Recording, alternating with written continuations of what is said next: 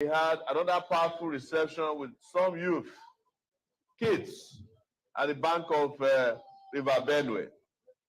As you can imagine, I am the only presidential candidate that can swim and run at the same time. But don't let me continue without greeting our vice presidential candidate. He might look very quiet to you, but his heart is made of steel. I met him in Femi Falana's chambers. All of you know Femi Falana, the human rights lawyer. He's also a human rights lawyer in Kano. Don't let me go ahead without appreciating our National Secretary, Ina Okopi.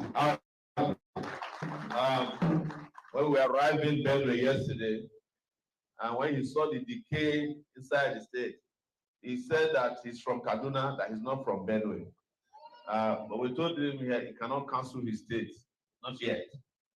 We also want to thank the governorship candidate, who, like myself, is the first person. I found out today is a professional handballer, Chief Wache Ome. And please give me a round of applause. When we were doing the arrangement for speaking, I discovered that the deputy governor was not given the prominence she deserved, and I yielded my place to her. And look at what she did. After she spoke, I was afraid to come out to talk. She apparently is the revolutionary that we have been looking for in our party from the female side of it. Our party is an equal opportunity party, and our position is that women should not only be playing second fiddle to men, because they are stronger than men. They create, recreate, establish, re-establish authority over men from time to time. In this dispensation, there are more women registered voters in Nigeria's history ever. About 47% of them are registered to vote. That is to say, if they convince their husbands, boyfriends, and others to vote for a female president, Nigeria can produce a female president even in 2023. And we hope. I am not one of those people who do pity party for women. Let's give them 35%. If you are 47% of the voters, you take 47%. In Rwanda, almost 75% of their lawmakers ahead are female. And that country is doing very well in Africa today. Men should be ashamed of themselves in Nigeria. Yes, we assert authority all the time, but look at the country ruled by men. Let's try women next time. And I will be so I'm very proud of how you have expressed yourself today. We also should thank our Aluta people in Benue State. Faith is here somewhere. Faith is there. She leads all the time a lot of struggles in the state. But most importantly, let's thank our Benue State AAC chairman, Comrade Rex Elan, for the fantastic job they have been doing. At the point he moved to Abuja, we moved him back. He moves to Abuja, we keep moving him back. We don't want Benue to be left unprotected from the revolutionary side of things. I don't have much to say today because sometimes you have much to say, there is no time.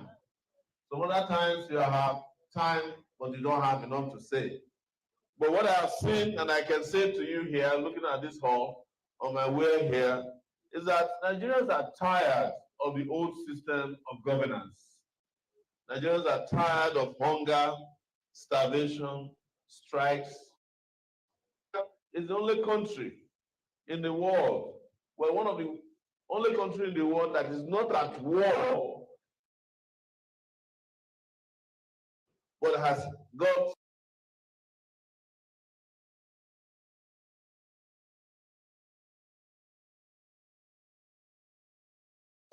internally displaced persons inside the country. Nigeria is the only country. Nigeria has become a disgrace to the world.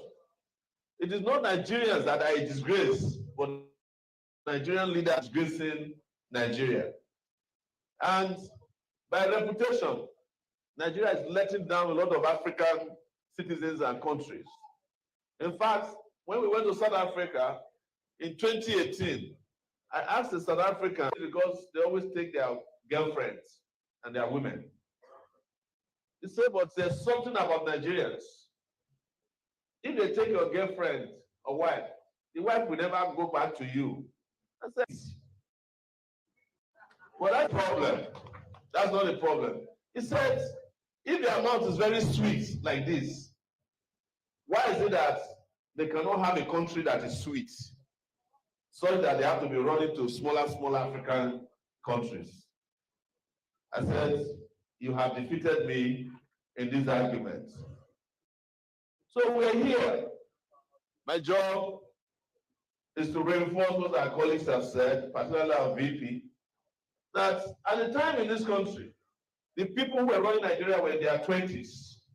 In fact, the people that got independence for Nigeria were young people, your age. The man who first proposed that Nigeria should obtain independence was 20-something years old, Chief Anthony Enahoro. Nigeria is therefore not making progress if in 2023, the likely president of Nigeria is 95 years old. And I mean it. Tinubu, who is APC representative, has been changing his date of birth. Yes, since I have known him. At the time I was a journalist, 10 years ago, they sent us a press release that Tinubu is celebrating his 65 years anniversary. 5 years later, they said he's celebrating his 70th.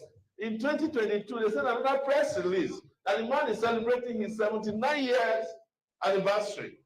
I said, but you gave us 10 years ago that he was 65. Arithmetic, he should have been 75 now. Do you know why they went and they went to Wikipedia to go and change the dates again? Article of PDP is also very old. That one, I don't know his age, but it looks very old to me. And as I've always said, I have no problem with old people. I have only problem with old ideas. Because old ideas have set Nigeria back by centuries. When places like Ghana are already offering technologically driven education, Nigeria is here going on strike in our universities for 9 months in 1 year. ASU in Nigeria, that's the organization in charge of our lecturers, their organization, strikes too many times than thunder.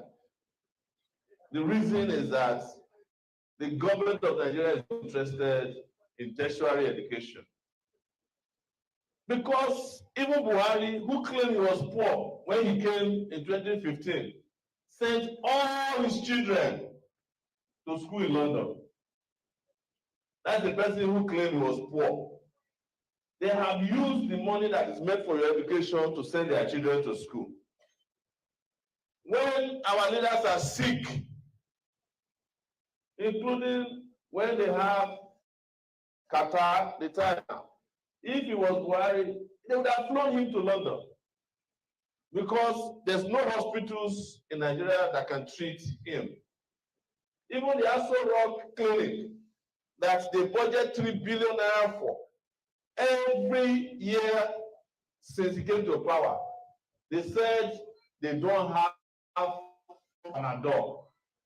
I am not the one who is saying it, it's Buhari's wife that said it. So, for how long shall we continue like this? we say we cannot continue like this. We cannot continue like this.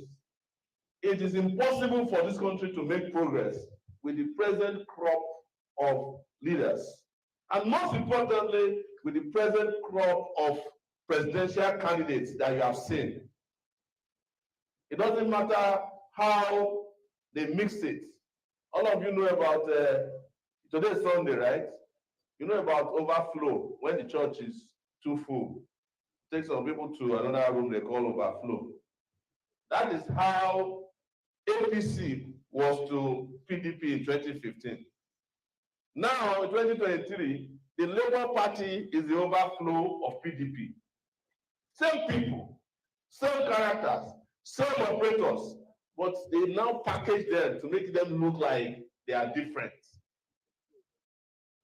It's all possible. And I'm here not to come and lie to you like some of them know how to do. I'm here to tell you the bitter truth that I've always told to our leaders when I meet them.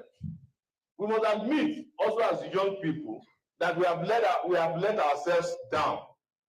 Why did I say so? Some of this that is going on in Nigeria, we could have ended them in 2020 if enough of us participated in EndSARS. We needed a revolution and it was looking at us like this. We walked away from it. Why?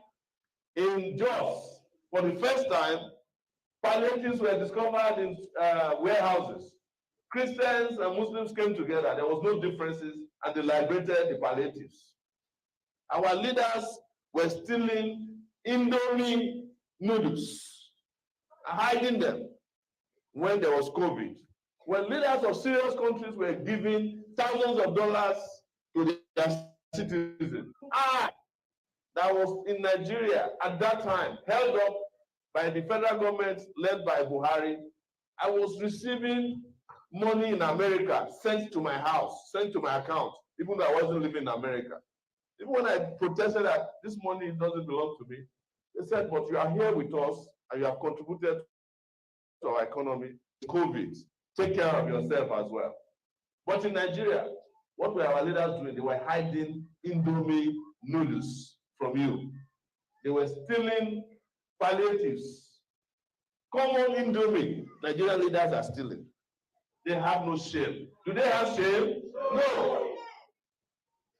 And now they have gathered together again and lying to you that they can save you. They are lying to you. People who are governors for 8 solid years are telling you, people who could not turn their states to Dubai, that's United Arab Emirates, they are telling you that they want to turn Nigeria into Dubai after they have done 80 years. There's one of them, Kwakwaso. Kwakwaso has been in every government since 1999. He was a member of House of Representatives, a Minister of Defense. He was governor for 8 years. He was a senator. He still wants to continue to be a candidate in every election, as if he was cursed with doing election. Atiku, me and Atiku contested in 1992. 1992, some of you were not born at that time. He contested for the primaries of his SDP. I contested as the president of the University of World Student Union. I won. Atiku lost. Yes.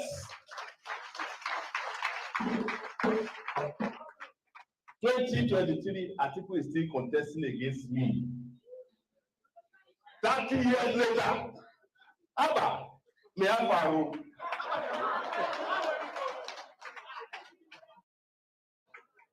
Atiku, me Afaro. The last time I saw him, he was very old and weak too. Carry one leg, rest small, drink water, drop cup. Carry the second one, rest small, drink water, drop cup. Carry another one.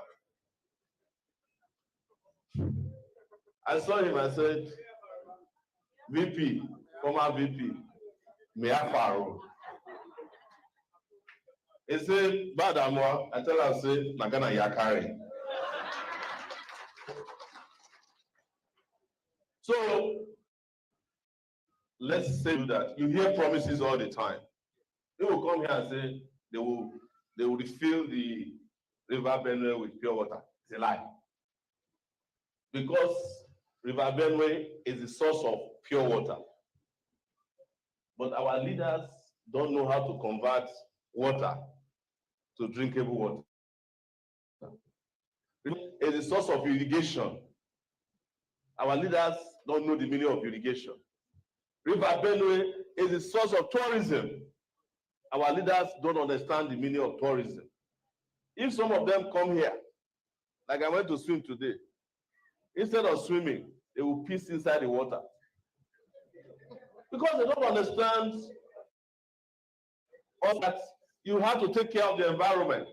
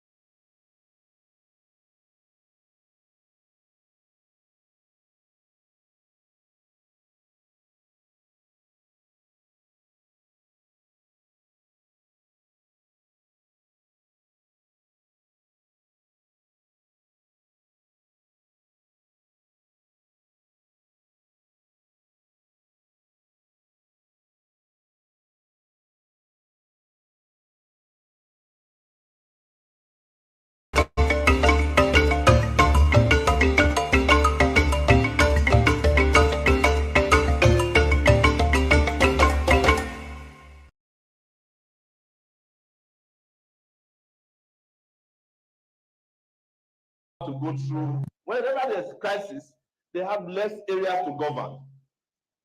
Less areas to govern, less people to take care of. If you go to Maiduguri, I mean, Borno State now, there is only one city that has left. The governor, they will call him Action Governor. Which person cannot turn one city to Mecca or Dubai?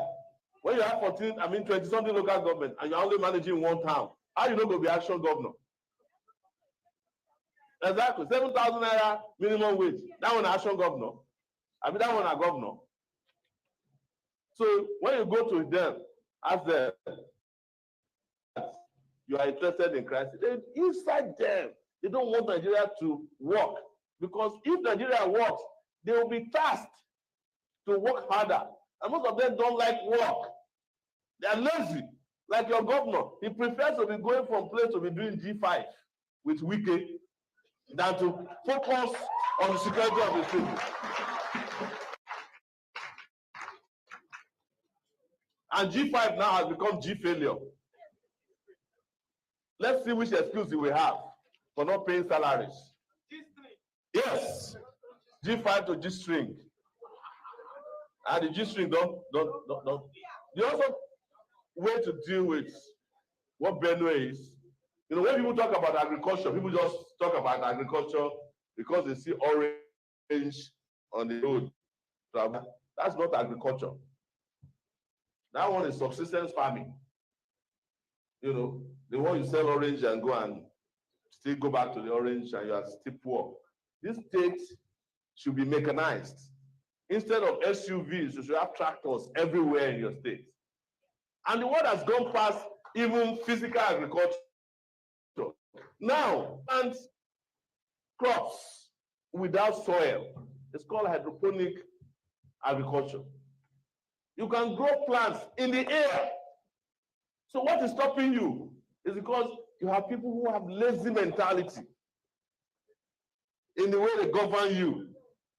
And what stops Benue, anyway, from transiting from the food basket of Nigeria to the technological basket of Nigeria, with all the great youth you have in this state? Is it not from this Benue that some of the best musicians from Nigeria are from? So why must you do agriculture till you die? if you have the talent to sing. Doesn't it fetch more money to be a singer than to be a farmer? Somebody else can, some other people. So there's a lot you have.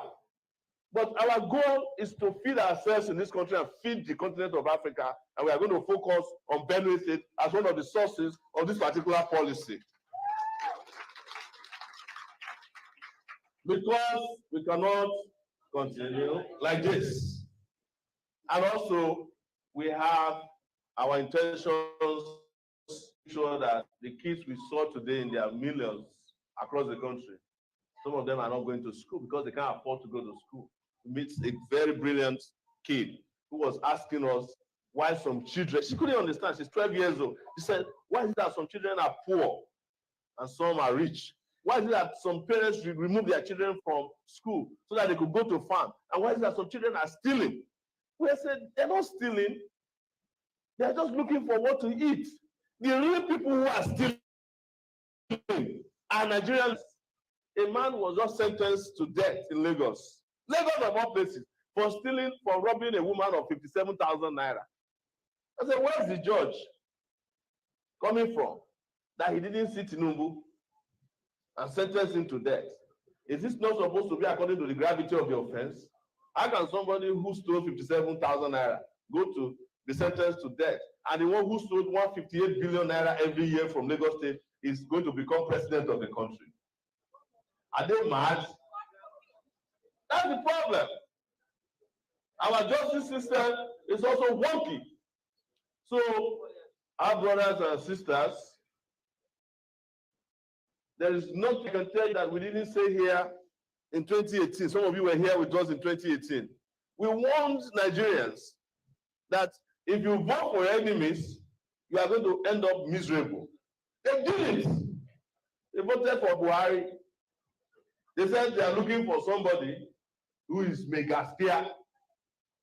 And we told them that there's a difference between megastia and Munafiki Panza. Now they know better. Even your governor now understands what we were saying. But when we came here in 2018, people were laughing at us. After 2018, I have spent 5 months in detention, detained by Buhari.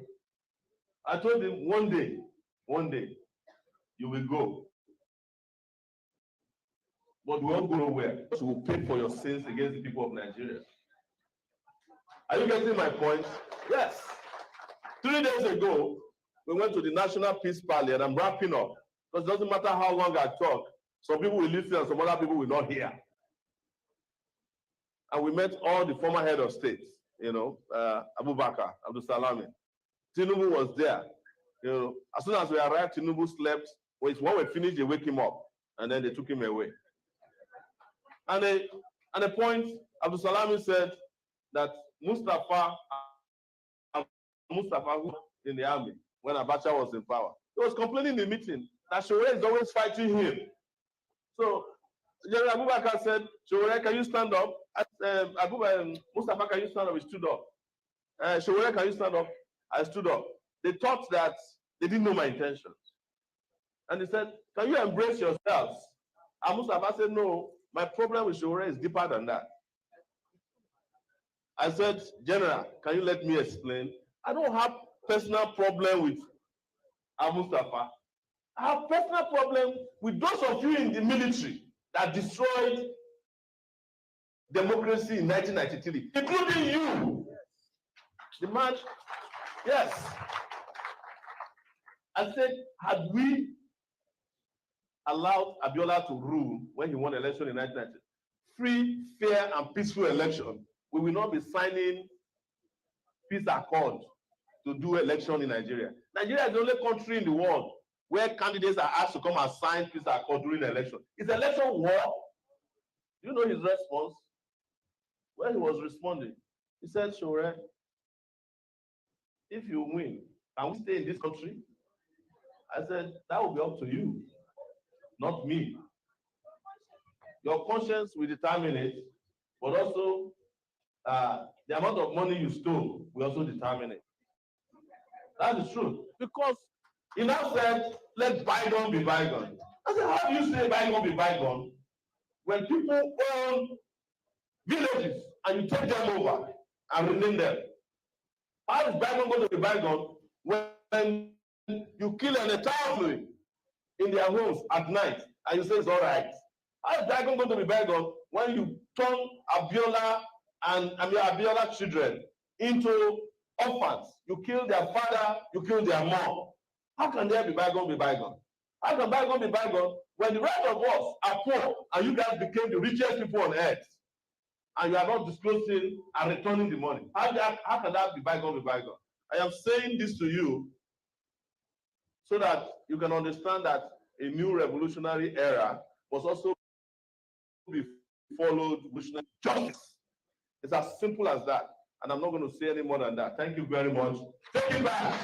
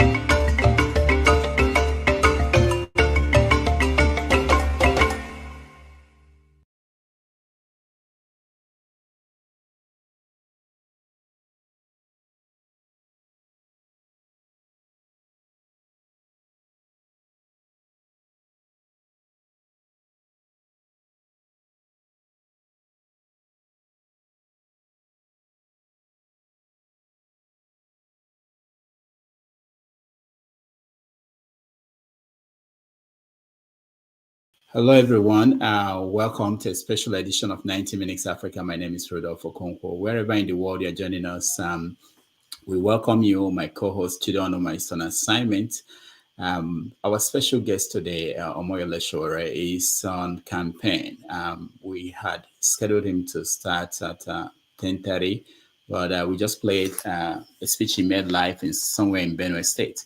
So we are waiting for him to join us. I think he will probably get to a hotel and then he will join us for the show today. So while we wait, we are going to begin a conversation on his candidacy and what that will mean. And we are going to invite you to join us while we wait for him to round up the event, get to a hotel room, and join us. So I will make the space open for you to join the conversation, and then we will begin. Thank you for joining us. Sowore. I'm the presidential candidate of the African Action Congress, and I'm going to be the president of Nigeria come after February 2023. So you all better be careful. I want to say here, and it's very important to me, that I observed one of the most peaceful elections in Nigeria in 1993. And we allowed that election to stand. We will not be signing a peace agreement today. Because that you are signing a peace agreement in Nigeria shows that elections have become war in Nigeria. This is the only country in the world where you sign a peace agreement during an election season, as if we are at war. But that is what our elders did to Nigeria. And I think next time we should sign a peace agreement with the elders who are instigating violence in this country, or have them sign peace agreements between themselves. Because peace is not breached by poor people. Poor people suffer the consequences of violence. When you look at elections, the people that suffer the most are those poor women and men. And when there's a breakdown in law and order in Nigeria, every rich man, politically connected, gets enough police protection, and they're able to get on the jet and leave Nigeria at the slightest provocation. This is where we are. And I should also say that some of the people that instigators of violence during the election are not in this hall. They are the vassal representatives of some of the men and women in this hall. They are state governors in particular. You need to get them to sign the peace accord. There are some of them as the most violent and virulent people in Nigeria. They demonstrated it in Kogi State. A woman was burnt alive in her house. Until today, the killers of those women or that woman have not been fished out in Nigeria. In Kano, there is someone campaigning that if they don't win the election, they will kill everybody in Kano. In Borno State, it's the same thing. You go to Lagos, where the APC holds swear, you cannot paste a poster if it's not Bola Ahmed Asiwaju's poster in Lagos. I just came back from Lagos. They have a team that tears anybody's poster that is not their candidate's poster. You cannot even pay for your poster or banner to be hosted in Lagos. They have a bureaucracy in place that makes it impossible for you to do. How then can there be peace in a country where there's no justice?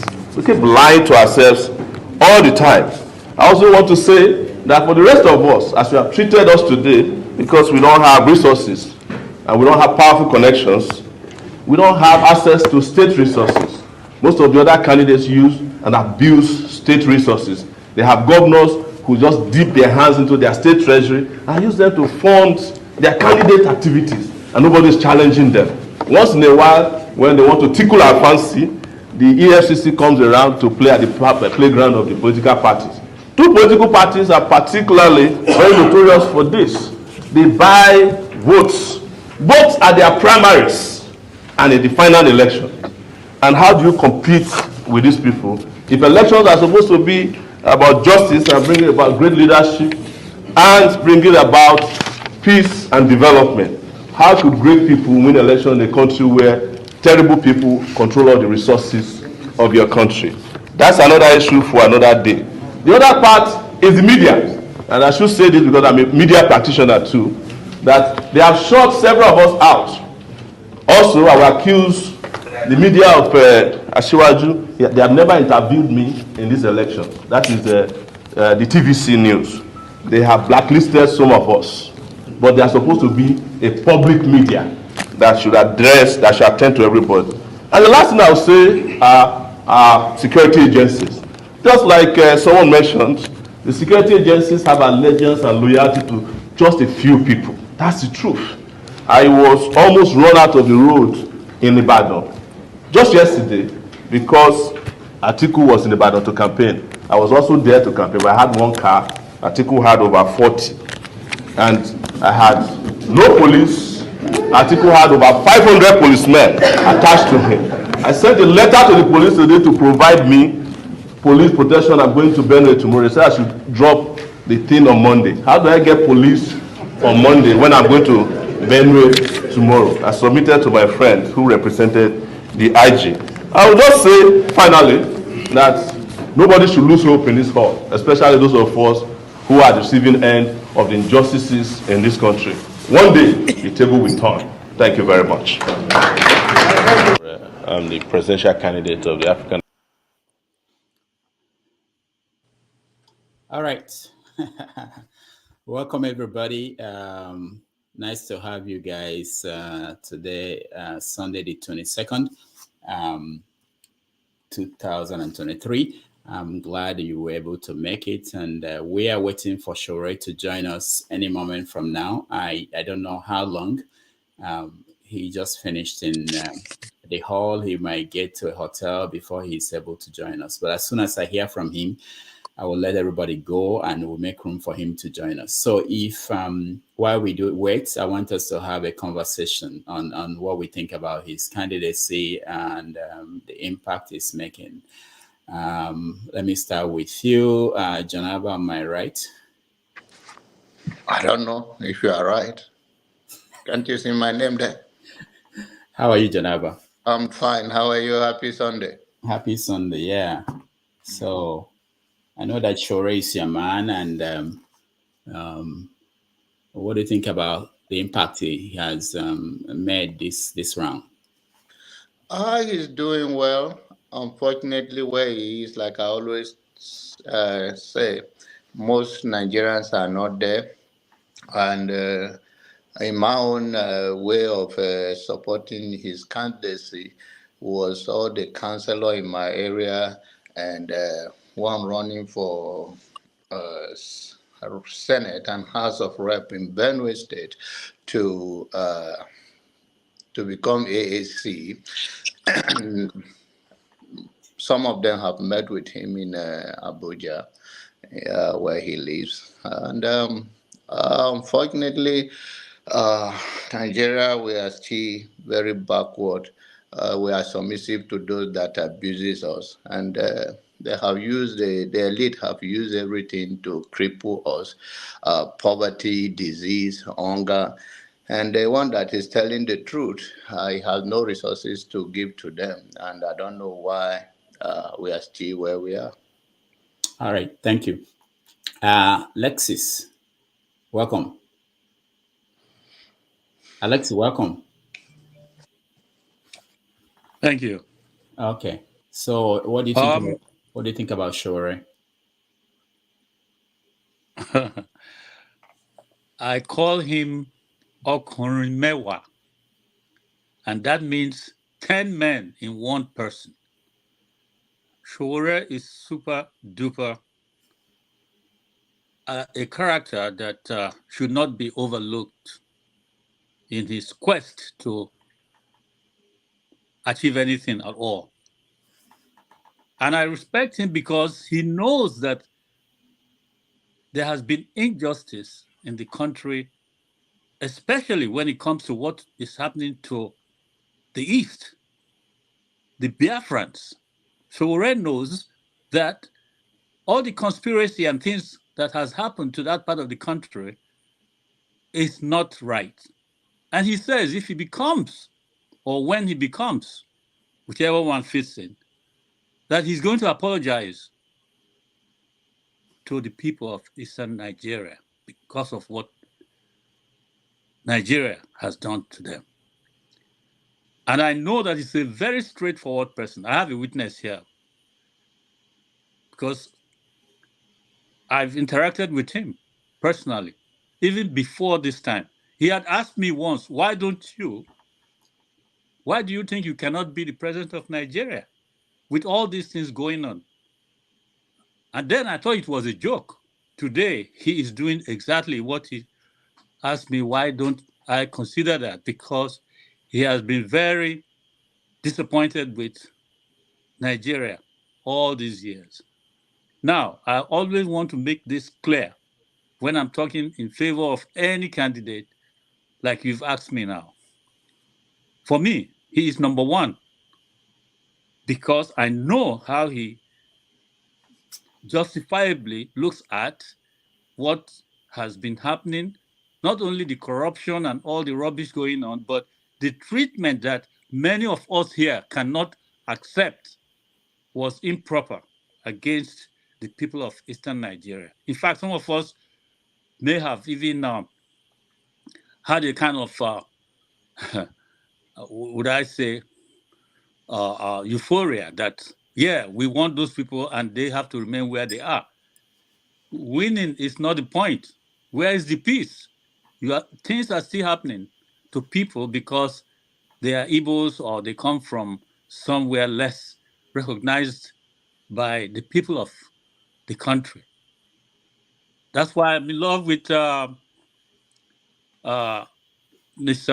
Fa Rotimi. He said there's no citizen in Nigeria because the leaders have not given us the chance to be citizens, let alone being right and in things that can make the country better. I believe that we all should just separate and peacefully organize a commonwealth nations instead of even going into this election. All right, sure. So, Alex, thank you. Let's go so that we can get everybody before he joins. Did you see the name? Did you see the name I have? That Lexis. I wrote that name. There's no S at the end. It's the same name but written so that people can call it properly. Lexi. Lexi. Okay. Yes. Well, it's the same name that was there but spelled phonetically. So that's the name I like to hear myself being called here. Okay. But anyway, Sowore is good. Period. But I want right. separate nations as a commonwealth. Thank you. All right. Thank you. Echo, are you there? All right. I think she's not there. Isimile, welcome to the show. Hello, Dr. Damages, and hello, everyone else. Sowore is acting like as a lone wolf in his campaign to become the president of Nigeria. I would say, in my own personal opinion, does it sound tough? Yes. Does he sound theoretically intelligent? Absolutely. Is he going to deliver all that he's saying? Time shall tell. So that's my contribution for now. If I'm around to ask him questions, I'll reserve those for him personally. Thank you. All right. Thank you so much. I appreciate that. Let's see. I'm Sheriff. Is that? Hold Yeah, on. Doc. Yeah. How are you? I'm fine, thank you. How's everybody? We're good. Okay. This, What do you think this is about my Shore? oh well, this is my first time joining the chat. I always been trying to join and never be able Oh, to get in. But nice, nice.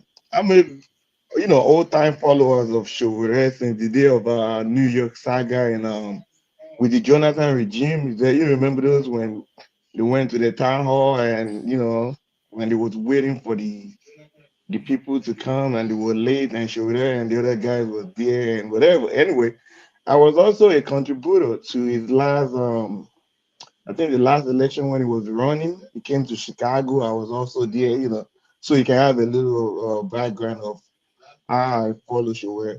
Yes, Sowore is a man of the people. He's the only candidate in Nigeria that has been consistently doing and saying the same thing over and over again. Out of all the candidates we had, like Mr. Abba said, he's the most consistent one. To me, in my opinion, he's the only one that can deliver Nigeria from uh, the mess we are in. If you think about it, none of the people that's running right now want to step on the toes of the establishment. Nigeria needs to be totally formatted and restarted, from the scratch. So, like I said earlier, Sowore is the only person that can do it. But the people are not ready for the man like Sowore. That's all I have to say. Thank you. All right. Thank you. Man of prestige. Why are the people not ready for Shore? Yeah,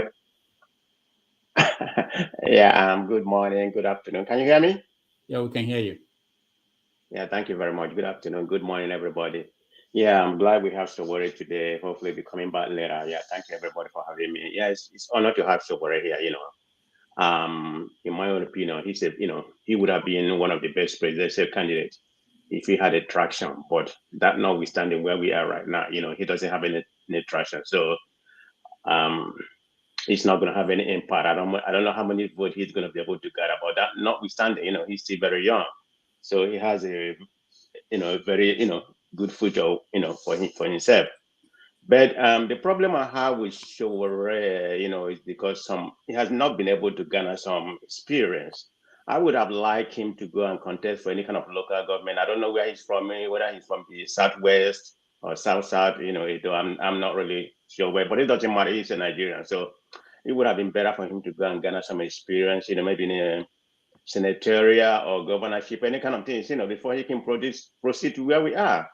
It has to be a process for you to elevate yourself to be a presidential candidate in Nigeria. But with his credential that he have antecedent, because in the Nigerian space, where we are, it's not somebody that just come in and occupy such a place. It's not like America. Look at Trump. Trump was just a businessman.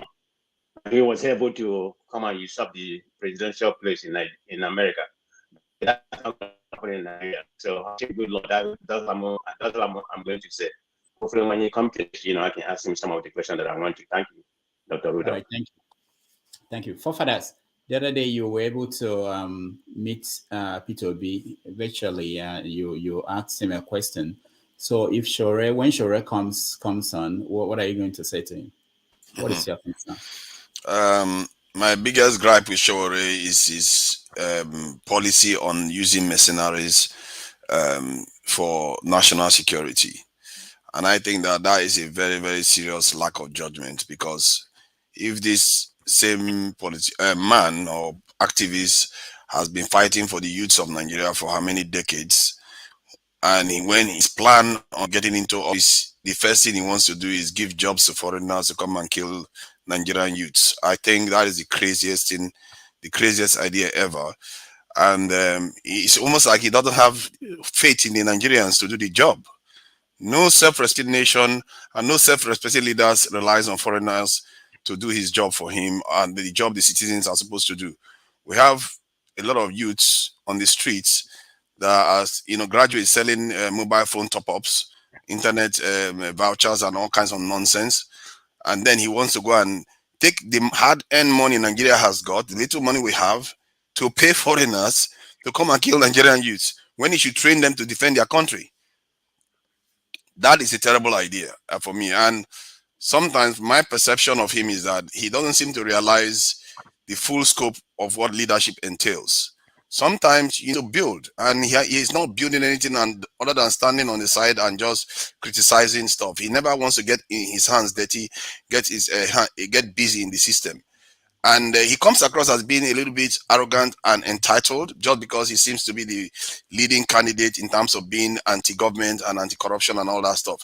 And that is not appropriate. I prefer someone that goes to the core of the issue and really puts himself in the place of the people. Sometimes he comes across just like a politician, really, and he's not even a politician, really.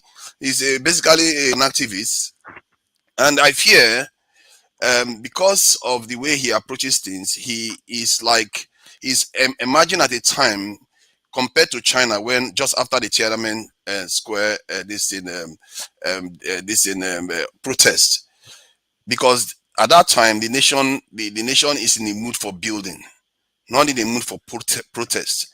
We need people that are looking to build, are looking to solve problems, not looking to tear things down and fight people all over the place. And I fear that his time may be up, because there are a lot of people around now that want to build stuff, and we are looking at building stuff. I'm not interested in trying to tear down. The stuff tear down is the country, and you are not going to. We barely control anything. We need to take over the country and control our own destiny. Not about, if anything, he wants to go the opposite direction by bringing foreigners in. He wants to bring people to come into our country to come and do stuff inside our country. This is what our forefathers did before. A Yoruba man was on that ship when the British people attacked Lagos for the first time.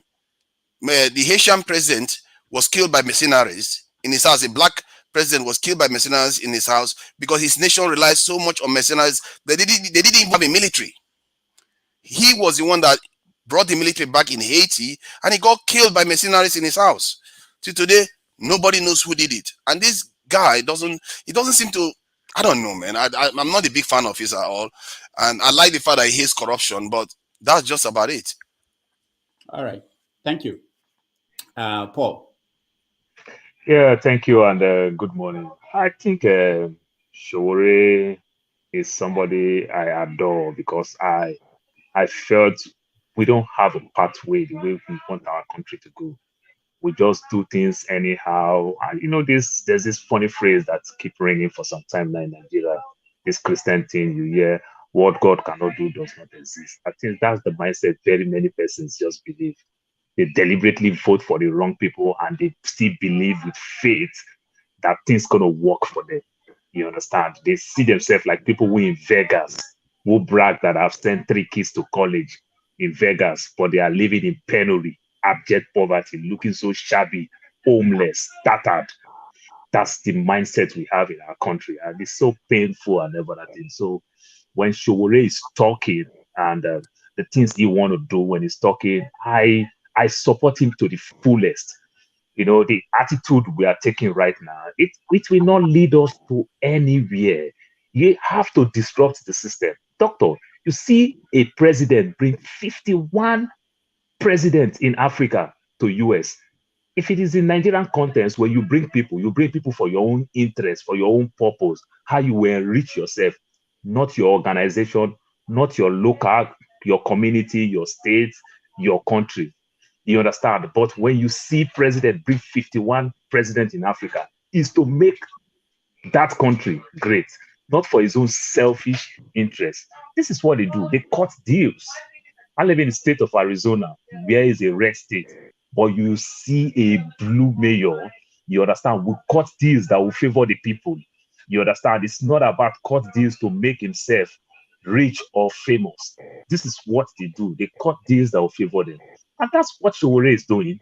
You understand? Sowore single-handedly, we know what Sarah Reporter do in making Jonathan president. So many people fail to understand that Sowore is not a Yoruba man. He's an Ijaw man. He has all it takes to have good benefit in that government. He did not. He did the same thing with Buhari. He has what it takes to get contract to make himself wealthy. He did not. Doctor, you work with him. I asked you the other day, what type of cars does Sowore drive? Go and look the asset that he declared. This is a guy who left his family for so long. He has all it takes to go to Cotonou and find his way in America. He has left his family now. This is the 4th year. You understand? This is the love of a country. Today, as we are talking, there are people who lied that Martin Luther King is their uncle. Do you know what?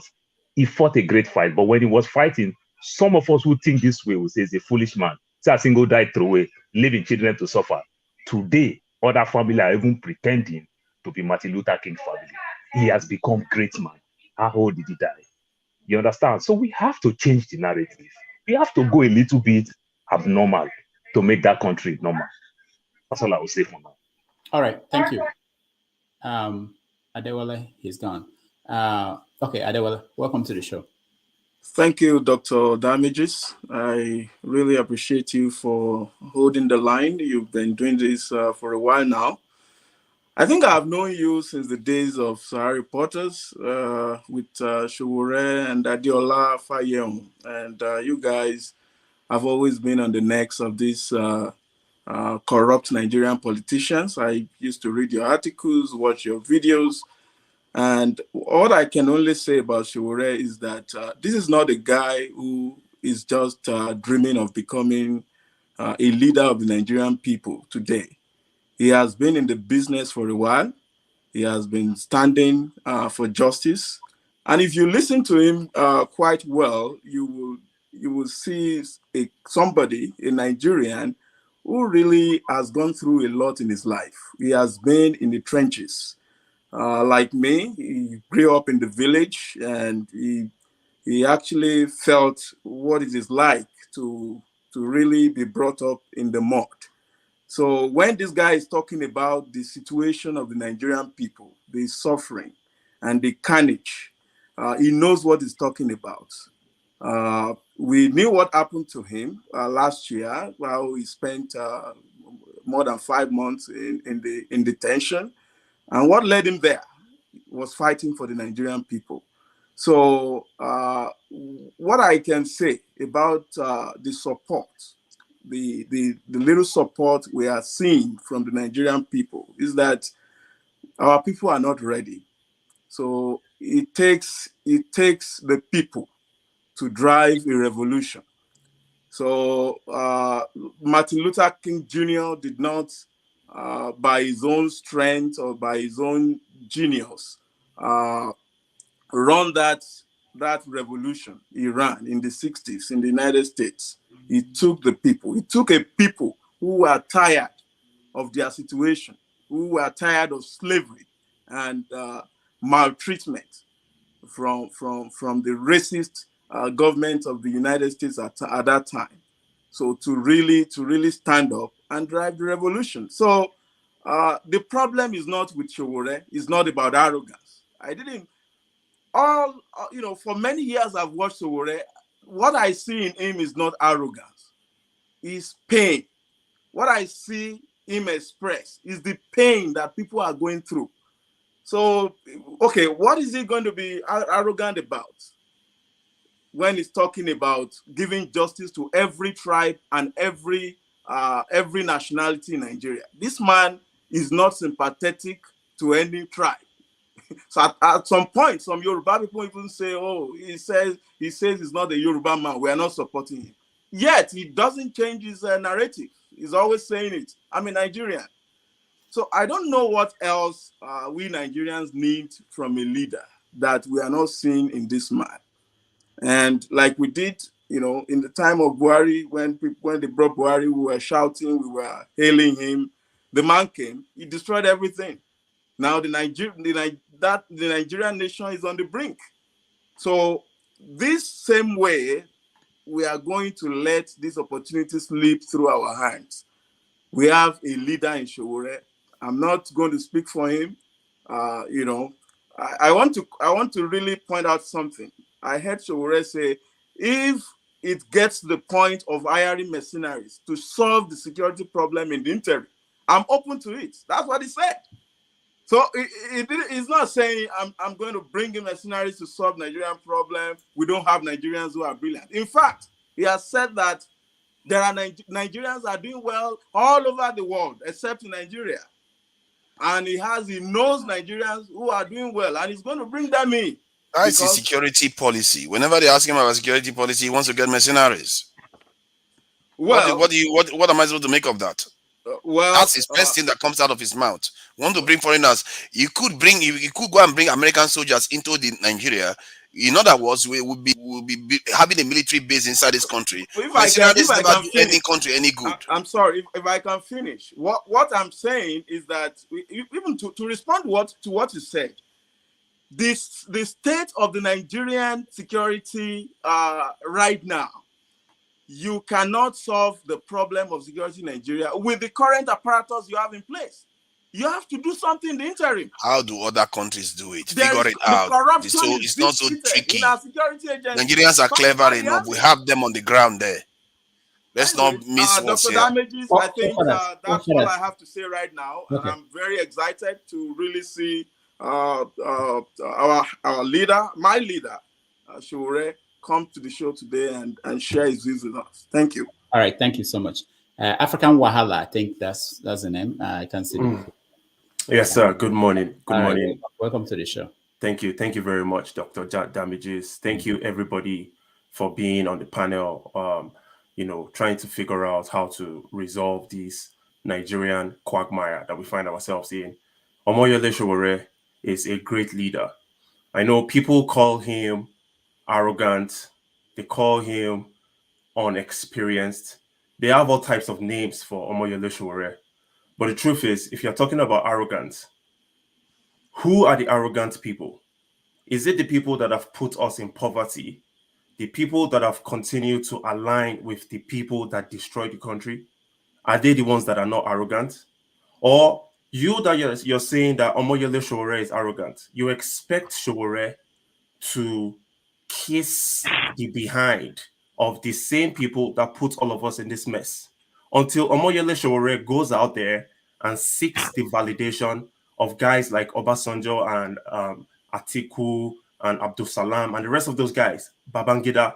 That's when you would term Omoyele Sowore as not arrogant. You want him to be controlled by the same people that put all of us in this mess. And for those people that are saying Omoyele Sowore is not experienced, what experience are we talking about? Are we talking about the Nigerian political experience? A political experience that requires you to be a thief, requires you to be a criminal in order to show that you have experience. When people are talking about experience, Sowore needs to go and become a local government chairman. He needs to go and become a governor first before becoming a president.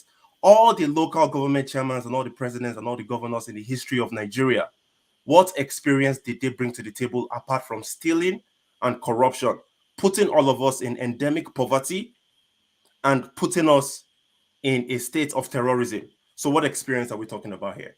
Are we talking about experience and humility? You want him to be humble to the same criminals that brought all of us on our knees? Come on. You are not being sincere if you have any Nigerians. sort of don't cut me off, brother. You're not being sincere. You're not being sincere if you expect Omoyele Sowore to align with the same principles that have brought all of us on our knees today. You're not being sincere. That's all I have to say. All right, thank you. Let me play this video of Sowore while we wait, and then we'll be back.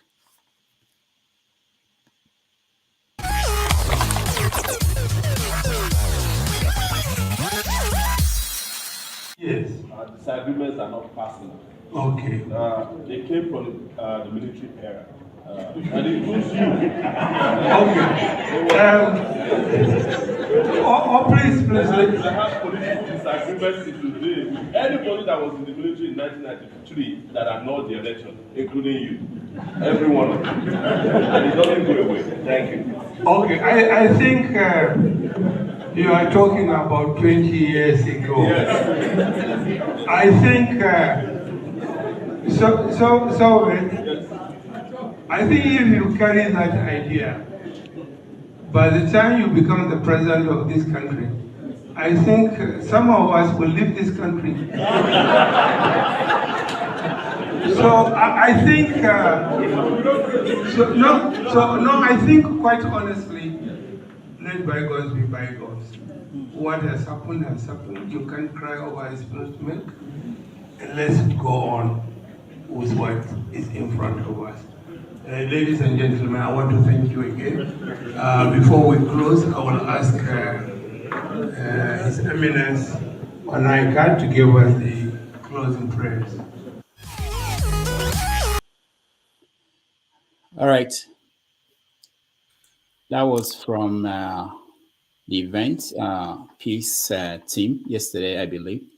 There Abubakar was saying, let bygone be bygone. So what I think we should do now is while we wait, I'll just send messages to him to know how long when he's going to be here. You know the way these political events are. After the event, he will hang around, greet people and other things. So we will stay here as long as it takes. As soon as I hear from him and the time it was going to take for him to get here, I will let you guys know. But also, one thing I want is if you have said something, maybe we can get new people to come in and have their view on what they think about Sowore while we wait.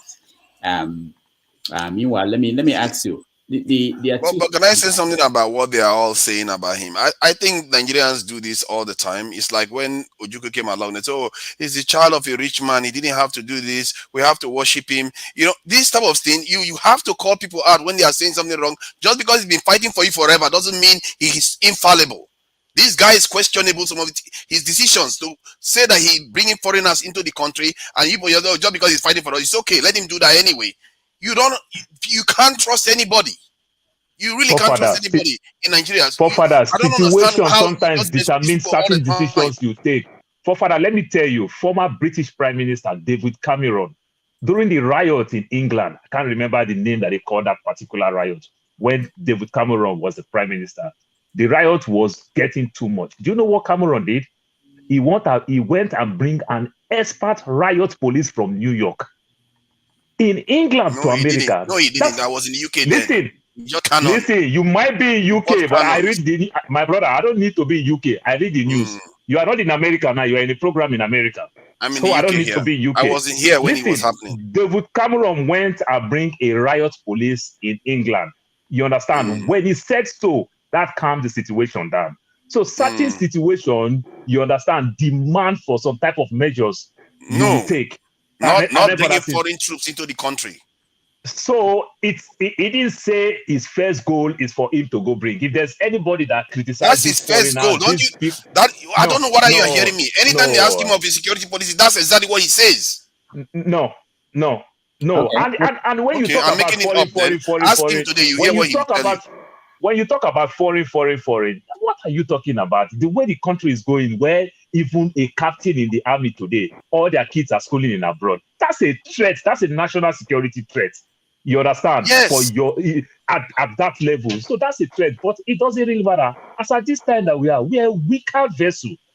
We are weak. If it takes you to put some structure in place, you hate it, you like it. We don't have anything. You understand? We don't have anything. You need to find a way to are you people men or what? What is wrong with you people?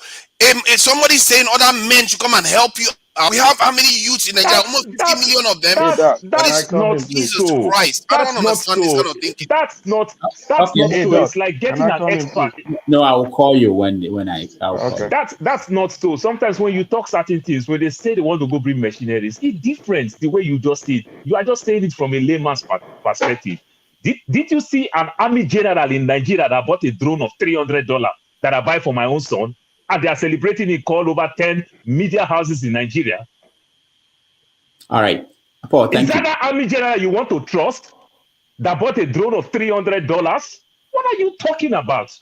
You understand? My brother, let's not lie to ourselves. Paul, Come on now, thank you. let's put things in place. Thank you, Paul. I'm Sheriff. I'm the sheriff. Go ahead. All right, thank you, Doc. You know, it's so funny that we don't do our research very well in Nigeria. Look at Kenya. When Kenya was having problem with Al Shabaab, America had a base in Kenya right now and helping them dealing with Al Shabaab. Okay, look at Nigeria with what Boko Haram and all these people from Nigeria bringing all these insecurities in Nigeria. What's wrong with Sowore talking about, okay, I'm gonna bring machinery or I'll bring international, forces like America to come and help me with security? I don't see anything wrong with it. If what we have are totally collapsed, think about it.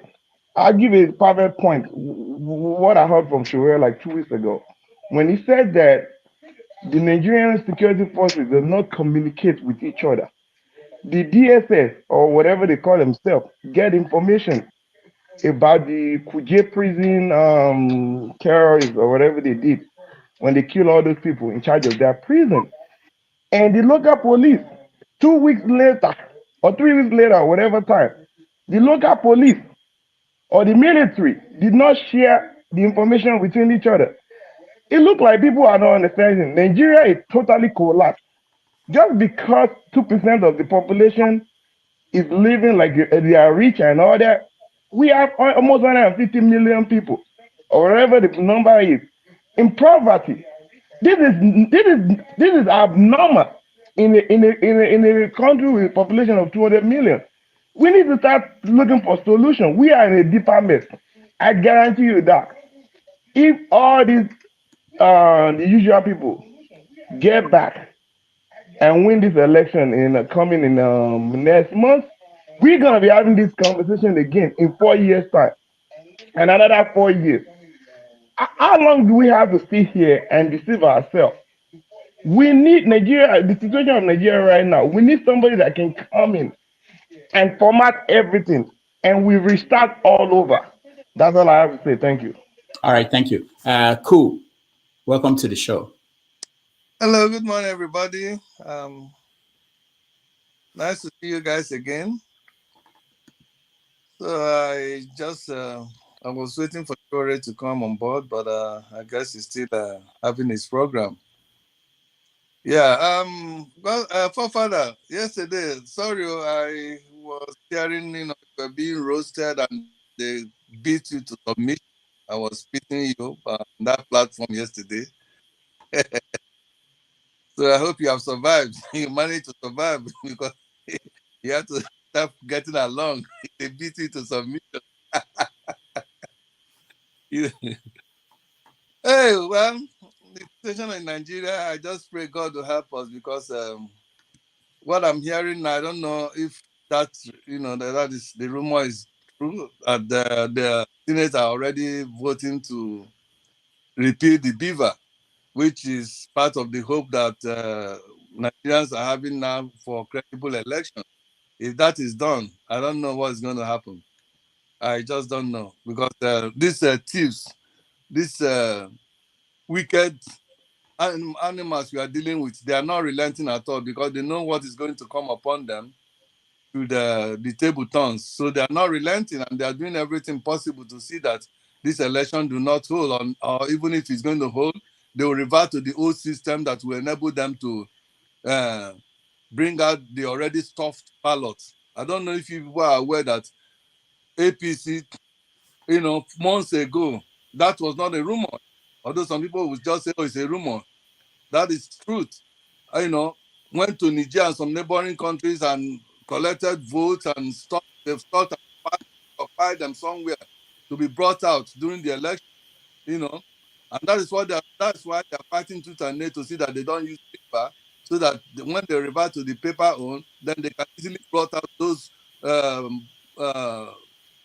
ballots they have already piled up, collected from neighboring countries. All these things are happening before our noses, and we don't talk about it. Many, even when they say, some people will dismiss it with a wave of the hand and think that it's not true. These people are not relenting at all. Tinubu is going, can do it. In fact, this is like a break of a do or die affair for cohorts. The same applies to later. So I don't know. Nigeria should brace up for what is going to come All because right. we don't know. Thank Yeah. you. Cool. Des, welcome to the show. Yeah, thank you, Dr. Damages. Good afternoon, everybody. Yeah, I think we are on Showere's issue. I just want to, basically state it clear. Anybody supporting Showere is deceiving himself, to be honest. Because one, I don't see Showere becoming the president in the next 50 years if he continues like this. Let's even imagine the best case scenario that he start getting support from the intellectuals, maybe the Sultans. Is it gonna land in the presidency? No. He's still gonna penetrate towards the north, which I don't even see him going. Like the north is never gonna follow him if he doesn't have an alliance with all these bad people that he keeps cursing. It's not gonna happen in the next 50 years. So let's stop telling ourselves Showore. That's why I'm angry. If Showore really wants to change Nigeria, this is the time we actually need him. Because P2B is actually, I would say, is more of the change in the Hey, Mr. Show. is more of a change in the political system of Nigeria. So that is why I feel like he should basically support P2B and change that scenario. And I don't know. I feel like we shouldn't even start deceiving ourselves about Showore this, Showore that. If he wants to be serious becoming the president of Nigeria, he knows what to do. And what he's doing will never land him the presidency, period.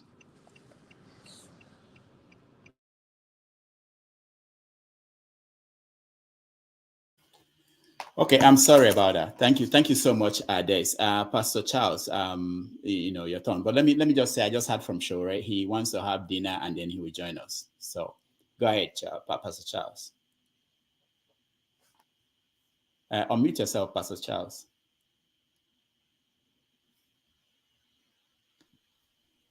Go ahead.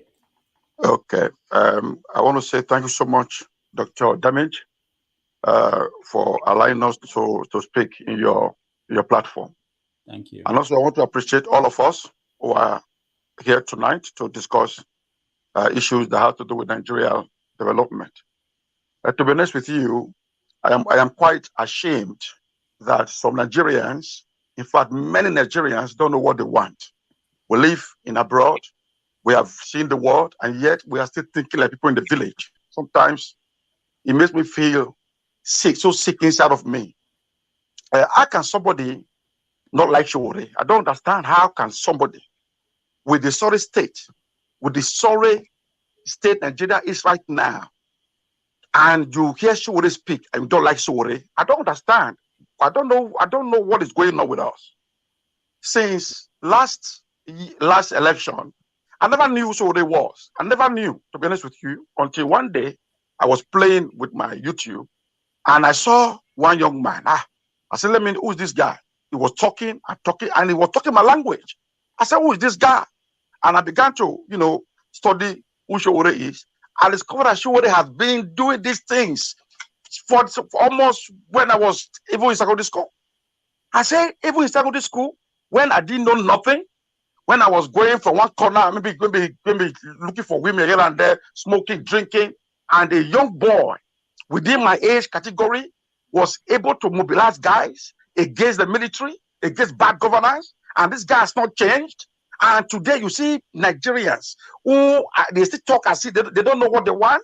In fact, honestly, I feel so ashamed. I feel so ashamed. But one thing I do know is that Showore has shown, he has proved himself to the world. He cannot merge with people who have destroyed the country. He cannot do that. Stop saying that Showore should go and merge with P2B. P2B after election, he will go back to PDP or APC. Can you expect to go and merge with them? What do you want, people? What do you want? Are we blind? I don't understand what is going on with us. Are we blind, people? Honestly, sometimes I want to cry. I want to shed tears when I see people talk this way. It's like we are happy to see Nigeria die. We are happy to see Nigeria in a bad state. And it's like we are happy. Just because a young man from nowhere, a young man because the father is not a rich man, not a billionaire, is coming to say no, Nigeria must be savaged, and we are here, saying no. Who is he? Who is he? Who is he? Who is he? Honestly, it's a shame. It's a shame. Thank you. Thank you, Pastor Charles. Hold on, cool. Hold on. Let me hear from Sydney. Sydney, welcome to the show. Thanks, Dr. Damages. Can you hear me? Yes, speak up a little bit. We don't have your line is low. Your volume. Okay, can you hear me now? It's still low, but we can hear you. Go ahead if you can do better than that. Sorry. Okay, good. I just want to say that, Sowore he's been an activist, and I think he's a very bold person in terms of his ideas. However, I think that this season, with the political landscape, it will be very difficult for him to make real inroads. With the way Nigeria is patterned. And I just wanted to correct a few things Forefather was saying in terms of security. Like last time, I told him about Obi, and it was very clear Obi had a plan, and he has been speaking about it. Using mercenaries is not an issue globally. Every country, even the US, uses mercenaries, especially when you may not want your military to get involved, or you may want a different approach to Not at military home. strategy. Excuse me. I think, Father, one thing you need to know is that everybody's views here must be respected. I think generally you cut in people when they are Because I speaking, want to which is save people time, not at home. wait, So wait, correct it. just allow me, because you need to learn how to talk in a public space. When people are talking, allow them to learn. Then you can butt in.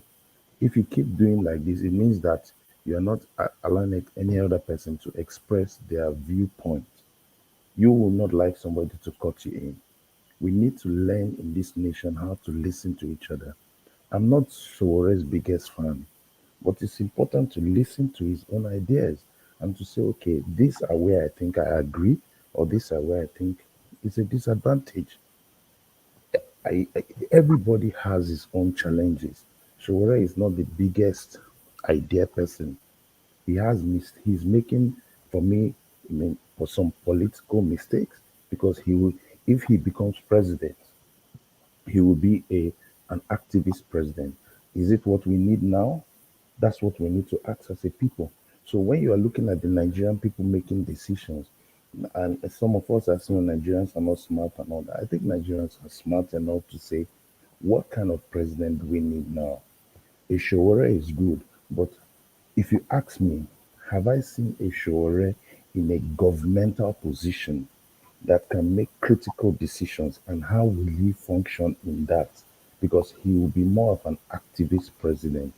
And there are some times you also need to have due dealings in presidency, whether you're on the extreme left, or you're on the right, or you're a centrist.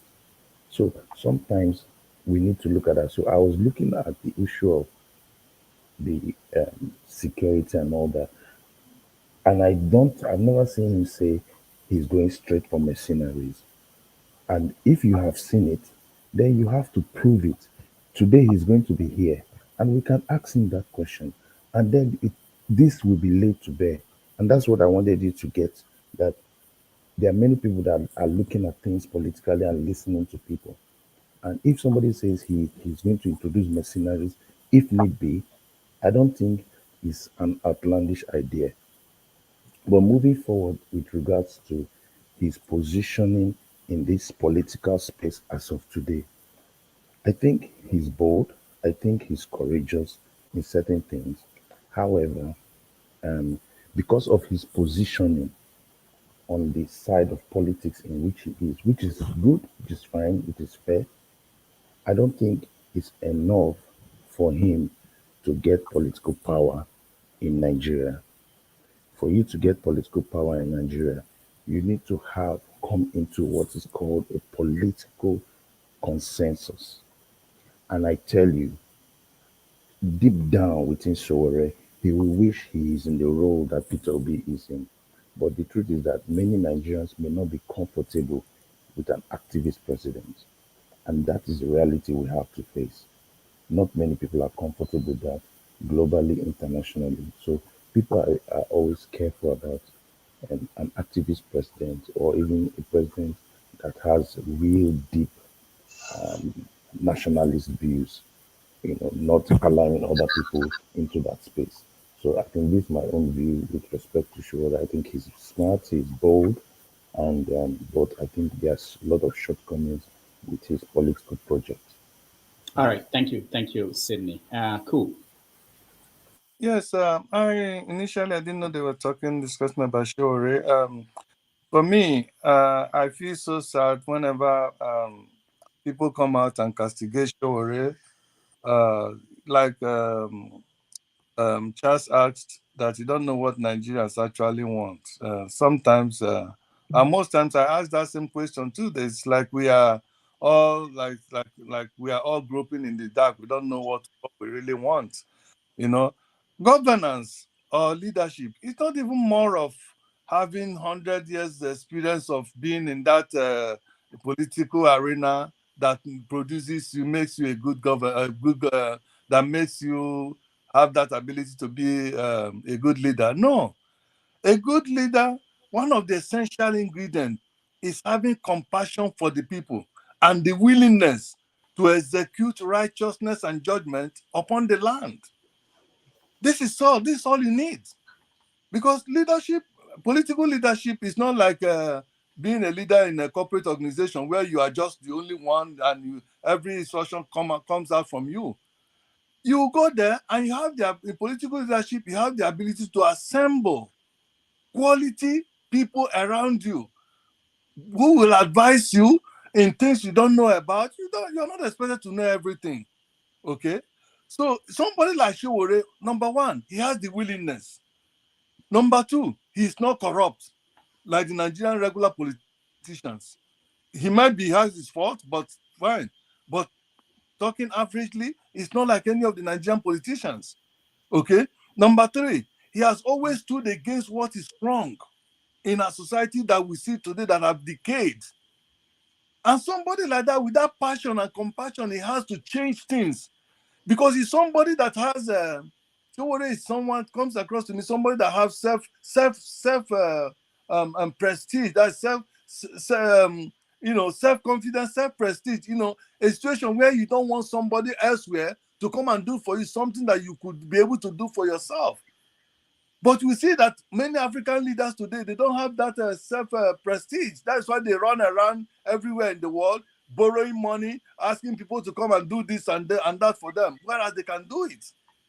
Chowore is somebody that has the mind to move Nigeria from the present position to be able to compete in the international fair, and people will respect Nigeria. He means well for Nigeria, even if right now with the political arena, he's not going to be able to get there. And I, for one, I would even encourage him to make it faster for him to become a president of that country one day, to join Peter Obi's team. And if he joins there and is able to take the position, which I believe more than 99% of obedience will be so happy if he takes the position of EFCC boss.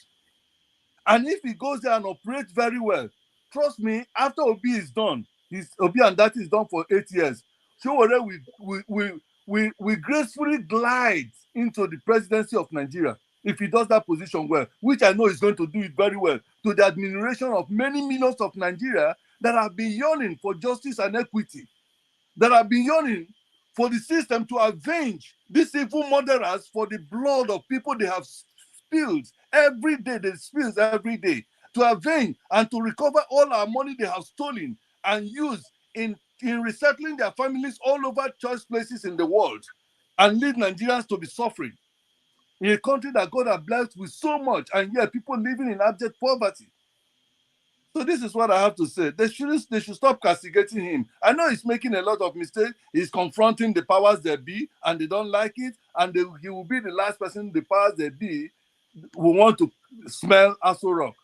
But he can get there if he makes the right decision. And the right decision, I believe, in my own opinion, is to join the team of Peter Obi, Obidati, so that he can have that portfolio that I and many other people will want him to occupy, and that is EFCC boss. All right, thank you so much. Let's listen to I think John Abba raised his hand first, and then we go to Forefathers, and then it's I saw you. Go ahead. All right. The fact that there is no pathway for Sowore to become the president in this section doesn't mean the supporters and those that believe in him to change their mind. The notion that he should compromise himself or he should lower himself. How did the human being lower himself than leaving his wife and his children to go to a place, not even be free on the street, rather being detained? What sacrifice is better, is more than that? And what experience you want him to learn from becoming a local government chairman or becoming a governor of any of the state? I think we are all saying things because at least everybody's entitled to his or her own opinion. But you should not think that simply because it's not doing well in the poll, then it will be abandoned. That, okay, you are not going to be anything, you are not getting our support again. That is not consistency. That's not the measure of a man. This is not a judge become a coup or Jude become coup. That's not how it's supposed to be. All right. All right. Thank you, John Abba. What I want to ask people who are here, if you've spoken before, if you can give room, when Sowore comes in, everybody will get a chance to ask him questions. That's why I allowed him to. Okay, let me go then, Rudy. I said he should eat and get guys ready. Go ahead, Ismail. Go ahead. Let me hear from you. Okay, I bet to disagree with some points made by Mr. Cool. Pardon me. Courage alone is not enough for Sowore to become the president of Nigeria. For example, say you want to partake in a 100 meters race with people who have been training. Obviously, you have a dream, a vision. You have the belief in your mindset that you can make the race or possibly win it. But actually, you need to. It's like a baby. You need to start crawling first, and then walk, and then train. Putting in those time to train physically is part of what Sowore is lacking. So I don't believe someone can just jump from 1 to 20. Is a step in politics, I believe. He may sound perfect. He may be saying the right things, but has he taken the right step for him to get where he wants to be? He needs to do it the way that he would actually get to where he's going to. I don't believe in miracles in politics because he's going to be serving humans and I'm one of them. I don't want someone to be in position to come and use me as a sample of the people he's going to be serving. I want to see what he can do from the little he's given, then we shall determine how he can manage the bigger ones. It's like you don't have experience in running a company and then someone invests millions in your company. You're going to be a loss. That's my contribution, my voice. Thank you. Thank you. Okay. No, cool. See, cool. Yeah, well, it was my turn. I think I don't know because I wasn't in the Nigeria 2000s, but when I was in Nigeria during the 1993 to 2000, I never saw Sowore on the landscape. Well, all I know is that Obasanjo went to prison, Yaradua was in prison, they died in prison, and a lot of people that fought for the this during that period on the ground, Many of them ended up either in politics, and the ones that inherited everything, like Tinubu and all the rest, that one was in London. And my view of Sowore when I saw him first, because I've been hearing about him a lot in Nigeria, when I saw his interview first, I was like, oh my God, this guy comes across as if he's a little bit traumatized from all the imprisonments, and he doesn't sound very coherent, because they were comparing something about Mandela, and he just got a little bit crossed up in something that wasn't needed at all. Then during this campaign, he started talking about foreign troops. See, the way I look at things is that maybe you guys should do that too. You have to look at from our history 400 years ago, what has happened to us. What led us here in the first place? And any leader that comes and tells you they're going to do things to reinforce that, run the other direction. Because we are bringing other people, trusting other people for our own security. Anybody that outsources their security or survival to other people, they have forfeited their right to survive as a people. That is, it's just as simple. Nobody does that. All these people that use mercenaries, they use mercenaries overseas, not in their territories. There is a reason why if a lion kills a human being, they seek that lion out to destroy it. You can't allow people to be feeding on your people's blood. And when they come inside the country, do you know how many security breaches that they could break? They could recruit people into secret services and have spies all over the country to undermine your country. We don't take our security seriously. Something is seriously wrong with us. Our leaders go overseas for treatment. Our leaders go, INEC goes to foreign country to go and present this. What is wrong with us? Are we still colonies? If we are colonies, let's just settle it. Our men go home and let your people come and take over. If that's what you want. But if you want a free country, you better start thinking like that. Because if somebody says they are going to bring foreign soldiers to come and defend you, you should be rejecting it offhand. Thank you. Thank you, forefathers.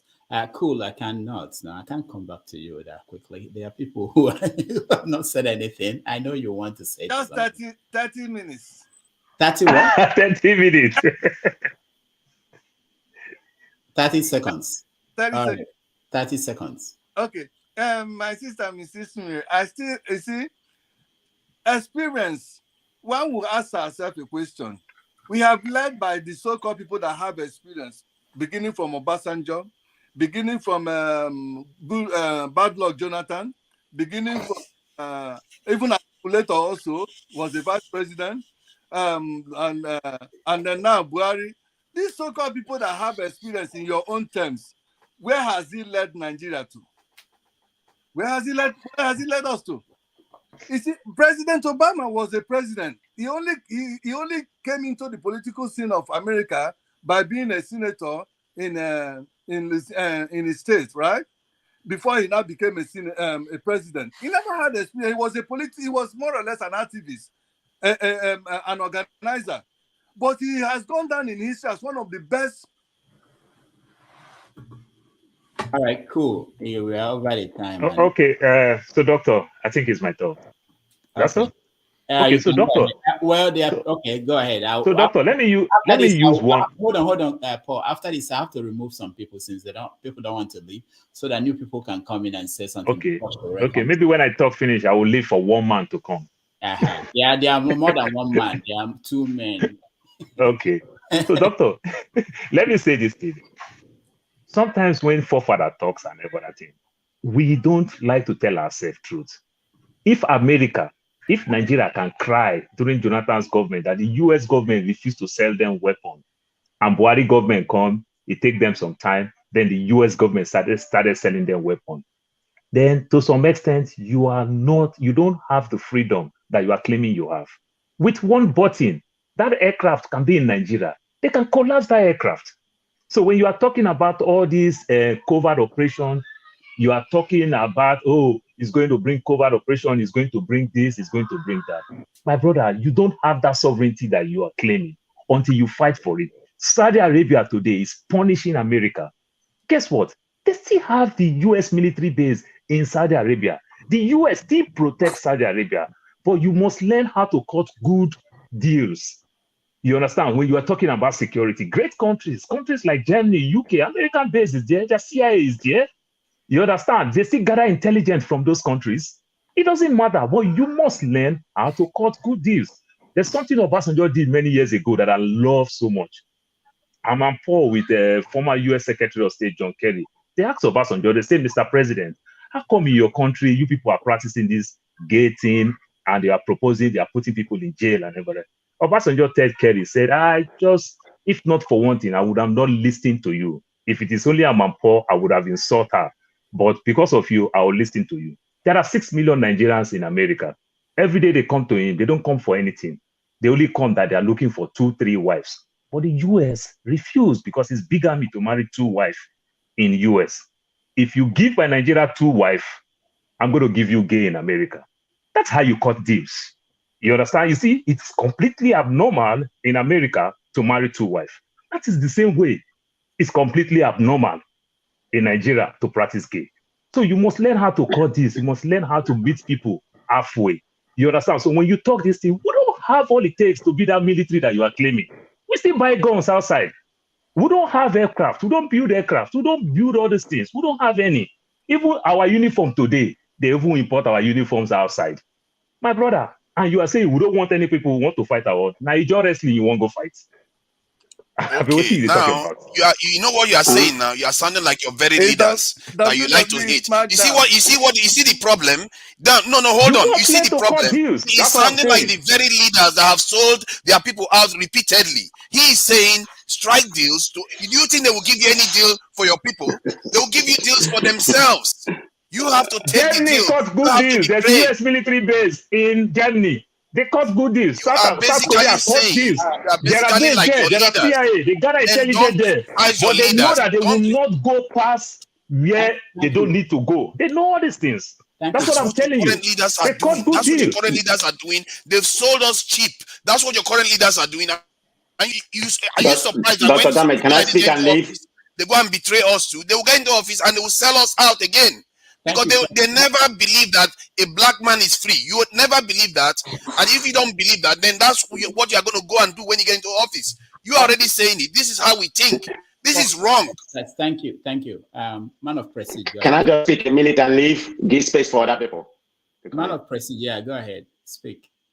Yeah, thank you very much. I don't know. Some people tend to monopolize the whole space.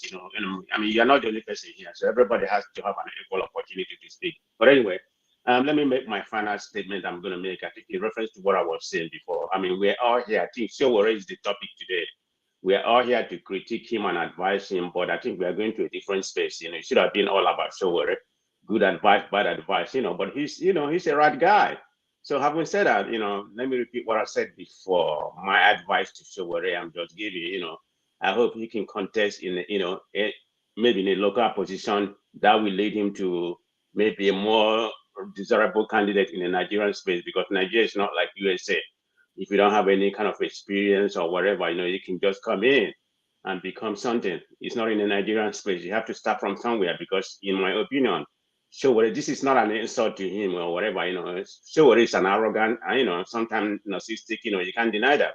But that's an ingredient to be a leader. So, but he need to learn how to work with people. I know he worked with Sahara Report, but that's a mini place. He can't compare what he's doing there to a Nigerian space. So he need to gather more experience, politically. That's what I think. But it's just my opinion. So that's my advice and critique. Thank you, Dr. Tamari. Hopefully I come back later. All right, thank you, man of Prestige. Let's welcome Kene. Kene, welcome to the show. Yeah, thank you, Dr. Damages. Good day, everyone. So, are you excited? Today? Well, I'm always excited until I begin to talk about those criminals in Nigeria. But this is it. We're talking about Sowore, right? I wouldn't want to condemn,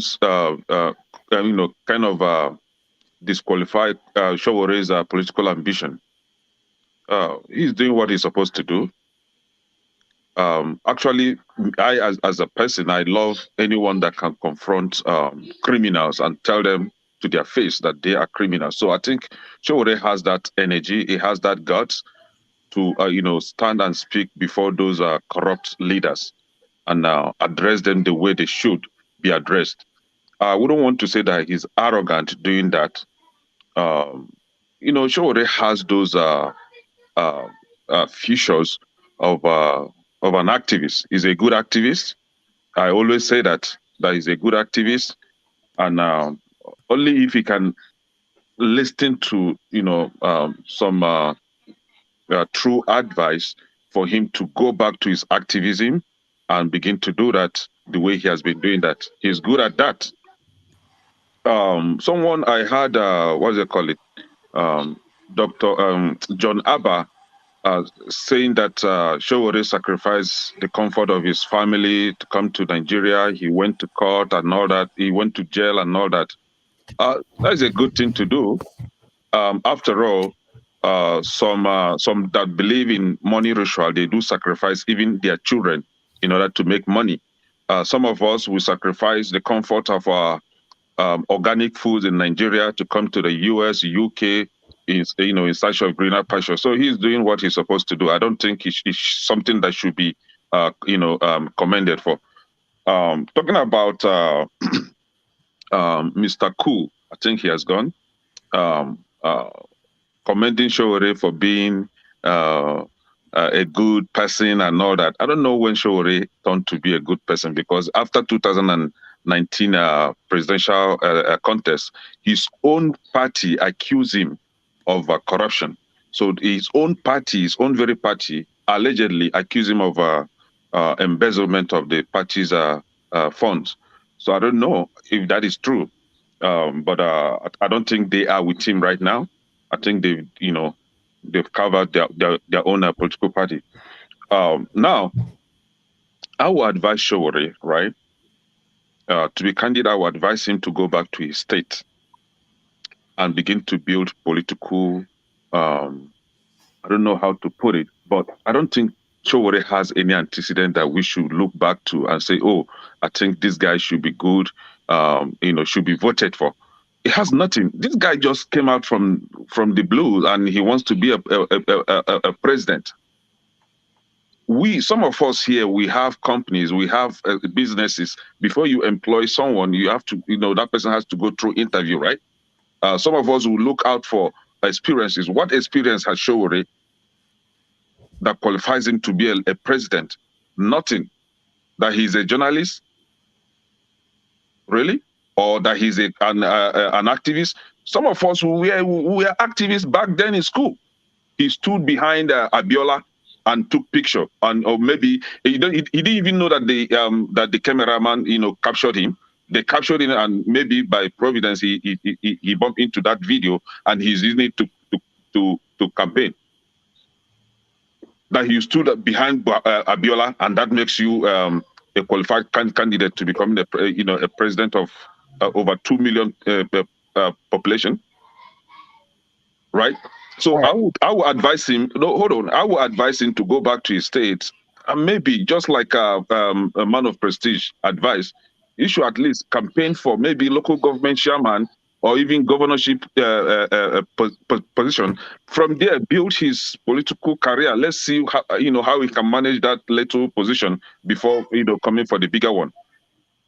All right, now, someone was advising him to join Obi. Sowore shouldn't join Obi. Somebody like him shouldn't join Obi. He should be on his lane. Go back and do the right thing. Do the right thing. Don't join Obi. After all, you already have a corruption allegation. You shouldn't join such. I don't want to say a clean party, but he should go and build his own. All right, thank you. That's my advice for him. Thank you. Sowore is coming here, so there's no need to try to defend him, and because some of the things we are saying, like the case with his party, has been settled in court, and there are so many things. But I know he will answer you or anybody who will bring up any of these issues when he comes. OC, welcome to the show. Oh, thank you. Yeah. So we're expecting Sowore at the top of the hour. That's another 28 minutes. So we just want to know what you think about his candidacy while we wait, and whether he's making impact and things like that. Yeah, so Sowore is a guy, I think I have a good deal of admiration for him. People talk about the man in the arena. Sowore has been in the arena. Okay, if you have followed his career, starting from his day at Unilag as a student leader, and since then, he's a pro-democracy activist all the while. I think one thing we should all try to do, and I will encourage every one of us to do, is to try to understand and try to appreciate what somebody else is doing outside of which, outside of the ones we're doing. Because for one, I believe that every one of us in this forum, in one way or the other, we have a love for whether it's Nigeria, whether it's Biafra, wherever we're coming from. And one of the problems that I've always noticed is that when you are in one place doing your own, you fail to acknowledge that somebody else might be doing something different, not exactly the way you're doing it, but with an eye to the ball, trying to achieve, the same thing in the collective. So we should always try to appreciate each other's work in one way or the other. Now, that said, Sowore belongs to the group that I would like to call the society's gadfly. They are there to prick the conscience. They are there to be, you know, kind of nuisance for those who are in the leadership position, the political leaders. And without people like him, there's a tendency that the politicians always want to get away with more than all those things. So the fact that he is there making all the noise and trying to bring all those things to their attention is something that is desirable in every progressive society, whether you call it in the Western world or in Africa or wherever. We might not begin to appreciate the extent of what people like him do.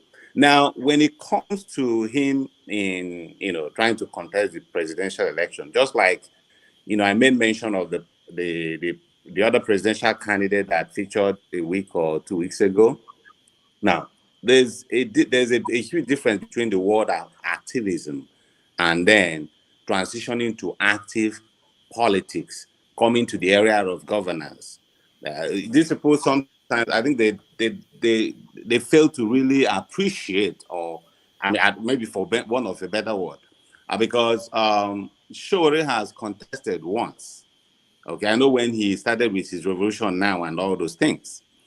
And so the question I probably would have for him is, what is the difference from what he did then and what he's doing now? And does he feel like he has made progress to the extent that, he can actually begin to pull real weight, significant enough that he will make a dent in his race for Abuja? So just like the other guy, I think at some point there has to be some coalition, with like-minded people. And when they do that, they have to understand that everybody's not going to be perfect, just like they are not perfect. Sure is not perfect, and I'm sure he understands that. So if you are just going to be in your own lane and say that everybody else is corrupt and it's only you, I don't see you making any headway. That's not the way you can build a coalition that will be strong enough to make any dent or win any election. So I'm looking forward to a time that people like him will start, coalescing with some other people like the guy that came in and form a critical mass of people that, will be able to sprint to the finish line to the extent that they can now, begin to be taken seriously and not just being a serial contestant years after years. What do they talk about? Doing the same thing, all over again? Isn't that what they call insanity? I don't believe he's insane, but this is what I will advise him to do when he comes on board. Thank you. All right, And thank is this you. recent? Thank you. Yeah, this is a picture that Sowore tweeted out from the Peace Accord meeting. And I can tell you that if someone like Sowore was not there, probably this picture will never be seen anywhere. Nigerians deserve bad leaders. Given what I'm hearing today, they deserve what they are getting. They are just as bad as their leaders. This guy is going to go into office and he's not even going to bother fighting corruption, and he's probably going to close the EFCC office, but they are going to accept him anyway. We are getting exactly what we deserve, really. If you hear the way we talk, no other people talk like this. All right, forefathers, hold on now. Let's see how other people. Eddie, who is next? Eddie, welcome to the show. Good evening, everybody. Good evening, Dr. Damages. Yeah. I've been following the trend, and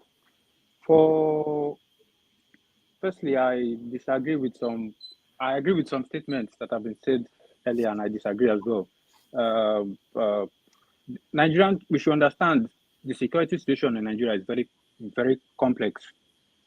So if Sowore is looking at one of the tools to face the security challenges as employing foreign mercenaries, in as much as it will be detrimental, but I don't see him bringing the entire how will I say, the entire security architecture as mercenaries. There will still be collision between Nigerian military, if there is anything. Even if you look at the Nigerian military currently, there is what they call it, they've been infiltrated by ex-Boko Haram bandits. So even from the security report coming from Nigeria, they said the people, the Fulani headsmen or something coming from, they're from Niger, they're from Senegal, they're from all over the place. So already we have foreign elements in Nigeria. So hence the situation there is very complex. So if someone is looking at it from what they call it, from another angle, I think we should hear him and we should hear in details his plans, because he's not going to be he's not going to just wipe out the entire Nigerian security structure to bring foreigners. I don't think someone like Sowore would do that. Anyway, I don't support Sowore, but for a young man vying for the presidency of Nigeria, I think he needs encouraging. And besides, he didn't start today. I don't know Sowore. Since I've been following Dr. Damages for about 10 years, that's how I knew about that there was a Sowore. But then I went to research about him, and then I saw that he's been an activist and all that. So he didn't just turn up yesterday to become this thing. He has a track record of which we should not criticize him, saying he hasn't got experience. What experience has the president of Ukraine? What experience has he got? Has he got any leadership experience? Was he not he was an actor or a comedian or something, and he's a president leading the country, fighting Russia currently. The Nigerian leaders, when they took over, those of them that became a military administrator, what experience have they got to lead Nigeria before they plotted the coup, led Nigeria for donkey years? Okay, Eddie, thank you. I just want to get to as many people as possible before he comes on. We have about 20 minutes left. So let's not judge him with experience. Let me help Eddie. No, please, we can't. Igbo Basic, go ahead. Yeah, folks, good afternoon once again. Dr. Damages, thank you for giving us the opportunity to be able to share our views here. I've listened both in transit and up to now, the conversation on Sowore. Let me put it this way. First, I would say kudos to Sowore for being on the ground and fighting in a pool of snakes. Okay? That's number one. Number two, activism is in a lot of us. And I pray to God that those of you who are still young enough should utilize the opportunity of your age and get in there and see what you can do. But don't forget, there is a fundamental character in each and every one of us. Let me put it this way. If activism is all it takes to be a president in Nigeria, our great fella Ransom Kuti would have been the president of Nigeria. But there is more to the Nigerian space, particularly the Nigerian political space. Those who are in there now, let me put it this way. A good friend of mine, we grew up together. He is contesting for the presidency under Abga. When I spoke with him, I made it clear, you are not going to be the president of Nigeria, but you are entitled to air your views, to fight in, because you are in the game. Everybody who is in the game at this point in time believe that they can win the presidency of Nigeria. But indeed, there are actually 4 persons who has been acknowledged to be up there as front runners.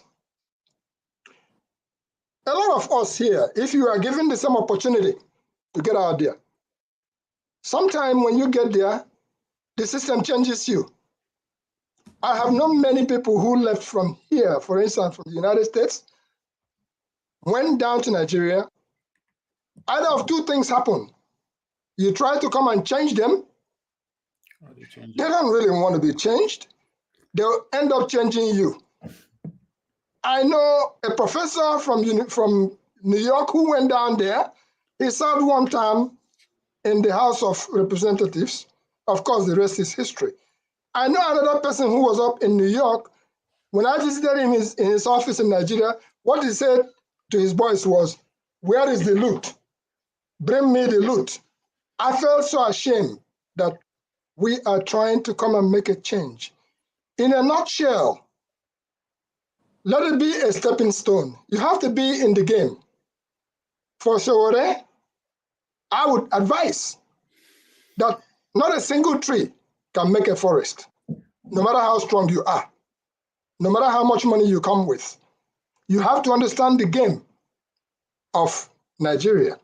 And if he understands the game of Nigeria and is able to build alliances, alliance is what it takes to get there and be president of Nigeria. When Buhari first time, give me just 1 second.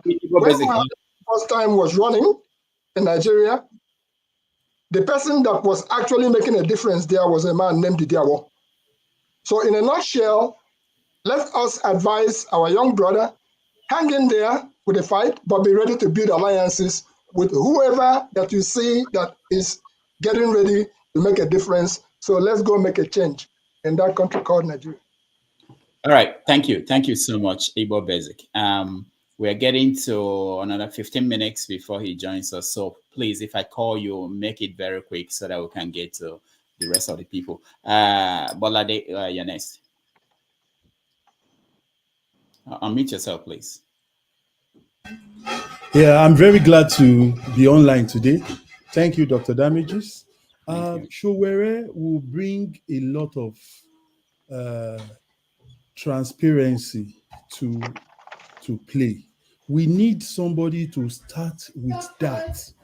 However, Sowore may not be able to win because of the complexity of the Nigerian politics. But however, politics, the kind of virtue he will bring to the table, he will expose a lot of things.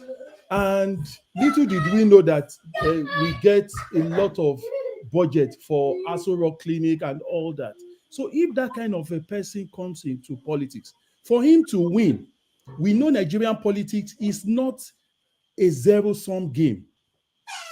So, and the kind of personality of this man commands that he wants to divide it and conquer it. However, when you are dividing what is not binary, you end up, the last part of it is binary, which you will still divide and conquer. And we know that when it's 2, then it's a zero-sum game. So because it's a zero-sum game, his approach is maintaining his lane. He has helped Peter Obi before when they tried to impeach him by helping him. So I believe his ideas is good for this, our democracies, for us to have this kind of people. Say, for instance, if a Peter Obi wins now, then he stands more chance. But as it is, if you look at it logically, the odds are in favor of Obi compared to a Sowore. But however, this thing that Sowore is doing, he should keep doing it so that he will stand as a president and people will learn. People copy things. That's what I want to say. Sowore may not win now, but what he's doing, and for people that have been talking about him being EFCC chairman. Well, logically, I don't think that can happen because Sowore is fighting for the masses solely. He's fighting for the masses solely. So he's not diplomatic. That's how I will put it. And because he's not diplomatic, a lot of people feel it's not right for it. Yes, the society is very complex. Okay. So let him continue. Thank you. Well, thank you so much. Sorry, I have to stop you. Just everybody else is 1 minute so that we can and when he comes in, I will have to let everybody leave. You can stay in the studio, but I will talk to him maybe 30 minutes. I want you guys to talk to him really, but I want to at least talk to him for 30 minutes or 20. Ike, you're next. 1 minute. Good afternoon, everybody. I want to stand on what Osi said. Listen, we have to be factual. We have to be realistic. Every time people give an example of countries outside Africa, Nigeria is a very complex society. You are comparing Nigeria with Ukraine. I mean, the level of political understanding and awareness in Ukraine is not to be compared with Nigerians that have been poisoned with poverty, with evil thoughts in our mind. So, Sowore is arrogant. He cannot be Nigerian president. He is not even going to be it in the next 20 years. It's a just simple fact. And he's not ready, he has not prepared himself to work with anybody. He's always claiming to be perfect. Nobody is perfect. That is not perfection in any human being. We have our flaws. He's doing something he's supposed to do, but he should look at people like Governor Wike. He started as a local government chairman. And this is where he is right there. This is Nigerian politics. This is Nigerian political space. Don't compare Nigerian political space where you live in America, where you live in any other part of developed world. People who understand what politics is all about. We are Nigerians. Don't you know that we all of us here are Nigerians? You don't stop claiming as if you are not a Nigerian. Sowore will never win any election in Nigeria. That is just the final point. So he should change. If he want to change Nigeria, he should be able to condescend to the point that he should understand Nigerian political space is not what the kind of politics he's playing. You understand? So I don't think it's not a sign of not being respectful. A lot of people are activists in their own way. All of us are activists in our own way. Okay, so, but the point remains that he should condescend if he want to be a political figure in Nigeria. Thank you. Thank you so much. Let's go to Thomas. Thomas, welcome to the show. Thank you, Rudolph. Happy Sunday to everybody. Sowore is doing well in his own way, but Sowore politics cannot take him to even local government chairman in Nigeria. But he's doing well. He's doing well for himself. He has motivated many, change their brain, reset their brain that you can go out there and make something. And even Sowore is the John the Baptist for the obedience movement. I can say that for fact. But one question I would like people not to ask him today, because I could remember the same question was asked. They asked Kwankwaso the same stupid question. You know what Kwankwaso answered, and some people nearly cried on internet. So don't ask him some stupid question that he should go and judge it out. Don't just ask that stupid. It's a stupid question. Don't do that. Thomas, let me say this. On this show, anybody that comes here should be able to answer any question. It doesn't matter who the person is. I believe that we, the people, if you want to govern us, you should be able to answer any question. I don't think any question is stupid. You just have to be, you have to think about being respectful. And I said that quote unquote, but you should be able to ask any question to anybody. This is if people feel that they want to run for office. But Rudolph, sorry, I'm sorry. Go ahead. You remember the response of Kwankwaso when it's okay. I know the response. We talked about that. Anybody can also respond any way they wanted. I'm not saying I can control any guest how they will respond to the question. But as far as people who join me here, they have the right to ask any question. When I interview anybody, nobody tells me, don't ask me this question. If you don't want to take any question, you shouldn't come here. And I don't think Sowore has experience in the media. I don't think Sowore has any problem answering any question. Okay, so I want that to be taken off the table. Anybody who joins, who wants to, you can ask any question, but make sure you don't abuse or insult it. There's no need for that. There's a way you can frame your question. You can, any question you want, you should be able to ask that question. Thank you, Thomas. Let me go to Oh, Ovie. okay, that's fine. I'm looking forward to hear from you. Thank you, Rudolph. All right, thank you. Ovie, go ahead. Yeah, two things for me. Somebody was actually quoting a book by Matthew Ashimolowo yesterday on this platform. What is wrong with being black? I will narrow it down. What did they do as Nigerians? Right? On one hand, Buhari no get certificates. We no need that. On one hand, good luck get PhD now for farming. On one hand, Kwankoso PhD no count. All his experience no count. Obi is not too experienced. Sowore no experience. The question is, what do we want? 50 years from now, our children will look back to this day, they will laugh at us, say we are a bunch of confused people, right? And I disagree with those that are saying that, the Nigerian politics is not too developed like that compared to other. No. In the game of power, in terms of Nigeria, it's as old as the first human being on earth. For sure, Sowore is the son of nobody coming from nowhere, to be able to incite the name among the great people that we are going to talk about as soon as far Nigerian exists in terms of humans, we will talk about these people, including Sowore from nowhere. I mean, come on, deserve some respect. I'm one of his biggest critics in terms of how he played his politics. But at the same time, I understand that the field where in they fight, not be for anybody. If it dey easy, all of us go to do am. And say if it easy in our setup. But in this game, I don't think anybody set it up for Sowore. It's coming from nowhere. Nobody even know him papa self. Me and you know. Nobody even bother to even recharge one day. Who be this guy papa? Because it's nobody. But today everybody is talking about it, but still, who will never even achieve anything. Who they fear to even follow our dream? Who they fear to follow our dream? Or they condemn us? All right. Okay, thank you. Let's run through because we need to take a small break before he comes in. Austin, you're next.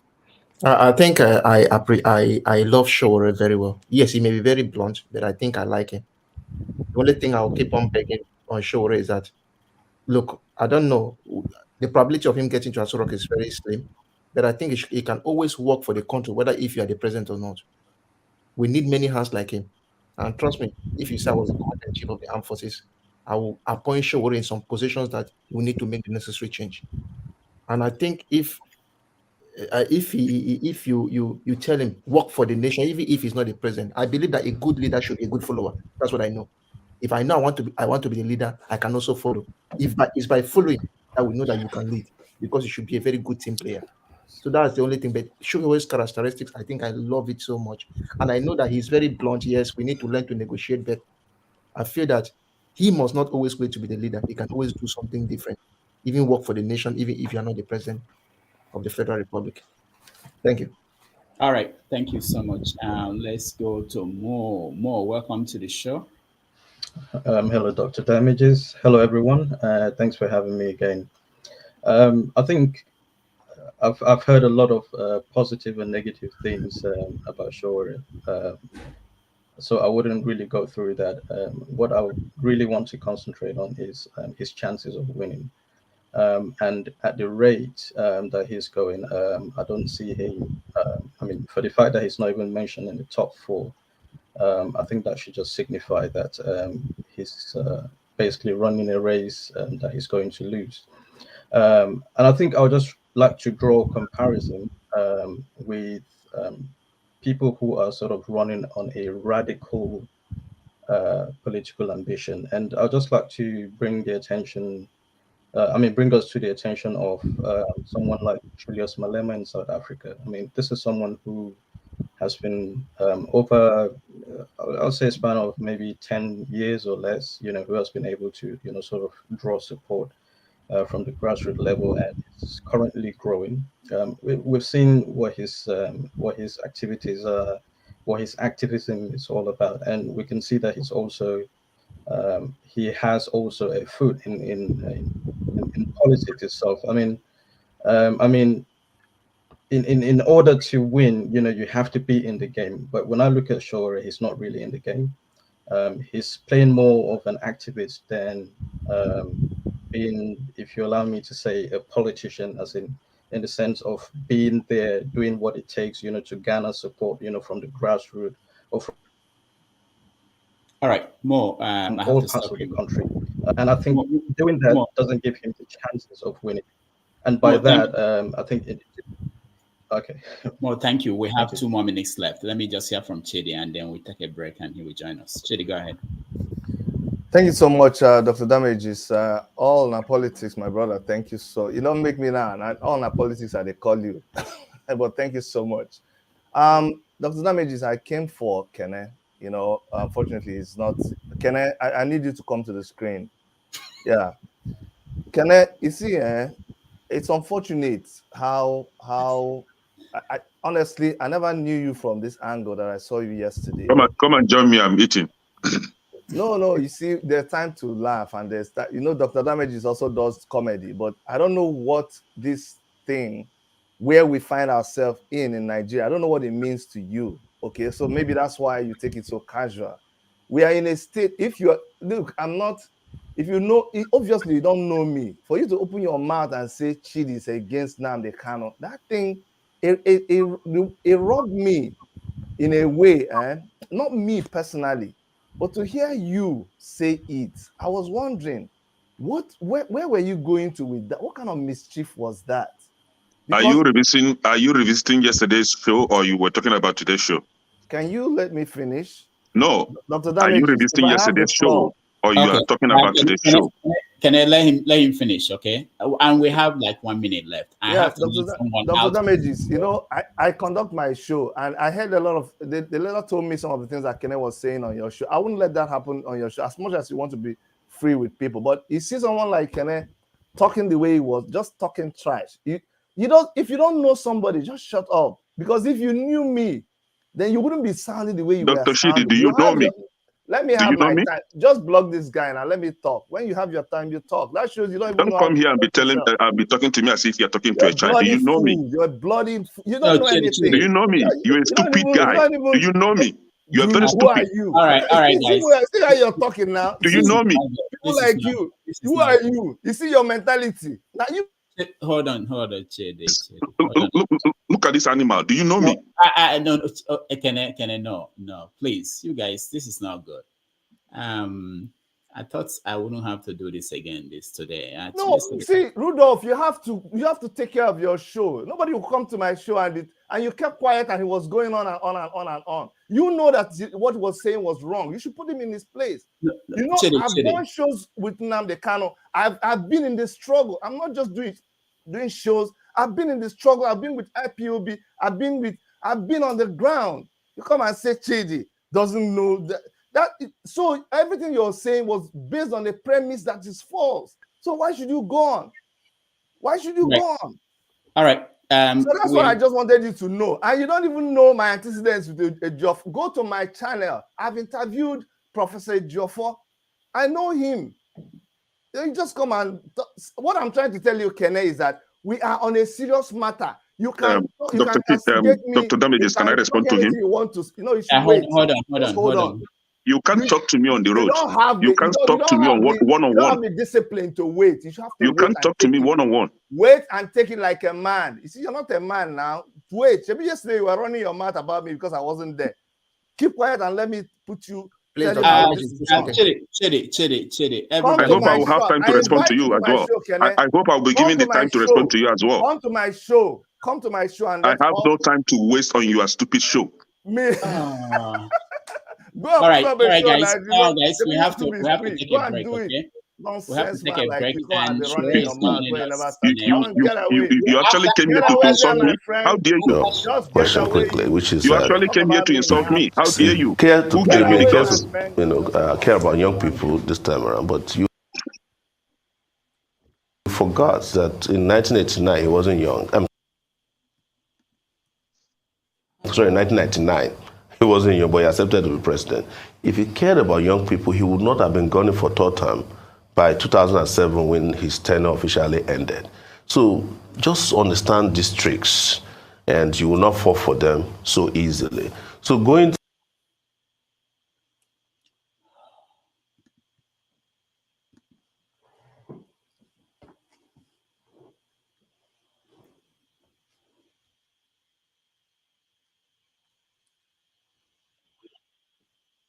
I'm the presidential candidate of the African Action Congress, and I'm going to be the president of Nigeria come after February 2023. So you all better be careful.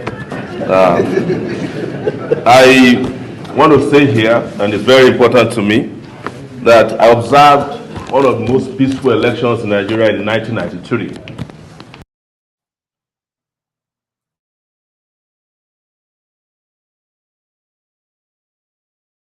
And we allow that election to stand.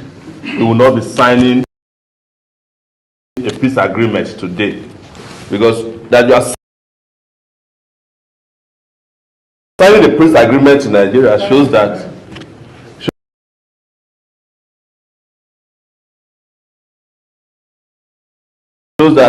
elections have become war in Nigeria. This is the only country in the world where you sign a peace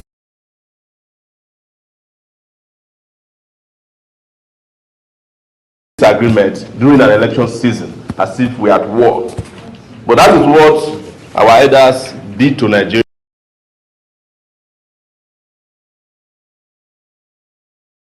And I think next time we should sign a peace agreement with the elders who are instigating violence in this country, or have them sign peace agreements between themselves.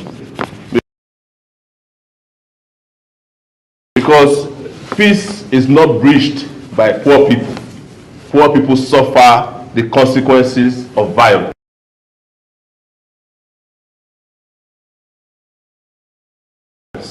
When you look at elections, the people that suffer the most are those poor women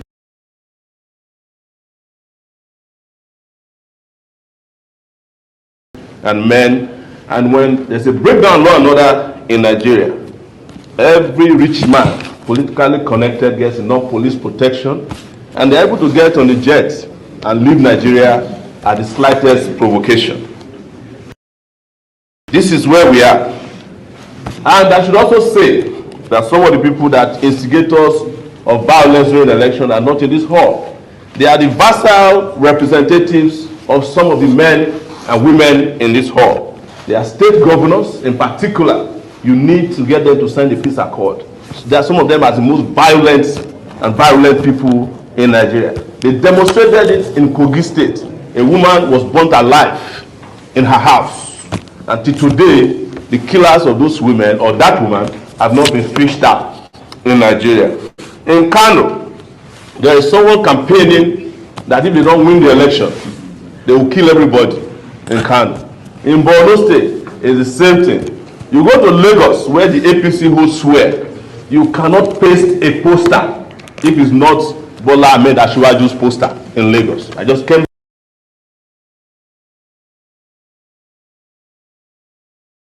back from Lagos. They have a team that tears anybody's poster that is not their candidate's poster. You cannot even pay for your poster or banner to be hosted in Lagos. They have a bureaucracy in place that makes it impossible for you to do. How can there be peace in a country where there's no justice? We keep lying to ourselves all the time. I also want to say that for the rest of us, as you have treated us today, because we don't have resources and we don't have powerful connections, we don't have access to state resources. Most of the other candidates use and abuse state resources. They have governors who just dip their hands into their state treasury and use them to fund their candidate activities, and nobody is challenging them. Once in a while, when they want to tickle our fancy, the EFCC comes around to play at the playground of the political parties.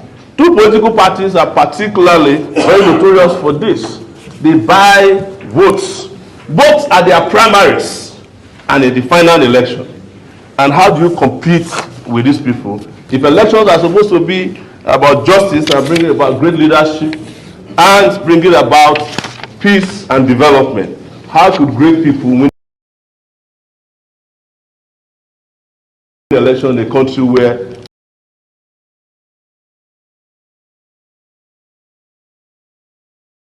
fixed. And before you say, well, government has no business in refineries. If government has no business in refixing its own refiners, what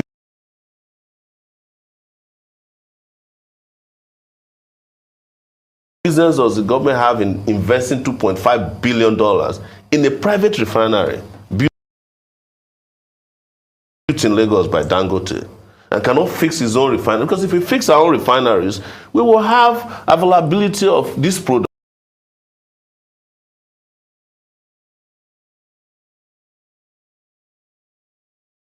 But the other part is that the only product that is subsidized, according to them today,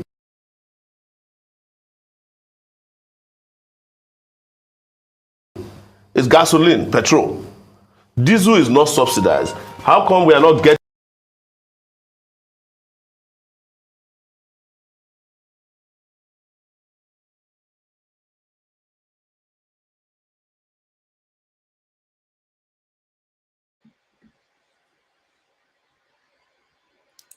Rudolph, you are muted, but I guess.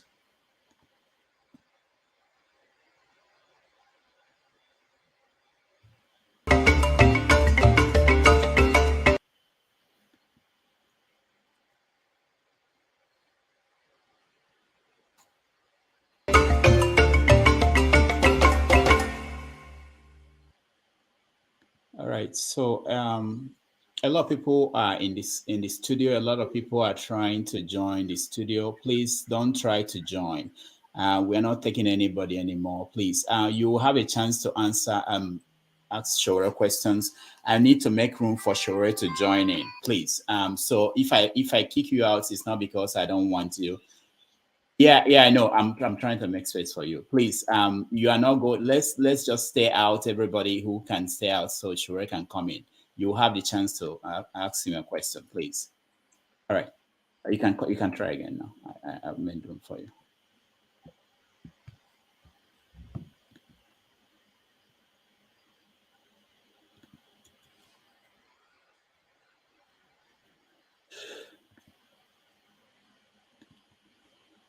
All right. That's basic instruction. It's not working with our people. All right. No, Let if me you see. want me to go, just say. No, you everybody. What I'm going to do, I'm removing everybody. I'll talk to Sowore for 20 minutes, like I said, and then you guys can come in. So everybody will get a chance. He has eaten. He has enough food in his in him to carry on for a long time. I don't know why OVA is being put on. I have no idea what's going on, but that's okay. They are voodoo. People use voodoo here. It's not an easy thing, People use voodoo on That's this. what Kokose go stay for the game until you win. Yeah. So let's Sowore should know that there is room for. Okay, Sowore is here now. So let's get him in, and then we will all be back and have a conversation with him. All right. Ladies and gentlemen, please join me as we welcome the presidential candidate of the African Action Congress, Mr. Omoyele Sowore. Sowore, welcome to the show. Thank you very much, Rudolph. Yes. Good evening, and I accept my apologies for coming a little late. We have just left a town hall in Makurdi. What kind of town hall? It's different from the one that you're used to. All right. Thank you so much for making. I know you are very busy. We played your speech in Makurdi, and we have a lot of people who have been having conversations about your candidacy. So let me start.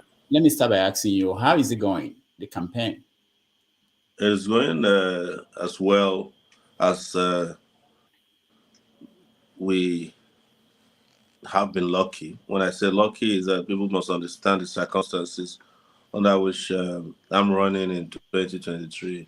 It wasn't expected, considering that after the 2019 election, I faced huge legal challenges that restricted me to Abuja for 3 years. Got me detained for over some 5 months and several other issues. I think while I was in Abuja, I was charged 3 times for criminal offenses, and there were several civil cases that was brought against me. The last one being a libel lawsuit filed against me by former governor of Ekiti State, Kayode Fayemi. That's last, I think that's a few weeks ago. So I was sued by the Attorney General for libel, defamation. I was sued by um, the IG of police, a lot of it. But I was also charged with a cyber crime by a so-called billionaire Nedwoko. I was also charged for disruption of public peace in January of 2021. So it's been a lot of legal challenges. We were also in court to retrieve our party, and we eventually got the party 6 days to the closure of nominations for the presidential campaign and other positions that our party applied for. So you can understand what I mean by the circumstances surrounding my participation in the 2023 election. But overall, it's been great. When Makodi today just done our town hall meeting, we changed formats this time around, considering that we don't want to be doing politics the way it's done in 1920 or 1923. So, what do you say you've learned that is different this time, apart from your circumstances in terms of the Nigerian people? You've been traveling across the country, you are meeting people. What are the differences now that you see now compared to the last time? I think Nigeria has lost plenty of territory. That clearly uh, is very vehemently evident in this election cycle. So there are places we could travel to in 2018, 2019 that you dare not go to. Uh, the democratic space has also shrunk considerably. And most people have lost faith in electoral politics. They no longer believe that votes would count. So there's lethargy. And there's also a lot of division. I think the APC government, the Buhari regime, really divided Nigeria to the point that politics has become very divisive and toxic, more toxic than I've ever seen it in my lifetime. And I've been around experiencing elections since 1979. That was the first time I observed as a young kid election in Ondo State when I was still in primary school. And I saw some, in fact, I was the presiding officer in a local government election in the 90s in Ondo State. I was there during June 12, 1993 election. I wasn't around in 1999, but I at least followed what was going on. I was around until 2018. No, 2015 was the first time I saw a major election in Nigeria and covered it for Sahara. You were in the studio, Sahara TV. I was in Lagos in those days. But I think the country is particularly divided along ethnic and religious lines. It's too obvious. Okay, let me show you this. This is something I got from your friend today. Gado, from a cartoon he drew for the Kenyan newspaper today. So he wanted me to show you this. So this is what his impression of the options what Nigerians are facing. This is in the Kenyan newspaper today. What do you think about your opponents? Let's start with Bola Tinubu, the one leading the ruling party. Um, I love this. I wish that the cartoon demonstrated that there were two people to my right and left. Then it would have been perfect to depict, What do you think about his? What do you think about his impression of the Nigerian voter? two tips. This is clearly very highly representative of what is on the ground now. So you have to my right, big man, former VP, trying to stand straight. No, right to my right, yeah, is Kwakwanso. Yeah, Kwakwanso is out there pretending like he's interested, but he's also trying to, it's like a pretender, right? To my left is Atiku. Atiku is just in now, just standing there, hoping that people think he's strong. But you can see it's like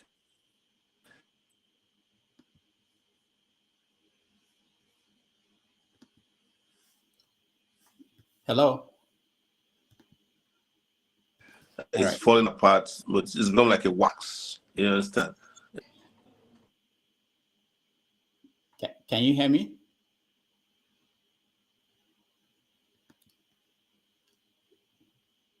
Sure, can you hear me?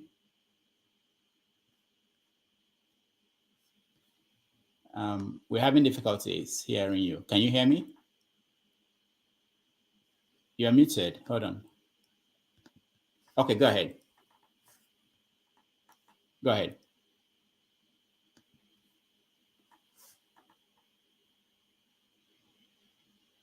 Sure, can you hear me? All right. That's one of the first things to fix when you become president. That is the internet. The fact that Africa's largest economy, how can you even have the best economy, largest economy when the internet cannot work in that country? I thought that's where you start fixing things, to claim that you have the largest economy. But anyway, we will get him back. He will rejoin us and we'll continue the conversation. I will be quick because I know you guys out there watching probably have better questions for him than I do.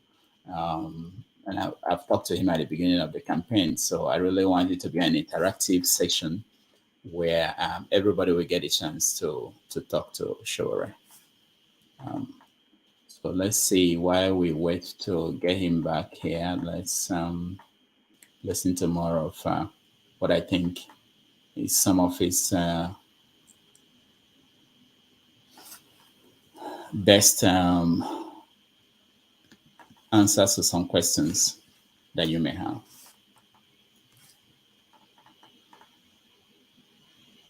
That is fetishizing something. Are you aware that when all this is over, you will still come back to this Yoruba land? No, why are you so harsh? No, I wasn't harsh. I have known the former president for as long as I've been conscious politically, which was in 1989. And you remember that in 1993, we had, before 1993, we had a tiff with him in the pro-democracy movement when he was aspiring to become the Secretary General of the United Nations. And we opposed him very virulently. Not violently, but, and it was because of his records when he was head of state in 1970, his tenure then ended in 1979. And we knew what he did. It was based on that record that we opposed him not to become the Secretary General of the United Nations.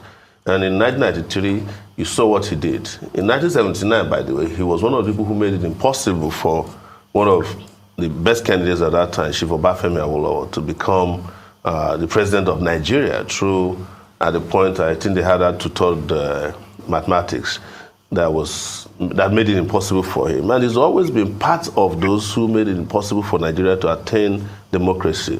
As early as 1993, he was part of the people that conspired with the military to say Abiola, who won an election, wasn't the messiah that was wanted for Nigeria. When he became head of state again, the president of Nigeria in 1999, by the end of his tenure, he didn't want to leave. So it is best to say that he's an embodiment of failure, because if he wasn't a failure, he wouldn't have been looking to endorse people, to be continuously trying to become politically relevant. the country would have been on autopilot by now. The country would be doing so well. It would have left the country for the young people. But these are the same people that told us in the 70s that we'll be leaders of tomorrow. This is 2023. Those who are supposed to be leaders of tomorrow are still being told who to vote for in an election. So I was just really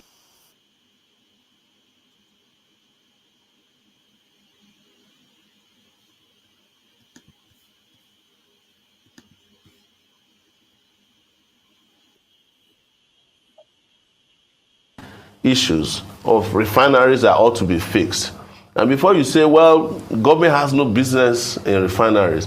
If government has no business in fixing its own refineries, what business does the government have in investing $2.5 billion in a private refinery built in Lagos by Dangote and cannot fix his own refinery? Because if we fix our own refineries, we will have availability of these products. But the other part is that the only product that is subsidized, according to them today, is gasoline, petrol. Diesel is not subsidized. How come we are not getting any effect from that unsubsidized product? Kerosene is not subsidized. The Jet A1 fuel is not subsidized. All those products from which they have removed subsidy, what benefit are you getting from it? Nothing. We are supposed to be saving plenty of money from diesel. But you can't, not only can you not find diesel as you want these days, but the price keeps fluctuating on a daily basis. So if you remove the so-called subsidy without any plan to support the poor in the country, that means petrol will go to 1,000 naira and you are paying slave wages of 30,000 naira per month. How do people survive in this country? That's the question we should be asking. Government should not exist to make life miserable for the citizens. It should exist to find solutions to problems that are afflicting the populace. And that's what we are saying, that's what we stand for. So that they will stop deceiving you every year. Where were the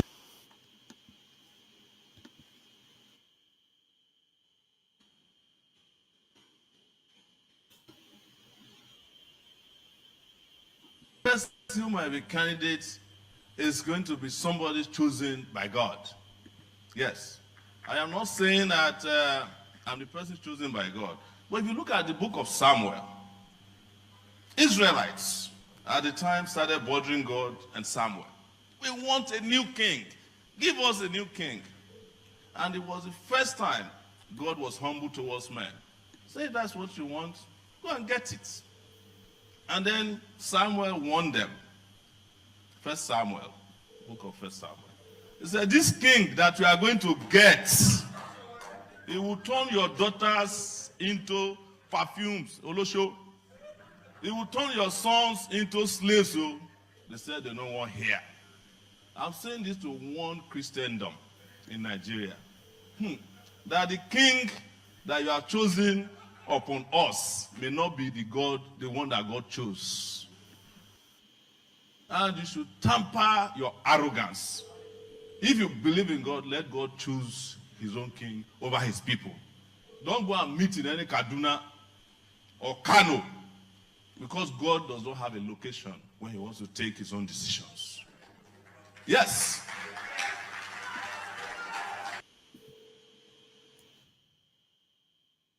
I have the same position. So as president, I'm going to pause repayment of debts until I audit the debts.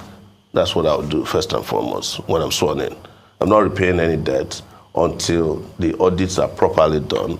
And because we need the money to fix the country. But Buhari has borrowed Nigeria back to the Stone Age. Everybody has agreed on that. But our problem is not debt to GDP ratio. Our problem is debt to revenue ratio. And the revenue will aggressively increase. When we get comfortable, we have I've discussed this several times, including on these shows, and I've identified several other revenue sources that either been hidden or are not being harnessed the way they should be. I've identified taxes that are owed to Nigerian states. That's up to about 4.5 billion. I said this on Arise TV by oil companies, and those are low-hanging fruits. We have identified about 11 trillion naira of revenue-generating government agencies that are not remitted to the federal government purse. We have identified monies that could come from the NLNG, the Nigeria Liquefied Natural Gas Company. That's over $5 billion that is not remitted directly to the federal. It's remitted through the NNPC, and the NNPC just quaff the money. So I've identified several other products that can get into the international market at this time, including products like sorghum. There are a lot of mineral resources that have been sold on that. All right. Thank you so much, Sowore, for coming back. And I know technical problems in Nigeria. So you were, before we left, you were talking about the candidates that you are. So there are clearly 5 candidates, of which the youngest of the 5. That is not to say there are no better other candidates who are young, some younger than myself. There's a guy from SDP who is, I think he's 52 years old now as well. He met me while I was waiting to become 52. He became 52. Prince Adewale. There's a 38-year-old guy who is the candidate, I think, of the YPP, if I get it correctly. So, but of all the 18 candidates, these 5, the 5 people are ones that are prominently projected from time to time. What the media does with my case is to reduce it to 4. Just their way of saying, no, we won't let you have the kind of visibility that you need. But the people we're up against understand this very well. So you look to my right, you see Kwakwanso. Kwakwanso is just like what is called forming in Nigeria, trying to it's working. It's like overworking himself, and his engine is obviously overheating. Atiku to my left, just there, is like a ball of wax. And the way they presented Peter Obi is who he is, in a state of lethargy. He doesn't present any new ideas. He doesn't want to ruffle any feathers. He's a candidate that he understands very well that he's projected that to be who he's not, but he enjoys it. So, and of course, Tinubu, as you can see, is falling apart, and that's real. We were just out of a meeting with him 3 days ago, and you've seen the pictures that I published personally on him. As soon as Tinubu walked into the hall, he fell asleep. And the only time he was awake was at the time I mentioned his name twice during my own speech. They kind of nudged him to wake up. He looked at my direction for maybe 30 seconds, and then he went back to sleep. And when the event was over, they woke him up and he left. So you were the one that took this picture. Were you the one that took this picture? Well, I don't know, but I didn't have time to take pictures inside the place, but I obtained the pictures. No, because I wanted to know if you were not there, would this picture have been out in public? No, they would definitely not have been out. I obtained them from people who were afraid to publish them. That's where I started. I put on my Sahara reporters cap. When the pictures were, there was only one photographer inside, and I'm sure that we know, but I'm sure he's not the one who took these pictures. But there was a time they raised eyebrow when they saw a photographer with a long camera lenses walking around after they had kicked out all the media people.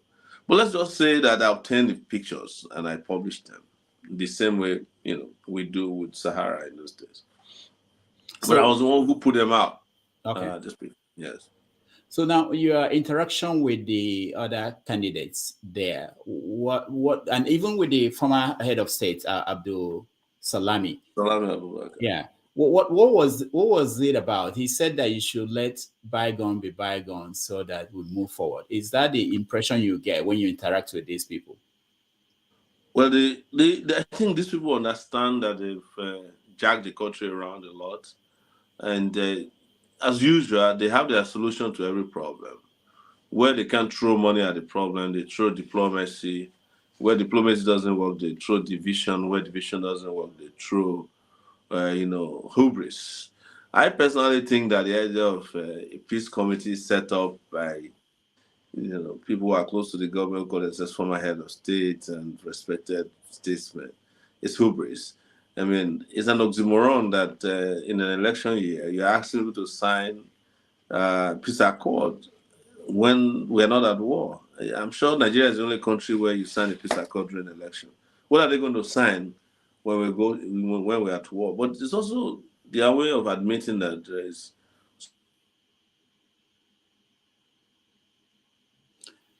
All right. We should expect this all night. It's part of the nation's problem, which is lack of basic infrastructure. If you're in Kenya or you're in South Africa or you're in Uganda, you won't have this problem talking to people from those parts of the world.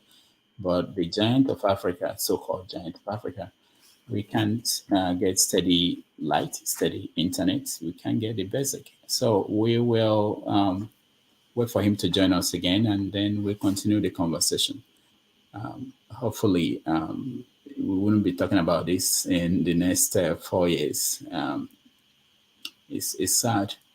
Because if you think about it, it's not just about what the show we do and this kind of stuff. There are businesses that are interested in talking to people in Nigeria and having interaction this way, and they encounter the same problems that we get.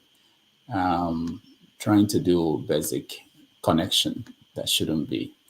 All right. I know he's interested in hearing from you guys. I wouldn't waste much of my your time. When next he comes, I will get people in and we have the conversation with him. You guys better, you know better than I do. We can, but I'll weigh in as much as possible. Right. I think he's back. Let's reconnect. Okay. Sorry, sure. Finish your thoughts. So they just throw all kinds of solutions at problems. Most of their solutions are also problems thrown at problems because one other strategy they use is money. They throw money a lot at problems. So sitting in that hall, this is my second time in that hall. The people who are sitting in that hall are the people who initiated and created the problems of Nigeria. All right? And they are the ones also offering solutions to it. And they're very confident and bold about it. It's some kind of impunity. That's the way I look at it. The last one we went to, there are all these cabals sitting to our right, and then, it's always a mix. Religious leaders, they use them to come and validate authenticity of some of this, their hubris, like I like to call it. So 3 events happened that day as far as I was involved. First was my protest against the sitting arrangement, because when we sat the last time at the International Conference Center in Abuja, they made the vice to Tinubu to sit in my seat, and I was fighting him, and then Mustafa came in and we had that altercation. And they promised at that meeting that it will not happen again, that we will sit alphabetically. This time around, as soon as the big guys came, they not only make them sit close to the front, they had the cameraman take the middle position and cut off the cameraman and the press. And they behaved as if we were just regular part of the audience. And I decided after the SDP guy protested, I decided that I will make them know that it's unacceptable. So that was my first confrontation in the House. The second was when I gave my speech. It wasn't confrontation, but I gave a speech that they weren't particularly comfortable with or about. And the last one was when the chairman of the event said he discovered, because Mustafa spoke and said he's having issues, he's having a hard time relating with me. He said, why don't both of you stand up and address and embrace each other? And Mustafa knew what I was going after, that I was not going to embrace him. He said, no, this he's not complaining. I said, no, you are not complaining, but I know you already said it here that you have issues with me. I said, my issues with you are not personal, they are political. And it includes you, Abdul Salami, who is sitting out there, who partook in the military rule that ruined Nigeria. Because my speech focused on June 12 as well. I said to them, had you allowed a peaceful culture of electioneering to happen, which was what June 12 represented, peaceful, fair, largely credible, we will not be signing peace accord. You guys are the ones who created the problem. Had Nigeria's democracy started in 1993 with the culture of peaceful election, option A3, A4, whatever it was that produced the election was, like magic. But they truncated it. And then, some 30 years later, you are now overseeing, peace accord signing, call yourself the National Peace Committee. But those of you who are in the committee are the people who are the instigators of the violence that is going on in the country. Isn't it an irony that you are sitting here now?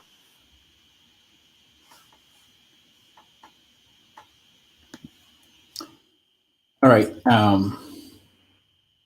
I saw some of your comments. Some people were saying that when Peter B did AY show that there were no interruptions. Um, that I shouldn't blame Nigeria. I do a lot of thing with Nigerian people. Internet problem is real in Nigeria. It's not just this instance. Also, I think maybe I don't want to. There may be people watching from Benue State. Okay, I wanted to say that Shore is in Benue State, so that probably maybe Abuja it doesn't have this kind of problem. Let's see. But he's committed to talking to you guys. I think next time he comes on, I'll bring people up. So this is what I think I will do. Just for the people coming in, if you want to join the conversation, turn on your camera. I will bring you on. Also, make it just one question. I know I say this all the time, and people will come and they will go on tangents, some we ask 10 questions, but please, one question and go straight to the point. A lot of people will want to have an opportunity to be part of it. So next time he comes on, I'll start bringing people in. One question, everybody, so we give people a chance. Let's take a little break and we'll be right back. Okay, I think he's here, so let me just go straight. All right. Internet connection issues. So yeah, you don't. When you become president, that's the first thing to fix. No, of course. In the last almost 20 years, my life is mainly been about the internet and on the internet. So I can't tolerate network issues. And not only is the network very terrible here, it's expensive too. It costs more in Nigeria to use internet than it costs anywhere else in the world. I think with $50, I used to get voice, unlimited data, unlimited text, and all that in the US. Here, there's no way somebody of your caliber can spend $50 in a week to maintain your internet. And you have to get like 4 different internet lines. So that depending on where you drive to, geolocation, there are some places where Glo works, then MTN doesn't work there. If MTN works somewhere, Nine Mobile doesn't work there. We invest in. I'm carrying over 6 devices as we speak, and yet it's hopeless. All right, we're going to bring people up. They're really itching to join. But before then, I want to ask you this: polls. When you look at the polls being published, what do you think of them? There are no polls in Nigeria. It's just people manipulating public opinion. It's a form of rigging. First, those people who are doing these polls, people like Peter Sider, Tedo, they are all involved in elections. He's the one who negotiated some of the election activities for Peter Obi.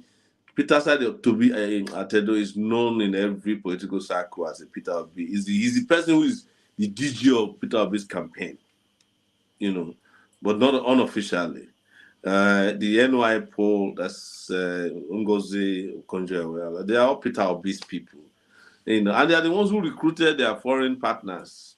We know how these things work. To claim that somebody is leading in Nigeria based on, in fact, there are allegations already that shows that some of the Twitter activities we are seeing are also bots that they themselves arranged and recruited.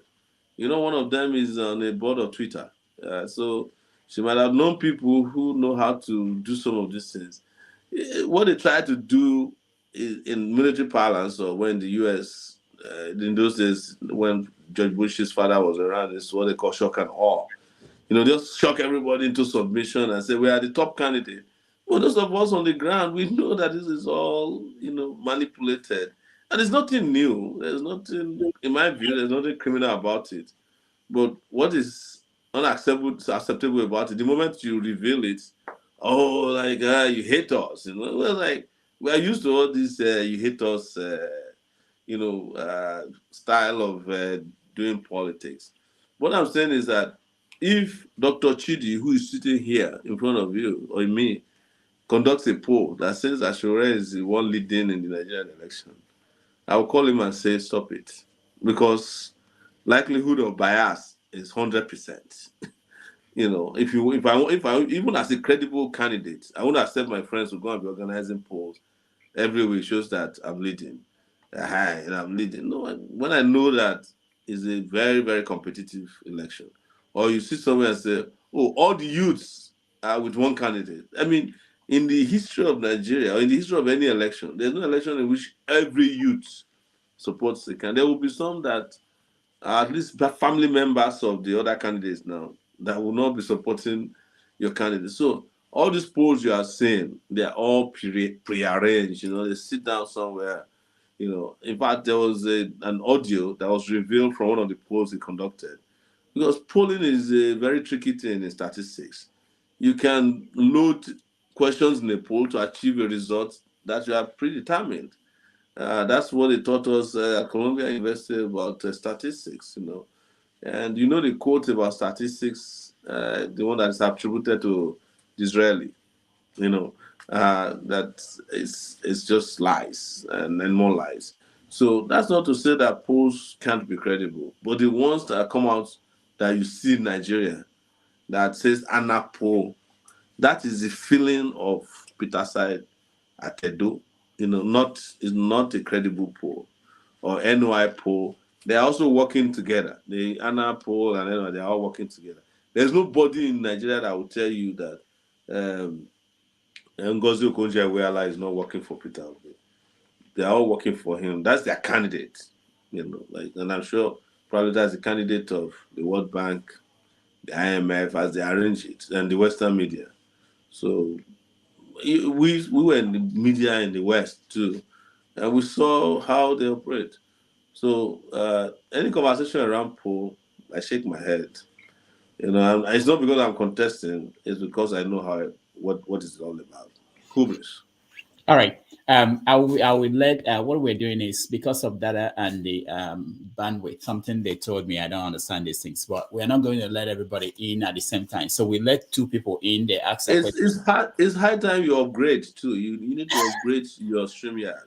Yeah. It's not from this end, it's from your end. We're worried. No, that one is from your end. Okay, There's all right. something they call enterprise. There's something they call enterprise level. Let's watch now. Stop the cheap one. It's just like we both know what is happening to you. Poverty. All right. So let's that yours is not multidimensional. Yeah, at least one. Yeah, exactly. Yeah. Let's go with these 4 people, and after 5 people. After that, we get another 5. Okay, forefathers, you're first. Question, please. Yeah. Thank you for coming in, Shori. And clearly, a lot of Nigerians love your anti-corruption and being critical of the establishment. My only serious issue with you, that's main one anyway, is the fact that your security policy seems to be lacking, for one, because I prefer leaders that um, our nation has never been secure, and we've had a very, very low security posture till now. And when they ask you about your security policies, you talk about bringing mercenaries into the country when we have over almost 100 million youths in the country that can be trained to protect their own homeland. In history, all the countries that use mercenaries, they don't use them within their territories, except they are in a serious war that they are losing. That's when they start deploying mercenaries. For the fact that you are supposed to be the emblem of the youth, fighting for the youth for decades now, and the first thing you do for security is to give foreigners jobs and pay them our money to come and kill our people. I find that astounding, because I see our people, women, parents crying at schools because their children have been kidnapped. I have seen young men want to take guns for military soldiers to chase bandits into the forest because they feel that they need to defend their country. And for you to say, every time they ask you about your security policy, you say that you want to bring foreigners into our country to come and kill our own people. This is the mistake our forefathers made, and it seems that you don't have an eye in history. So please explain to me why bringing foreigners into our country is a good thing. All right, Well, thank you. thank you very much, forefathers. And I've said this with caveat that if necessary, that's my caveat. Before I go forward, your Nigerian security, the army, the police, whomever is armed in Nigeria protecting your country, they are mercenaries. Quote me, they are mercenaries of different interest groups. And they are killing your people, they are killing my people. Mercenaries. On my way to Benue, where I am, we met a group of soldiers on the way, and they blocked the way. I mean, it's a two-way road. They blocked the way because they are passing, and they were beating up our driver because he was a lead driver. I came out of the car and said, "You have no right to touch my driver." I introduced myself as a presidential candidate. The response of the soldier is that he'll kill me, he'll waste all of us, and nothing will happen. Only mercenaries talk like that. Are you getting my point? But it is not true that the only security manifesto I have is master. That's not true.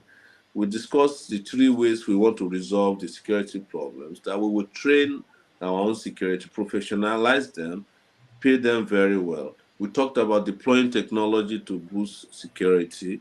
We talked about collaboration. We talked about intelligence gathering. And we also talked finally about social security, both for workers and non-workers, because that's where our problem came in the first place.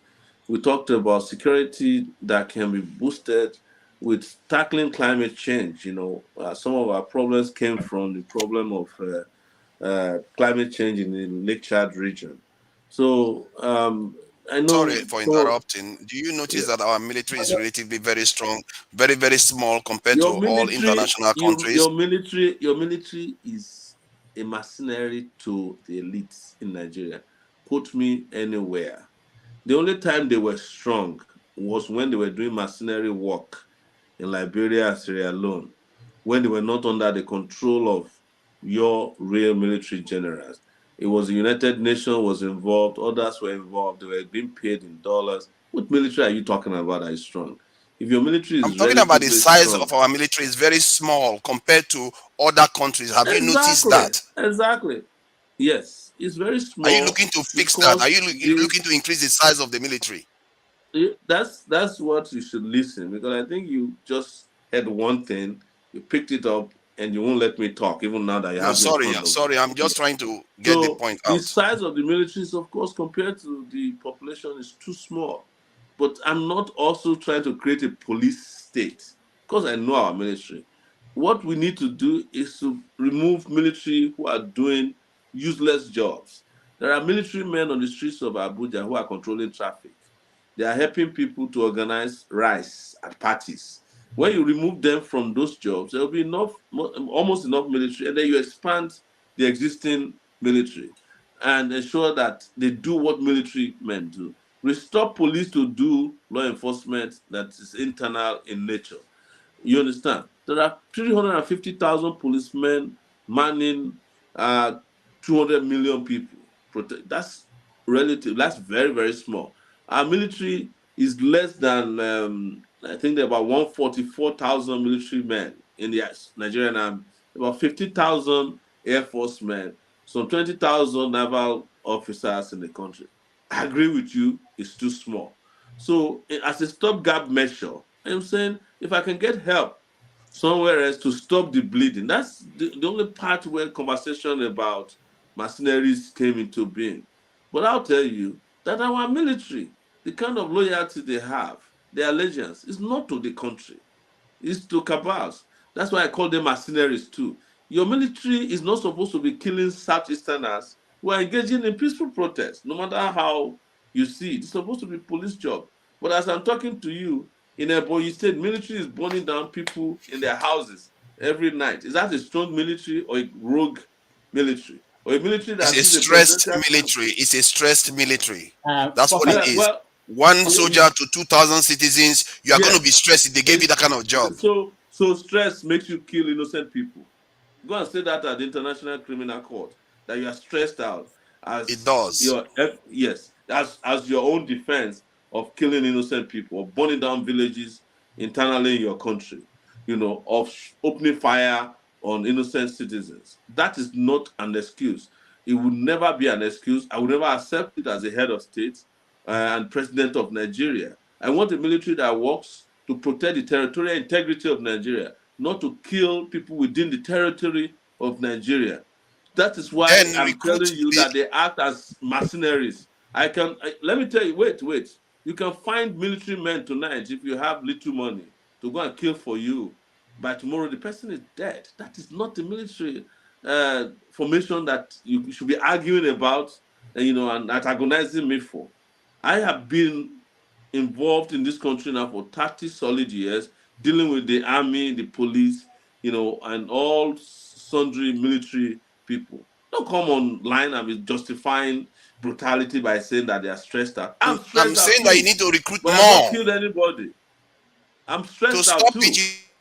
Yeah. Okay, forefathers, not just for you, for everybody else. While I think that there's need for engagement, we shouldn't interrupt our guest and let the guest finish. And I don't think we have room to give one person a lot of time. We have so many people waiting to join this conversation. So, forefathers, what I would suggest is I will take you out now. Next time, I mean, when we go around, if there is room, you can come back and do a follow up. So I don't want anybody to say because forefathers engage the guests and several questions, they will have the right to do the same thing. All right. Forefathers, thank you so much for, Are you taking our right away from us now, Dr. Rodolph? thank you so much for joining us. Chidi, you're next. Thank you so much. Let me start by telling Kenneth to just cool off. I apologize. I only had to attack you because you attacked me yesterday. Let's get down and do what we do as men. Now, sure. I like you said, I'm a member of your team, I'm a member of your party. I am definitely biased, but this question is a personal one. What kind of balls do you have? Are they really made of steel or normal balls that makes you able to get up in a room, look these people in the face, not once, not twice, and say the kind of things that you say to them? I want to know where you bought your, or where your parents bought your kind of balls that makes you able to do and say the kind of things you say. Because whenever it comes out of your mouth, it is not, we will be fearing for you, be shaking for you. That's my question. No, I don't kind of celebrate, balls publicly because they're supposed to be private, right? So, but it's over the years, if you've suffered the kind of abuse I've suffered in the hands of this man, and you've taken them on one and understood that they're actually not as solid as you think. They use violence as a way of protecting their frailties. I actually think they are violent because they are afraid. So their first response to any little challenge is to go violent, is to try and run you out, run you down, or run you off. So over the years, I've decided that like they used to tell us in those village philosophers where they get drunk in those days, say man dies but once. So what's the worst thing that can happen to me?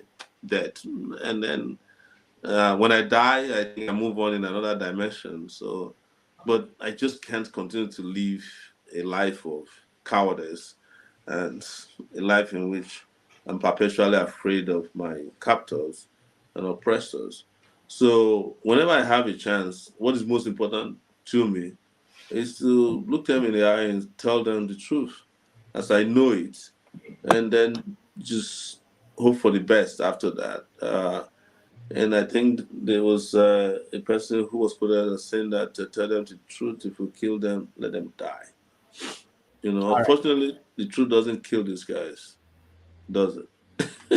All right. Thank you. Thank you, Chidi. Dr. Chidi. Thank you so much. Ovia, you're next. Yeah. Good afternoon, Mr. Sowore. It's evening here, yeah, but Oh, I understand. yes, it's afternoon where I'm joining from Atlanta, so that's why I say good Fantastic. afternoon. Yes. Before now, let's say before last month, if I'm mistaken, I was one of your biggest critic, for obvious reason, politically speaking. But you made a move that make me readjust my crazy about you. I said, okay, I think it's ready for the game. What is that move? You were able to create an alliance with the PRP, which I believe that come easy for you because of the party ideology. Your party ideology and that of PRP, which is to work with the Talakawas. And by extension, you can also say the same thing with the Konkosia movement, that of SDP too, Social Democratic Party, if you want to go by their history. And, to some extent, Labour Party, with the movement behind Labour Party. Now, my question is, it is staring very glaring in our face that we, as the ordinary people that speak for all the time, if we don't work together, we are bound to see Tinubu or Atiku as our next president. What do you think we can do? We are obviously, I mean, Kwankwaso here follow us. What do you think we can do with every other, Talakawas on the street to do who you present to actually bring you guys together? I don't know how you guys are going to form the arrangement. How can you guys come up with one system or move that all of us can back you guys and just take the system away from these two guys? Thank you very much. I think first you must understand motive, and so you must also understand structure. There's no way anybody can discuss Nigeria's politics without looking at history of structures, and there's no way you can do it without looking at personalities. People overlook these things. There's an English saying that an army of sheep led by a lion is always almost highly more respected than an army of lions led by a sheep. You know, and the problem with the army of lions led by a sheep is twofold. Is that nobody respects the sheep as a leader of lions. It's always contradictory.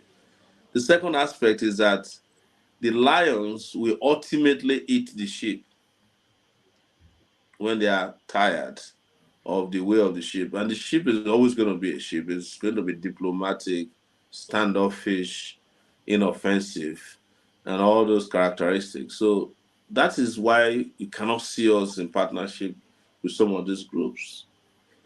Kwakwaso that you're talking about, Kwakwaso has been part of, I think, of all the candidates, the major candidates as they call themselves, he's the one that's been in government the longest. He was a House of Rep member, Minister of Defense. He was governor for 8 years. I think at the point he was a senator in the Federal Republic of Nigeria. And he has been a member of APC, PDP, before he now went and started his own party, NNPP. And if you look at his countenance and the ambience around his party, it's obvious that he's a candidate that's looking for merger. He wants to merge with somebody, or he's looking for somebody that can merge. When I walked into the meeting we had 3 days ago, the first person that called me, to greet me was Akali. He's the chairman of their party. For some reason, he likes me. For some reason, even the APC chairman is always like, anytime I go to meet him, he's always looking for me and trying to taunt me, so many of them like that. And he said, we've been looking for you. I said, no, you are not looking for me. So because we can't continue like this, we want to look for a way to work together. And I made it very clear, if you are working with us, we take the lead.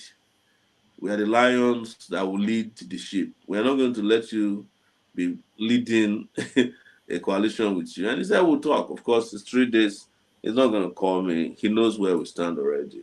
But for a number of these parties, look at their origin, look at where they are coming from. I was in Benue today, Marco and we were having a town hall meeting. And the first person to ask me a question was an APC guy. He said to me, can you be like Malema in South Africa? He left the ANC, went to form his party, is well recognized. He also then said to himself that he feels that we should look for one big party to join. But he had a personal story. He joined APC because probably he didn't like our politics, paid 10 million naira for his form. He won the election. The election was taken away from him. I said to him, what drove you to APC? It's the same philosophy. You can't beat them, you join them. Now you join them, they beat you blue.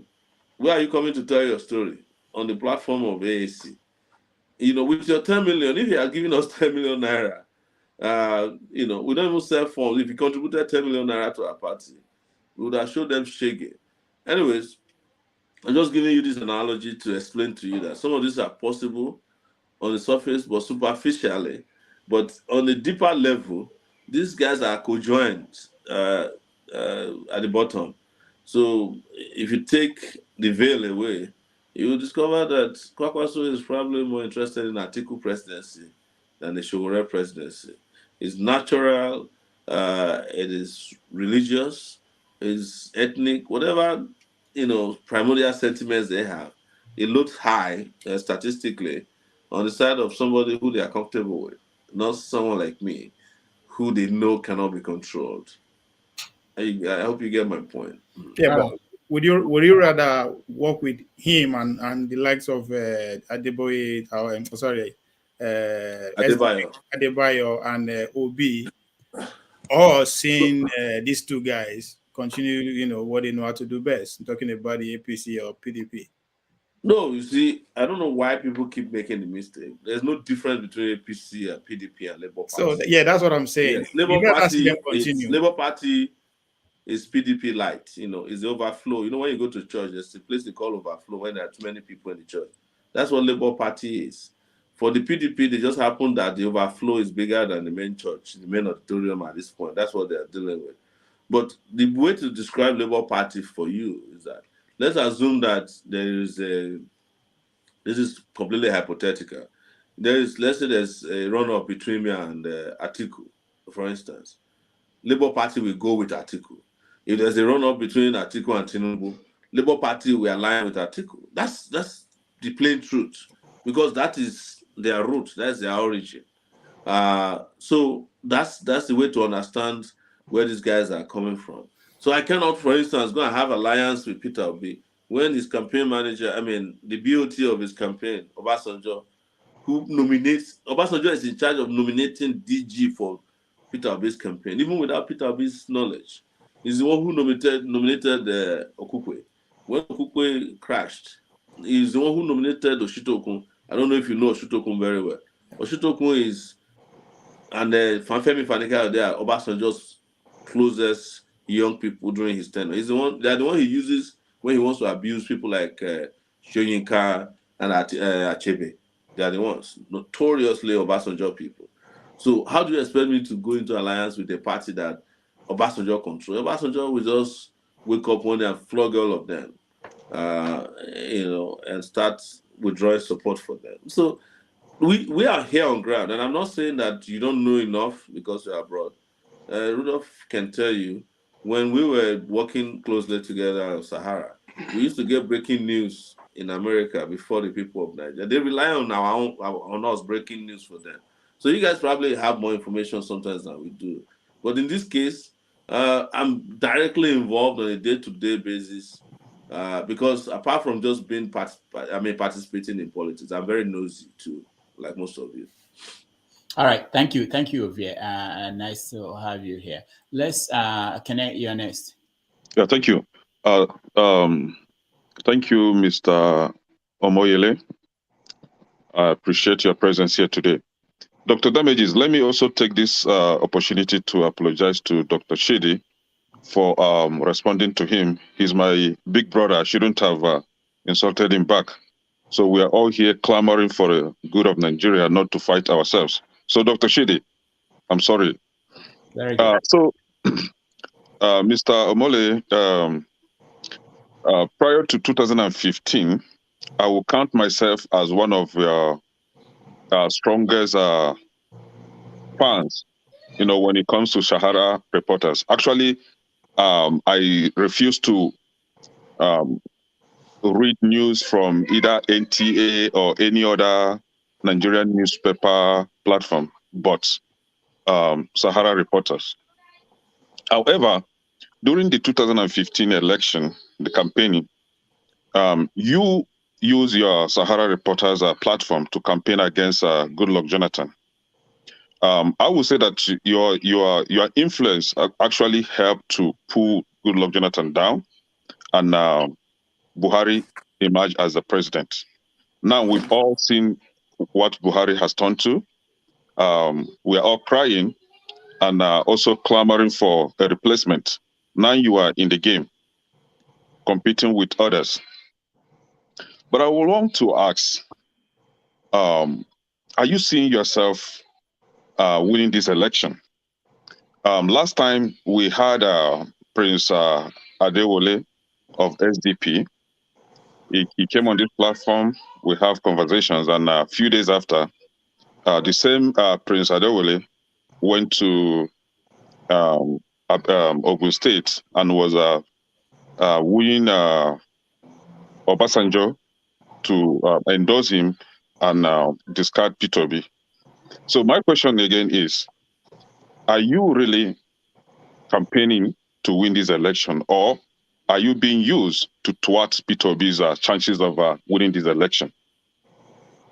Going by the fact that, by the fact that the likes of Afenifere, Edwin Clark of South South, where I think you come from, the Northern APC Christian leaders, the Middle Belt Consultative Forum, they all have endorsed P2B.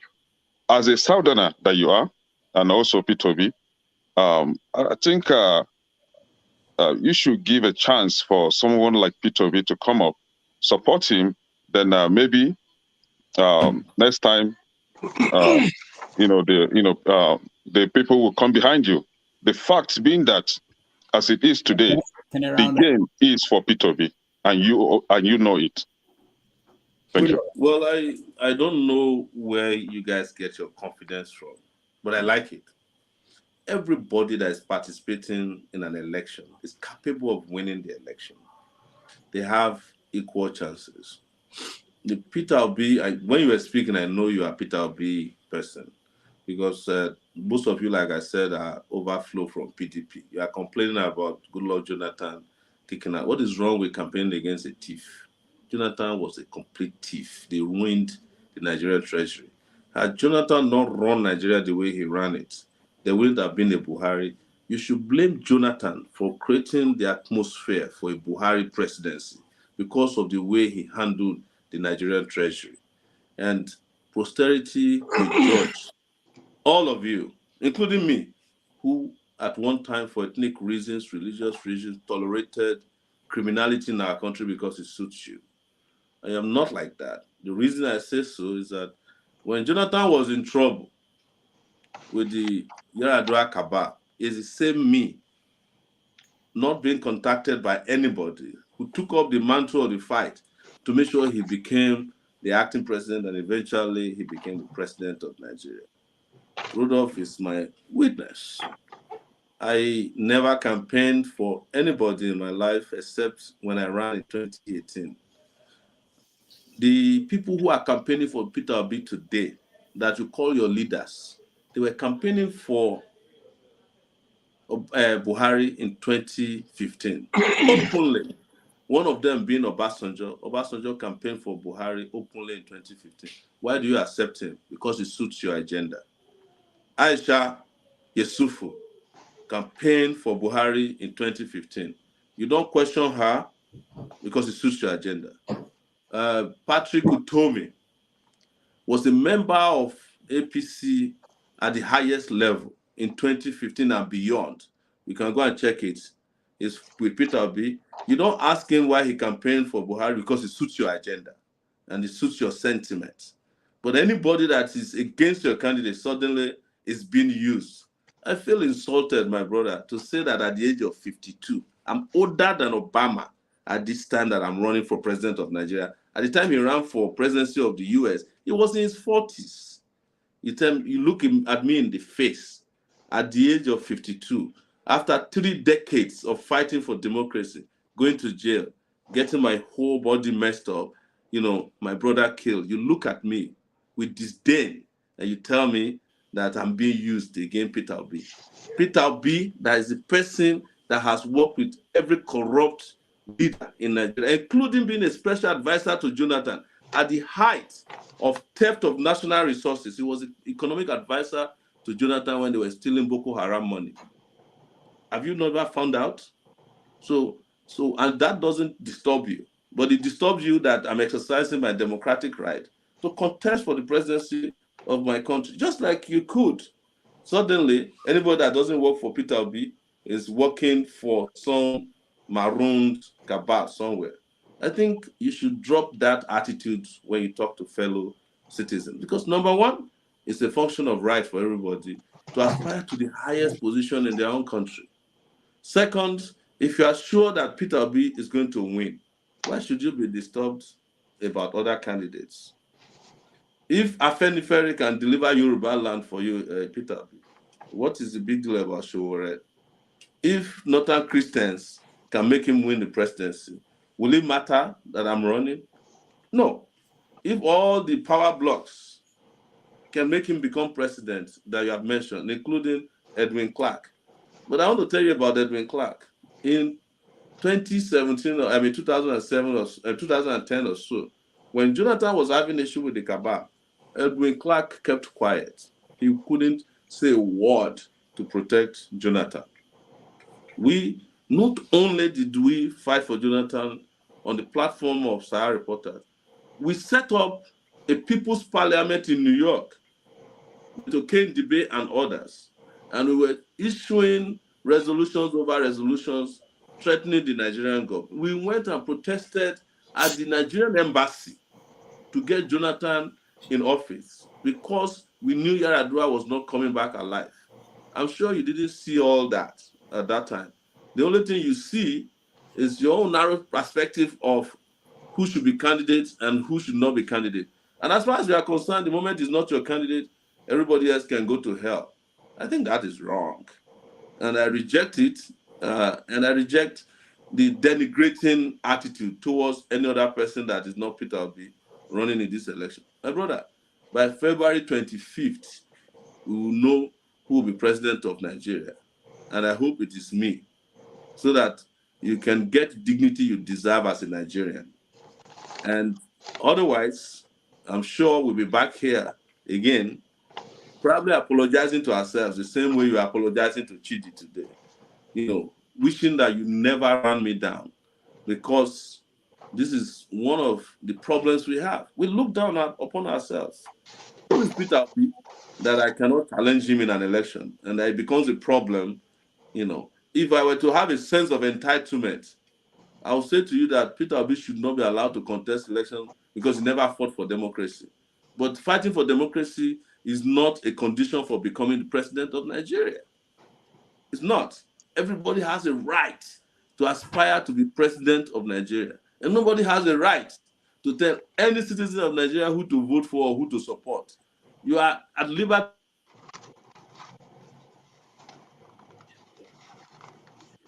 All right.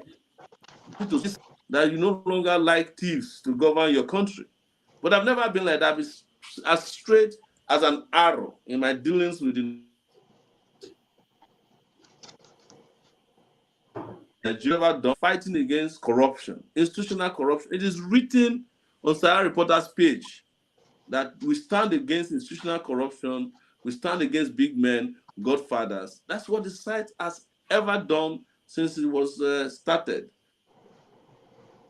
Yes, after the 2015 election, you celebrated Buhari's emergence as the president. And this tells that you actually supported Buhari, and Buhari is one of those criminals that we are actually trying to remove from office. So you were part of them, part of the people that put Buhari there.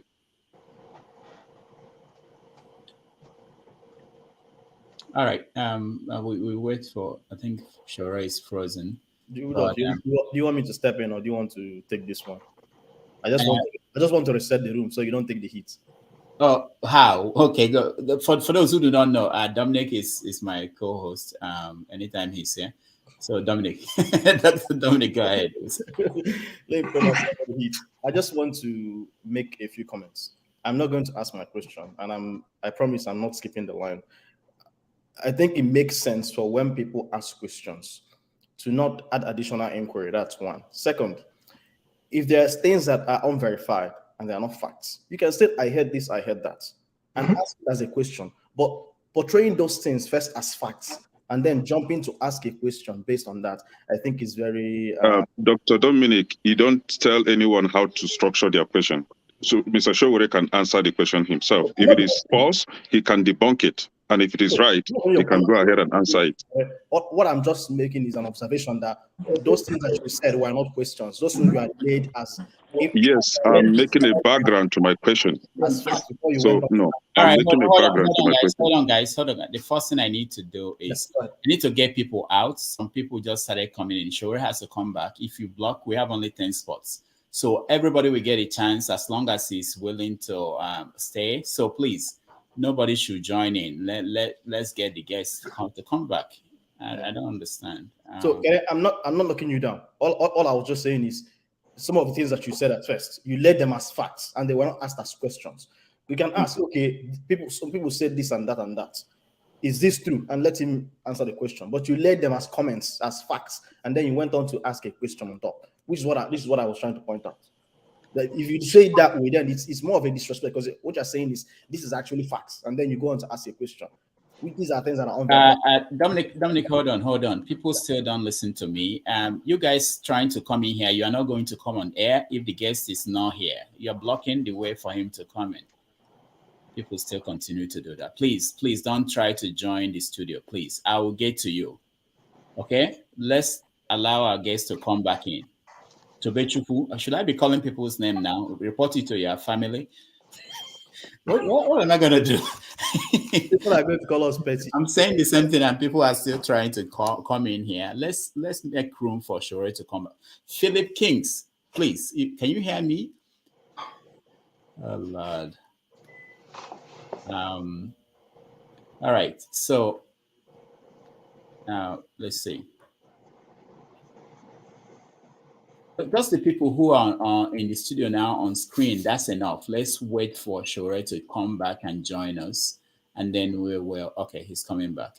We'll get to everybody as long as he's willing. I mean, he has been busy today, but as long as he could join us and stay, we get the chance for you to ask a question.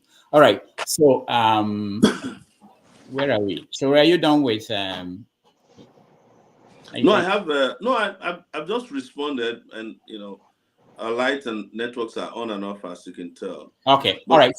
But my submission is that people should come off this high horse of, dictatorship and degrading and dehumanizing statements about others politically. And one of the major ones that I detest is for somebody to look at you and say, "Oh, you're not matured enough to be president, or you should go and contest because my president is contesting or my person is contesting." And that when people don't subscribe to your political ideology or ideas or candidates, suddenly they are working for somebody. I think that is very insulting.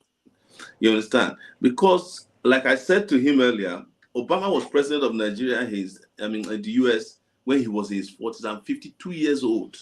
I'll be 52 years old in a few days.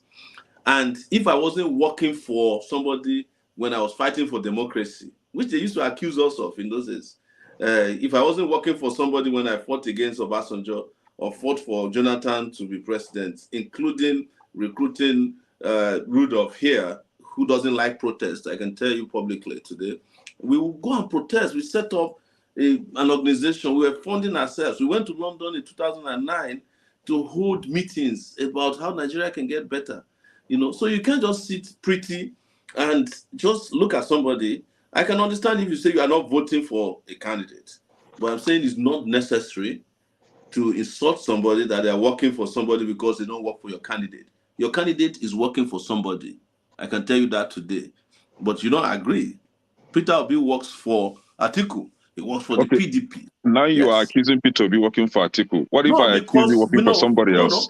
because it's what I know, Yes, and he has been Atiku's VP before, so I have sufficient evidence that they're all jacking people around. The reason you guys get upset about me is that I can't be jacked around. You know that. Kenneth, thank you so much. This is what we're going to do. If we have chance, you can come back again, but let's give other people a chance, okay? I appreciate your time. OC, you're next. Okay. Hey, Omoyele Sowore.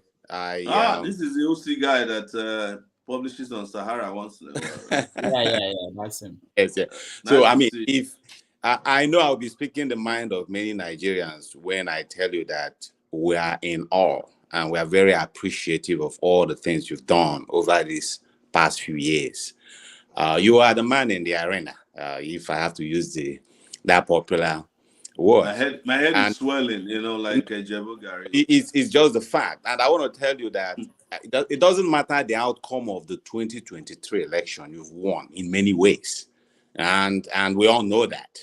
Now, just because we are talking about 2023, that's why I have to make this comment.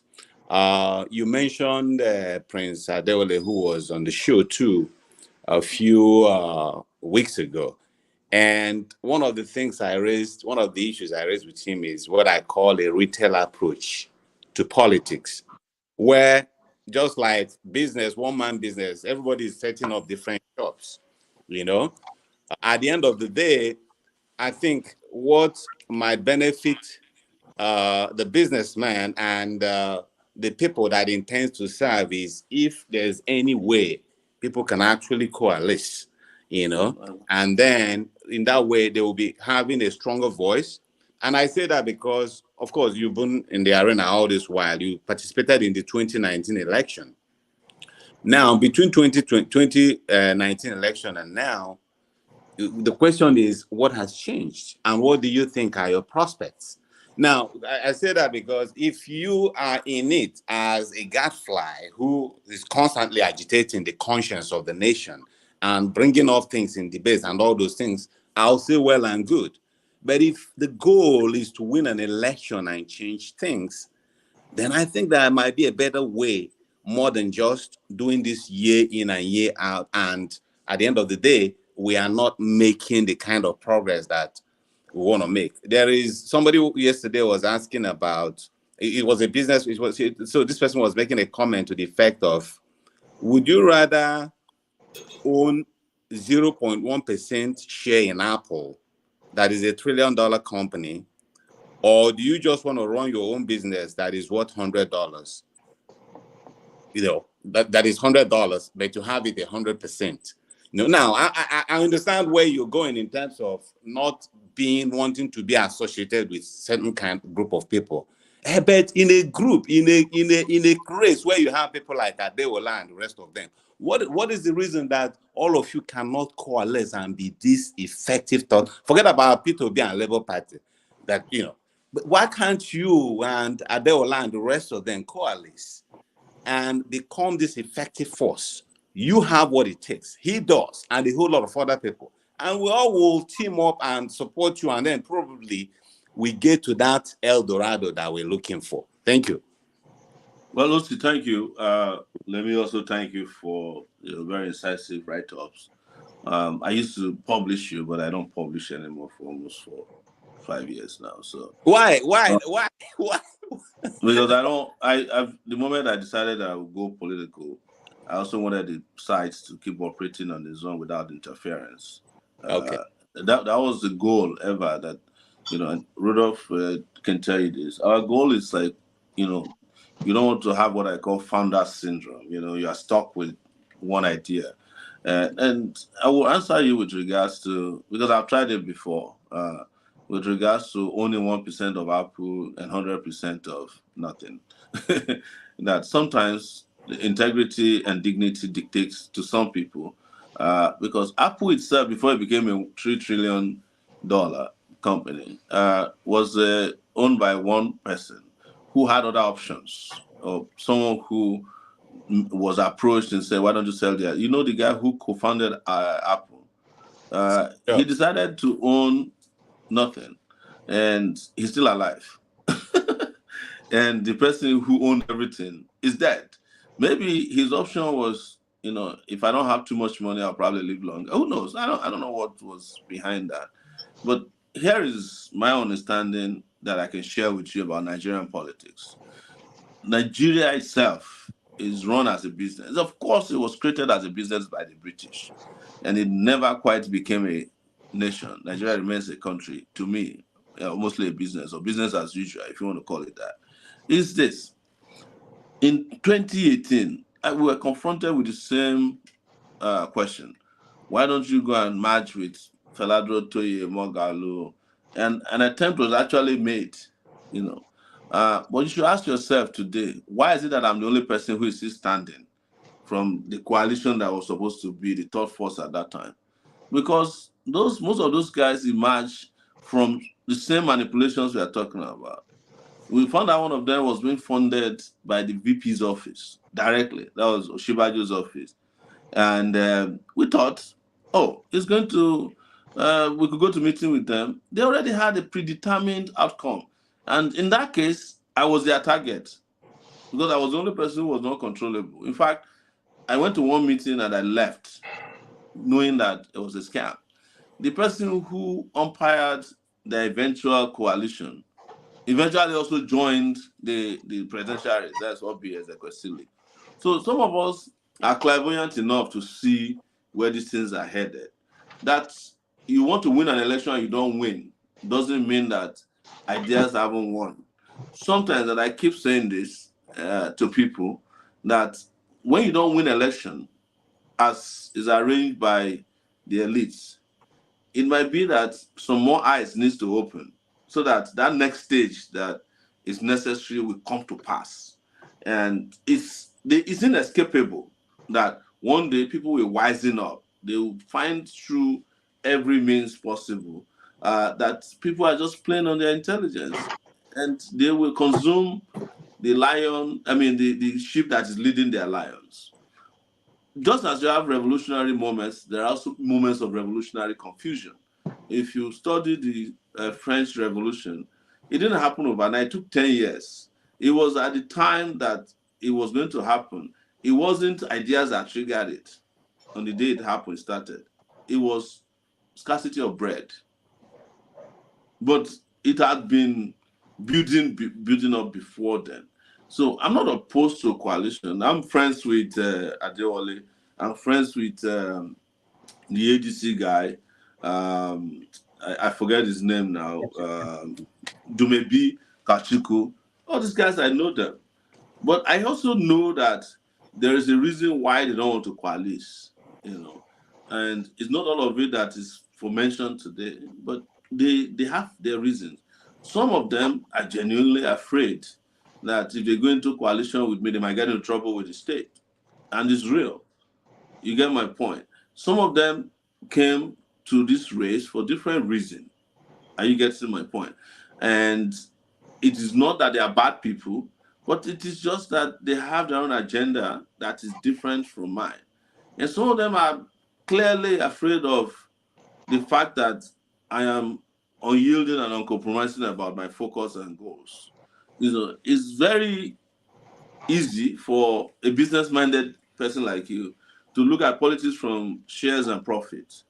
No, for people like us, it is a little bit bigger than that because we understand what these people want and where they are heading to. They also understand, like I opened earlier, when Rudolph asked me, Why do I think they are doing all this peace parley and all that? They know that a peace parley will be some kind of a palliative or a balm that they can rub over the injuries and wounds of the people. I'm saying it categorically here. Abdul Salami doesn't believe in free and fair election. Abdul Salami doesn't want me to win. He doesn't want Adewale to win. You understand? Abdul Salami has his candidates, and that's who they want to win. But they want to also behave as if they are neutral. They're not neutral.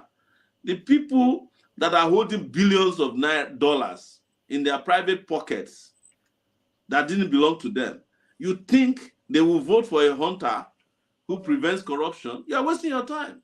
Or they will mediate somehow a process that allow a Sowore to become president of Nigeria. When he was saying convincingly from his mind, for the first time, without missing words, he said to me in that hall, he said, if you become president, we might have to leave the country.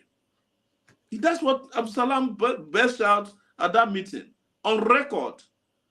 He said, young man, Mr. Sowore, if you become president, some of us might have to leave the country. And you know my answer to him, which was not recorded? Sir, it will be your choice when the time comes. He knows. It's not like they are knowing me for the first time. They know me. They have my dossier. They are the ones who arranged my arrest. When they arranged my arrest and they wanted me to soften down, do you know what they did? They went to arrange somebody to bail me, so that the person can be holding me to ransom privately, like, I mean, bail you. Shut up. You understand? Even Pastor Suleiman offered to take my bail, and he issued a statement to that effect. The Oni of Ife offered to take my bail. You think they like me? They don't. It's an arrangement within the elite. There needs to be some kind of put a leash on this guy on our behalf. That's what they did with Nnamdi Kanu first time. They granted him bail to their political friends, but discovered later that he doesn't kowtow to them. He's not genuflecting on the altars of those gods. So they decided to go and finish up the guy at home. When it didn't work, they went to Kenya to go and bring him. Are you getting my point? Mm-hmm. So these things are fundamentally deeper than our superficial analysis that we do. You understand? When you are writing an article, you don't have to think about the consequences if you don't live in Nigeria. But if you are living in Nigeria, all those articles that you write every day, you write one. You'll be writing only once a week. And you'll be asking people, can you help me look at it so that this article doesn't kill me? Because they won't waste time coming to. They will first of all come and meet you. What's be your problem now? Your traditional ruler will contact the church pastor will contact. They say you are writing too much. Are you sure you are prepared? These people are saying they can kill you. You don't look at it and say, is it worth it to be writing for Nigeria? Then you start writing comedy. Are you No, this thing sounds funny to you, but when you are dealing with these guys and you know them deeper than as we know them, it's the issue has to be handled differently. Are you getting my point? Yeah. I'm close to Nnamdi Kanu and all the things that are going on around him. Are you getting my point? When somebody came to me and said they would release Nnamdi Kanu because of the Court of Appeal judgment, I told him, I said, you guys don't understand the way the Nigerian state works. Even the judgment itself was meant to cool some areas down. They know they will not respect the judgment, but they need to keep making people feel that they can have faith in the judicial system, even when they know the judicial system is fake. That's the reason for the judgment. It's the same court that granted him bail that came a week later to grant a stay of execution over a bail they granted. That's Nigeria for you. Yeah. So it's for me, I look at it fundamentally than you do. But that doesn't mean that your advice is not good. But it's just that the size of your advice may not fit the shoe that we are wearing. All right. Thank you. Thank you, OC. Let's go to Echo. Echo, you are next. Question, please. No follow-up question. Let's just get to more people. I beg. Oga Udo, I'm your just giving. landmen talk freely. Just let me be. All right. Ogasho, you are welcome. Thank you. And I want to sincerely thank you for standing strong in the midst of the bullet. People like us are watching and following your footsteps. And I know so if they put Sowore down, there are plenty Sowore that has been bettered. Absolutely. Absolutely. So my question be say, my name is Madam H.O. My children see that they sent I say I be bullet with Obi. I don't know whether you see her. So my own bullet to you be say, the human capacity of a nation is in the hands of the youth, the hands of the teenager and the children. When Boo Boom went to see Nabi where he goes some years ago, they asked and say, your youth population is growing. What is your plan? He can't open his mouth tell us, say, climate change. Now that day my head gaga. I can't realize that these people not get plan for my children. So my question to you be say, what will be your plan to develop the human capacity embedded in this young generation? Because I know they are smart, they are intelligent, and they can become the Elon Musk of Africa. They can become the Mark Zuckerberg. What is your plan? Because me, as their mama, I want to remove their command from Yahoo business. So don't be waiting Papa God created to be that. I want to remove them from kidnapping business. I want to remove them command from Boko Haram. I want to remove them from banditry and all. Because they become that. Because these useless people, when they talk about in the political arena and in the religion arena, they stole their destiny and they gave them poverty. They gave them lack and hopelessness. And because my children won't survive, they get to devise a way to survive. So wait till be your plan. When we go work with you to make them to come out from these bad things, make them use that knowledge when they do this Yahoo, make them come take and develop the tech world so that make we African they control the tech world. That is one. Thank you. No, thank you. And at the same thing in line, not they disturb me, you not disturb the men. Make a match break there. What will be your plan for the street children? Because Papa God, when he bring them into their mama womb, he not also make them day street. He said of people like Oyedepo and that the Geo of Redeem. And that one went there, Abuja, what to be do now? When doctor went supposed to build hospital, they treat people. He can't turn, go the big auditorium. Auditorium when they're supposed to build, to take my children come out for street and reprogram them to fulfill destiny. So what will be your program for street children? And also, nowhere for Mecca, when I see say their pikin, it become a majiri. So an amajiri is an abomination. Mecca know they do am where Muhammad they say he come from. Why can't be say amajiri can't take hold in our land? So they all the useless northerner leaders they can't turn amajiri to their machinery because they don't turn them mumuizi. What will be your plan for the amajiri?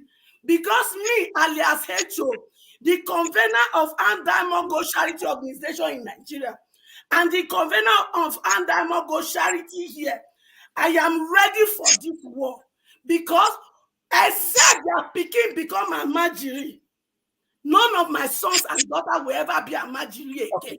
Echo, thank you so much. We have to go. Thank you so much. Then the final one we say, no, this is not fair. There are a lot of people who are waiting to join this conversation. Echo, you can't take 10 minutes here. No, we can't do this. I'm sorry. Sowore, let me just say this. Before when you were online with us, the world has changed. It's a new world now. I don't think you can survive here anymore. All right, go ahead. Answer, Echo. Yeah. Well, Echo, thank you. I will take two questions because I didn't hear the last one. And the first one is how to expand opportunities for young people. And there are two ways that you start expanding the opportunities for young people is to look at how, first and foremost, from birth, they survive. Because as of today, if you look at the indices of Nigeria's lifespan, it's just dire and dire every day. We are talking about 20 million kids that are out of school. Nobody's talking about number of Nigerian children that are not reaching the age of 5, because this is one of the indices. Huge. Nigeria has almost the highest number of likelihood of death before you reach the age of 5, which means that you are not immunizing them on time. There is no primary, secondary, or even tertiary health care available if they get sick. So a lot of kids are ruined in that direction because there's nothing in our communities to take care of, even childbirth, not to talk of immunization. I think people are mostly immunized against polio in Nigeria and maybe further diseases. In the US, I had all my kids in New York at Columbia University Hospital. And before you can take the child out of that hospital, I think they have over 8 or more injections that they have to take. When they are leaving, give you enough food, at least for a few days before you start buying from the shops. I'm not saying it's cheaper to have kids in those places, but at least you see the hands of government, both in delivery, birth, and early stage. But the area we are going into is how do you take care of kids you call Amajiri? Is contrary to what you said. Amajiri actually was a program, was a development that started in Saudi Arabia when Muslims were being persecuted and they were moving from Mecca to Medina. The meaning of Amajiri will surprise you. It's people who travel in search of knowledge. That's the simple meaning of Amajiri. But the Nigerian brand of Amajiri are abandoned and neglected children. And what we have said is that a child can actually be Amajiri and become a pilot. Reason being that I was a child who was fishing at the age of 9, who has now become a potential president of Nigeria because I had other smaller opportunities that my parents provided me. So, but your main question is all these guys that have ability to transform themselves into wonderful tech stars, how do we provide opportunities for them? And my answer is simple. You have to create the environment for it. And what's the environment for it? Provide them easy access and quality education. Number one, we have to invest in education like we've never done before. Create the environment for those who may not go to school or will not want to go to school to also get educated by learning other things. What I have as a solution for that, for early secondary school students, is to combine the education that we have with several other things that you can learn. So there's no reason why you be in GSS1 and you cannot learn how to make tiles or how to fix tiles. You can be GSS2 and also learn to be a plumber at the same time. These things can work hand in hand. You can also be GSS and also learn how to barb hair. In the US, you can't cut somebody's hair publicly with a shop without a license. So you can combine a lot of these things together, but you have to provide the opportunity and there must be investment. The second aspect, after you have granted them education or other opportunities to learn whatever they want to learn, craft, technology that may not require going to school, is to provide them the ability to access capital. I hate to hear from Nigerian politicians two words: empowerment and vocal training. What is the meaning of vocational training? They call it vocational training. I asked one of them one day, your children, did they go to vocational school? What is the meaning of vocational school? Oh, you have to teach them how to be carpenters. Why can't we do that in the secondary school as part of the general curriculum of education from GSS1 to GSS5? So, because then you can decide on a number of things and you can develop a new level of tertiary education, which is a 2-year community college opportunity. If you don't want to do 4 years, you don't have the money, a local government can own a university that provides you 2-year education. So you have what they call an associate degree like we have in the US. So you can try to stay in the local government and become the accountant after your 2-year education in the community college. When I become president, I'm going to eradicate all these multidisciplinary universities, college of education, turn it to university, polytechnic, turn it to university. They're no longer necessary. You can learn at the same place how to be, an electrician, elect, which are courses that were designed for when the computer did not exist, and also become a lawyer in the same university. Every goddamn higher institution in Nigeria today will be harmonized as a university when I become president. There's no college of education anymore. No need for it. What we replace the college of education with is a community college, and every local government will be licensed to obtain a community college license, so that local governments can own community colleges, which is a 2-year university. And if they are doing well and we look at them and they can upgrade to a 4-year university, we'll give you the upgrade. Because some private universities in Nigeria are not as good as if a local government owns a university. That's just on the educational side. Then what else do you do for young people? Provide them opportunity to get jobs. But not everybody wants to work. I belong in that category. I cannot work 9 to 5. I've tried it before. It didn't work. So I decided to go and create a job for myself, completely by accident. So there are a lot of people who just need the opportunity to make that step forward in life. The opportunity must be there so that they can make that transition. With regards to Nigeria, the opportunities are not there. If you have it, if they have a chance, they will kill it. I did Sahara Reporters for how many years in New York? I decided to rent an office in Ikeja and try to set up a similar, smaller Sahara Reporters as a foundation. The day I was entering the place when we were about to park in, they came and attacked me. They beat me up. Police took it over. And before you knew it, they were charging me for crimes I've never committed. They were charging me for murder based on a story I wrote about some guy. The police commissioner, all of them had become involved. They were waiting for Sahara Reporters. When I was arrested, it's the same thing like I told you at the beginning of this story. I have 3 charges that are criminal in nature. I have about 10 civil cases from high-end individuals in the country. Just want to kill the idea. Even when they know that I'm not longer writing for Sahara, because they knew when I was in detention, I couldn't be operating Sahara Reporters from detention when I had no access to any device of electronic nature. So we go back to all these young people. What happens to opportunities to obtain capital? You understand?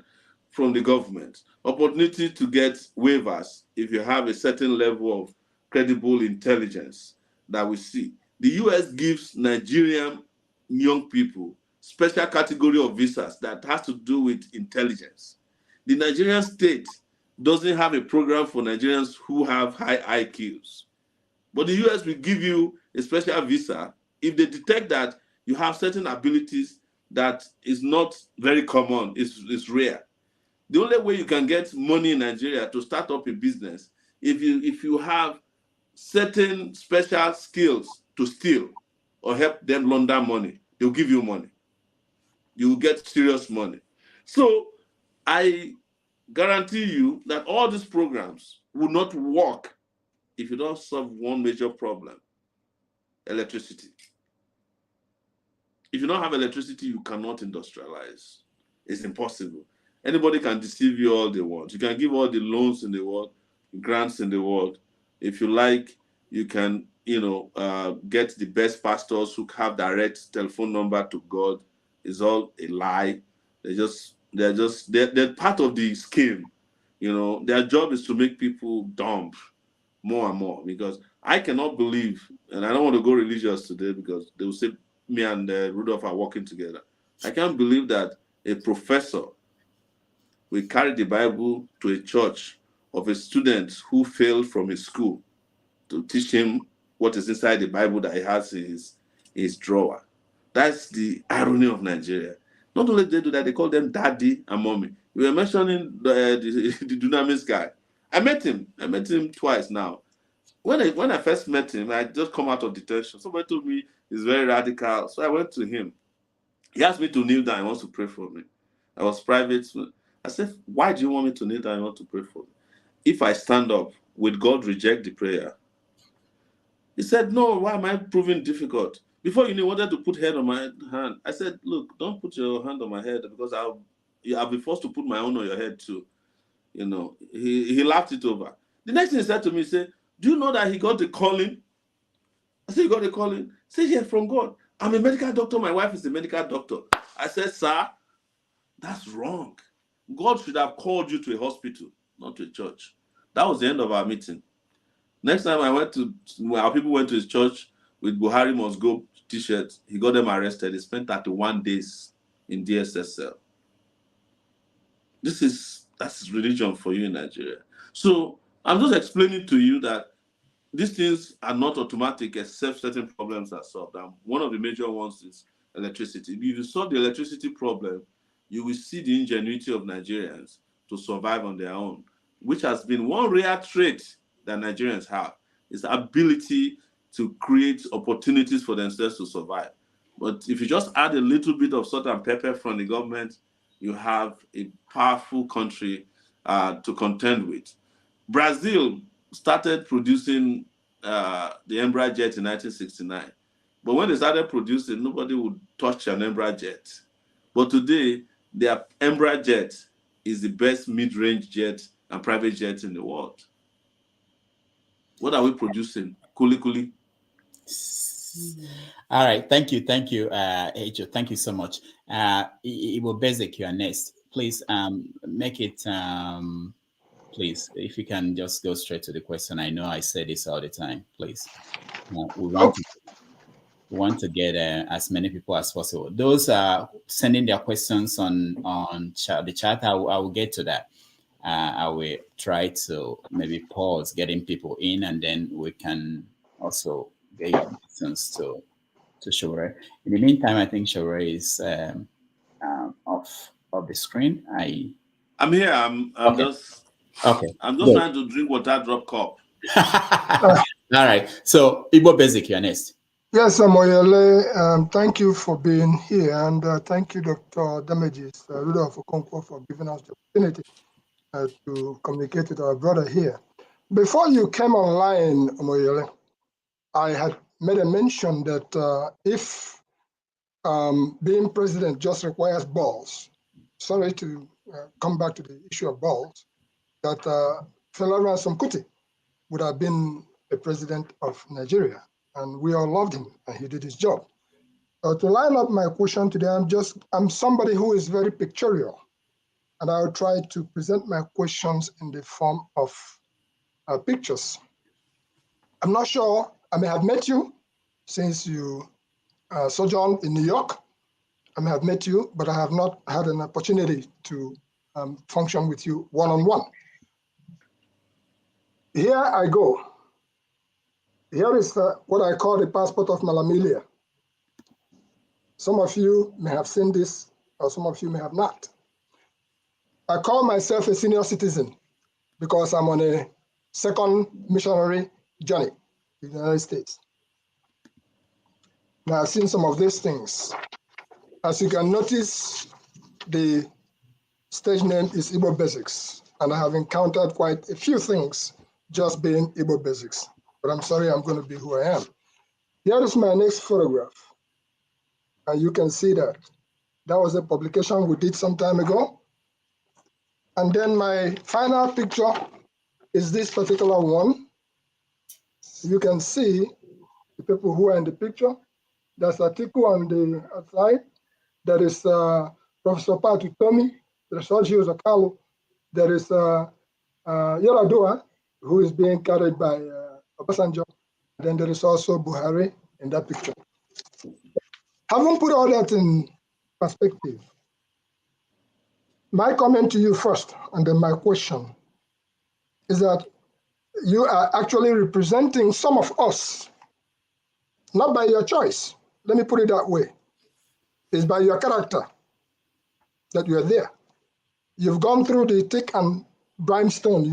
Every experience you've had in jail, beaten up, and all whatnot is a result of what God has prepared you to do in terms of your character.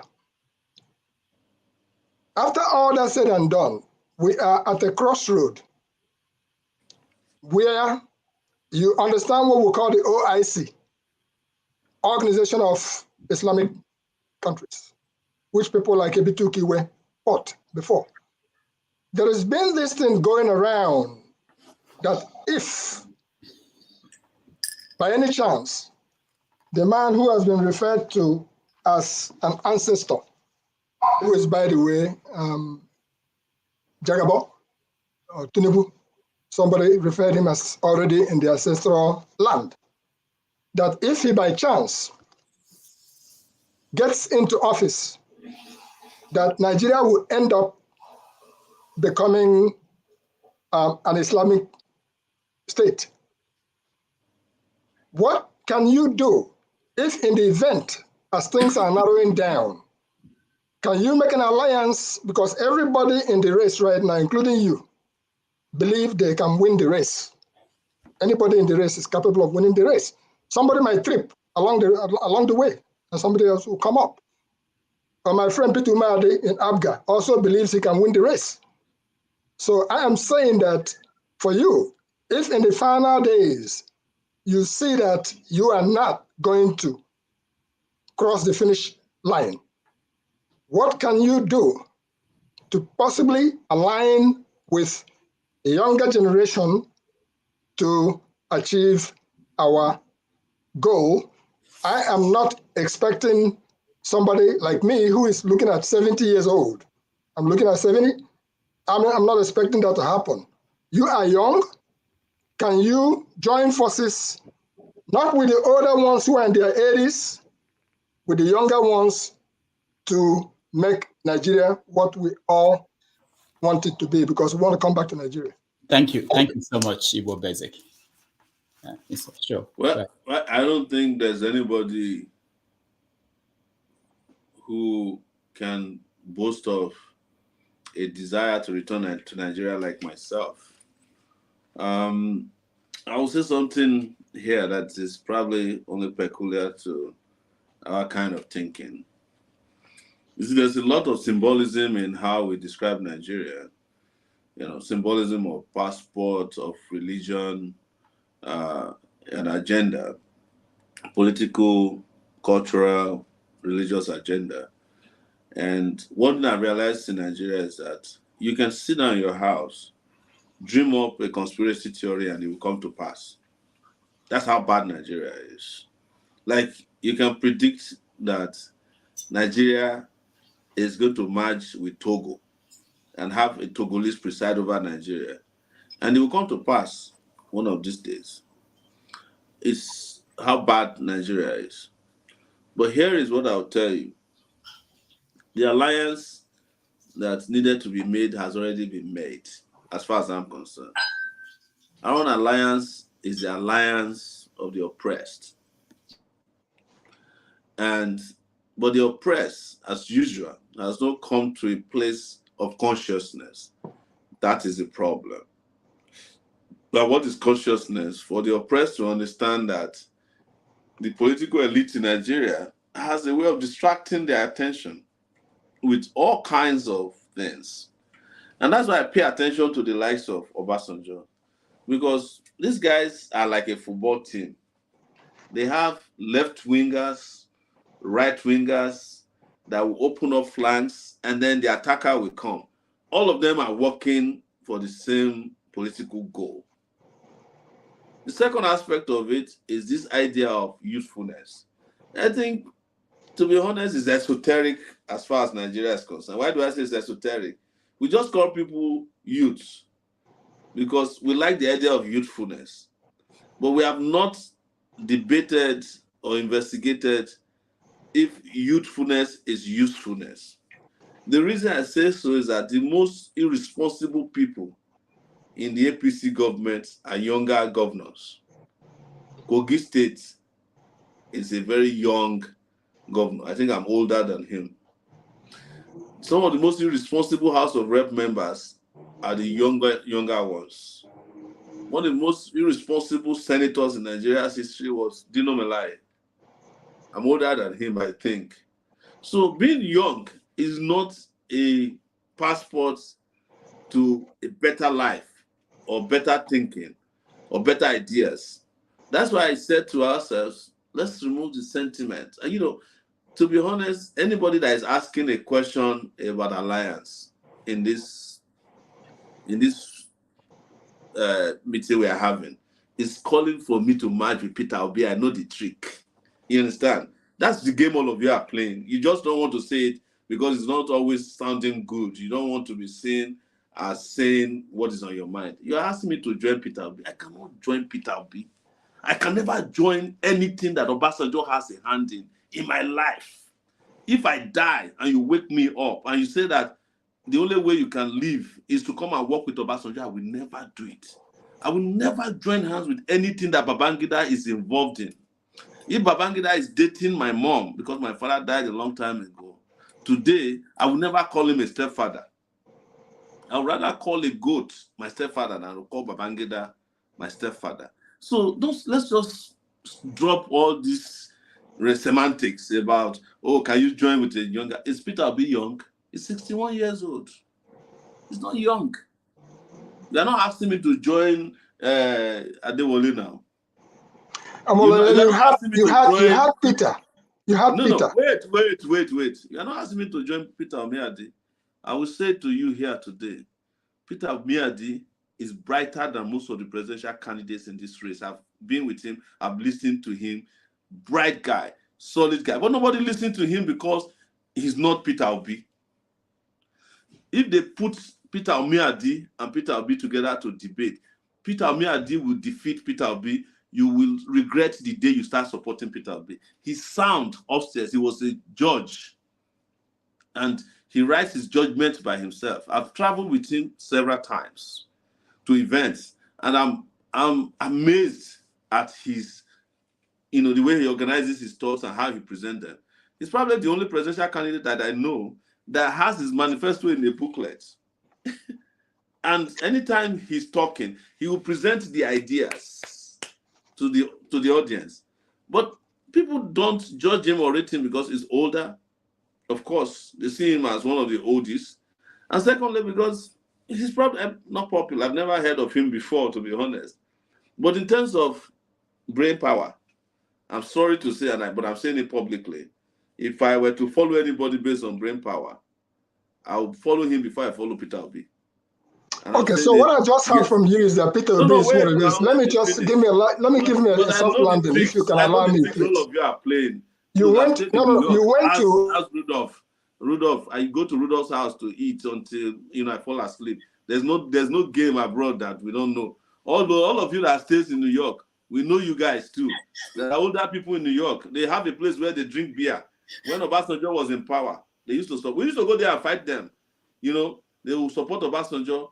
Most of you guys in New York, the older people, you are PDP too. I can swear, with my soul. Yes, it's true. Yeah, there's PDP grassroots in New York. New York has the biggest PDP coalition, group in the US. Maybe they have it in Houston too. But PDP New York is very strong. They have drinking pubs. They will bring money from Nigeria. They will drink till money. You can ask Alex Kaba now. We know them. We know you people. So the game you are playing with me now is all semantics. You have your candidate. Come for your candidate. Say, I want you to. I cannot align with Labour Party. Just don't waste your time. I can't align with Peter Obi. It's not. Right. You are wasting time here discussing it. All right, thank you. Igbo Basic, thank you so much. I've muted you. We can't hear you because we have to go. There are so many people who are interested in. And I also have people waiting for me outside here. By the way. So how much time do you have? Let me know what to do. It's already 10 p.m. and 10 p.m. If I can take everybody that is present now with answer questions, I'll. Okay. If you have any more persons, I have to come back next week. I'm glad to come back on your show anytime I'm available. And I have to be careful, all these PDP people on your show, so that they don't take out the time for campaigning from me, so that their own candidates will have time to campaign. I will be on your show. I don't want to do that. And that's a joke. Don't get too upset. All right. Let me before one man. Let me. There's a question on. There are so many questions on the comments, so let me just ask one, just in case people accuse me of ignoring them. This one is from Kulata. It says, just put it up on the screen, Rudolph. Put it on the screen. Okay. Yeah, all right. yeah. So it's easy for him. It says, how will you fund your campaign promises when you get elected? That's from Kulata. So when one man asks his question, you can answer them together. All right. One man, go ahead. All right. Thank you for doing that, Rudolph. I'm good to meet you again, Sowore. You made a cameo. Yes, you made a cameo appearance on my platform, which was cut short for network reasons. Hopefully, I'm trying to come back. I just haven't had. Yes, but I promise to come back. Yeah, no, we know the pressure you're Foley. Yes. We know the pressure you're on. So I had no intention of coming on at all, but I only really came on because you are here. And I wanted to put to you some of the questions that I intended to put to you back then. So I'll just go straight to it because they want to hear from you, not me. But before I get to it, all this narrative about balls, we talk about you a lot on my platform. And we often wonder if you have some sort of martyrdom syndrome. We talk about that often, if you have some sort of martyrdom syndrome. But to the politics, why do you feel that your messaging, because of all of the field, you have the best CV of all of the field in terms of your plan for Nigeria, in terms of your age bracket, and in terms of how you are positioned throughout your history? You have the best CV. So why do you think your message is not resonating with the people? So that's one. And the other one is, are you actually running to be president, or are you on a reorientation drive to realign the Nigerian mindset towards what possibilities can be? Because we feel that should be more your direction of travel than a presidential campaign. We all would like you to win, but of course, all of us don't really think you are likely to win. But to that reorientation, we think that's where your push is. And then the final question, and then I'll shut up. Do you have the same confidence that a lot of people are vesting in this new electoral bill, which is now transmuting into some electronic voting? So are you sharing the confidence that people are having that the election will be freer and fairer than we've ever experienced before? I'll take the last question. There's never a time elections don't have new laws, or new devices or new software added to it. It's part of the goal, it's the game. So the first time in 2015, they brought the card reader, and it was said to be the solution to election rigging. The card reader, the moment they started the election, the card reader stopped working. They used seceded form to fill in the gap for a lot of the elections. Then now they have brought beavers. What they are trying to do is to delay what should have been the solution to electoral fraud in Nigeria, which is electronic voting, which has been adopted by several countries. It may not be the best, but it's going to be 95% better than where we are now. Now they are promoting beavers. They've used beavers in Oyo State. It has recorded overvoting. They are in tribunal. Nobody knows where the tribunal decision might go. But imagine if you are doing electronic voting, which means that you will no longer need a presiding officer, police officers standing in people's thugs. Everybody will be removed from the electoral chain. You sit in your house, you can go into the toilet and vote, and not even let your wife know who you vote for on your device. And by 12 noon, we will know the results. If there are disputes, all you need to do is to go to the back end and look at IPs of voters, because every IP is unique. That's not to say that you cannot develop an IP that can be used to rig. But if you can't send more money than you have in your account in a banking transaction, then you should be able to vote without voting more than your capacity, because there will be a unique identity sent to you in advance. And if you start abusing this, it will delete your vote. These are very scientific ways. Then you don't have to leave your house. Right now, for me to vote, I have to travel to Ondo State. If I'm not a presidential candidate in this election, I will not vote if I have to go to my village, because the village people are also waiting for me. Accidents can happen, village people are waiting for you to drop something. I don't mean village people on the spiritual side, but the physical village people. They are waiting for you. But assuming you can vote in your house, and then the diaspora also can vote with your unique numbers, we can say to you, just like Igbo Basic said, scan your passport and it will give you a voter's code. And you vote with it. By 12 noon, we have counted all the votes. We would have eliminated billions of bureaucracies that rig election. It's bureaucracies that rig election in Nigeria between the voting and the collation. That's the problem with Nigeria. If there is an auto collation of results, you would also eliminate judges, including from the tribunal to the Supreme Court, who are imposing candidates that now win election as governors of states like we have in Imo State. So anybody telling you that Beavers will do the magic is just lying to you. Beavers it signifies what we call garbage in, garbage out in computer language. It is what is rigged that will be uploaded to the Beavers that will be transmitted to you. If the presiding officer rigs the election and the polling agents agree with him, he puts it on the device and sends it to the public. That is what you get. It doesn't mean that that result is authentic. What about vote buying? Which machine is going to stop people from buying votes? Tell me. Is it Beavers? Does Beavers know when the vote is rigged? No, it doesn't. It's not an artificial intelligence machine. It's just a data collation machine. In fact, Beavers is not connected to the internet. It has already preloaded names of voters and their specific IDs. So it just calls them up when you query it. So these are computer languages that all of you understand. So what I'm saying is that that's number one. I almost forgot your second question, if you can rejig my brain, but I know you were asking the first one, if I have like martyrdom syndrome. That was just an aside comment. That was an aside comment. But my second question was, at this drive that you're on, is the potency more in the reorientation? It's tied to the same reason I question why we have some of our debates all the time. And this is with due respect to you, but those who might be listening. Why would I go and run for president of Nigeria so that I could make a point, that I could make stronger on Sahara reporters?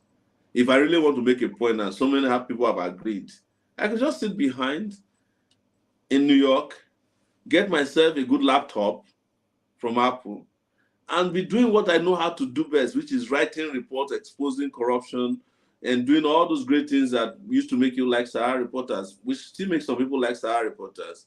But I realized that after we wrote, Rudolph can be my witness. After I came back from 2015 election, I told everybody at Sahara that we've killed the last elephant in the forest, and it did not bring about the revolution we were hoping for. So what next do we do? I had a writer block. After that, I kind of lost interest, and then me and Rudolph, we went and started teaching. I was teaching even while I was at Sahara, but I spent more time teaching at a job that pays us nothing, peanuts. We were adjunct professors. When I'm not in town, he'll go and teach my class. I heard he teaches all the classes now. I don't know. I don't want to know. So, but this is what I came about. That without good people investing their time and energy, with a multidimensional intervention in the system is not going to change. And what is multidimensional? If you do election and they rig it against you, plan a revolution. If they suppress the revolution, that consciousness that you are asking for that needs to be built has started building with Sahara reporters.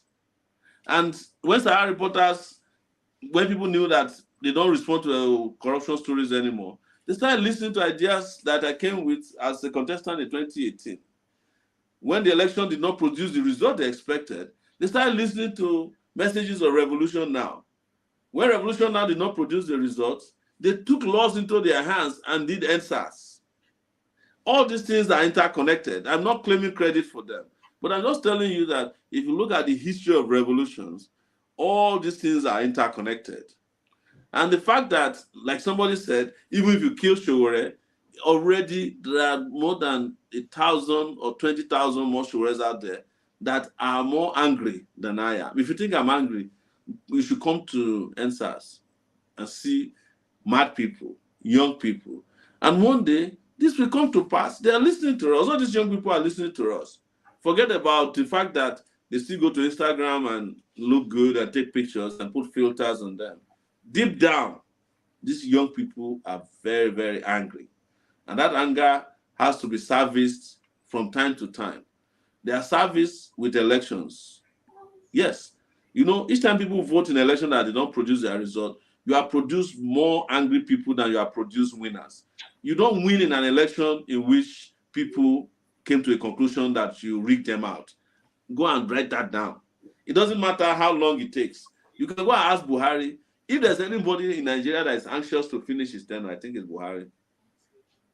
The man can't wait for that May 29 to come. I think he has already made up his mind that he's not going to do any intervention in it. He's just counting days, wherever. That is if he's still mentally capable of doing it. He can't wait to drop the mess on top of the next unfortunate person according to their own plans. So I am not running to go and drop a message. It's not a leaflet campaign. I'm not campaigning to get recognized. I don't need it. I'm actually running, hoping that we can win and win big. Because the moment, you know, a win is announced for our kind of radical politics, I'm sorry, your show will be offline because there will be nothing to discuss anymore on your weekly shows. And I pity Rudolph as well, because who will be discussing Nigeria? Do you think your messaging is resonating? And if not, why not? Why not? Yeah. It is resonating. Go and ask the people who are afraid of the messages.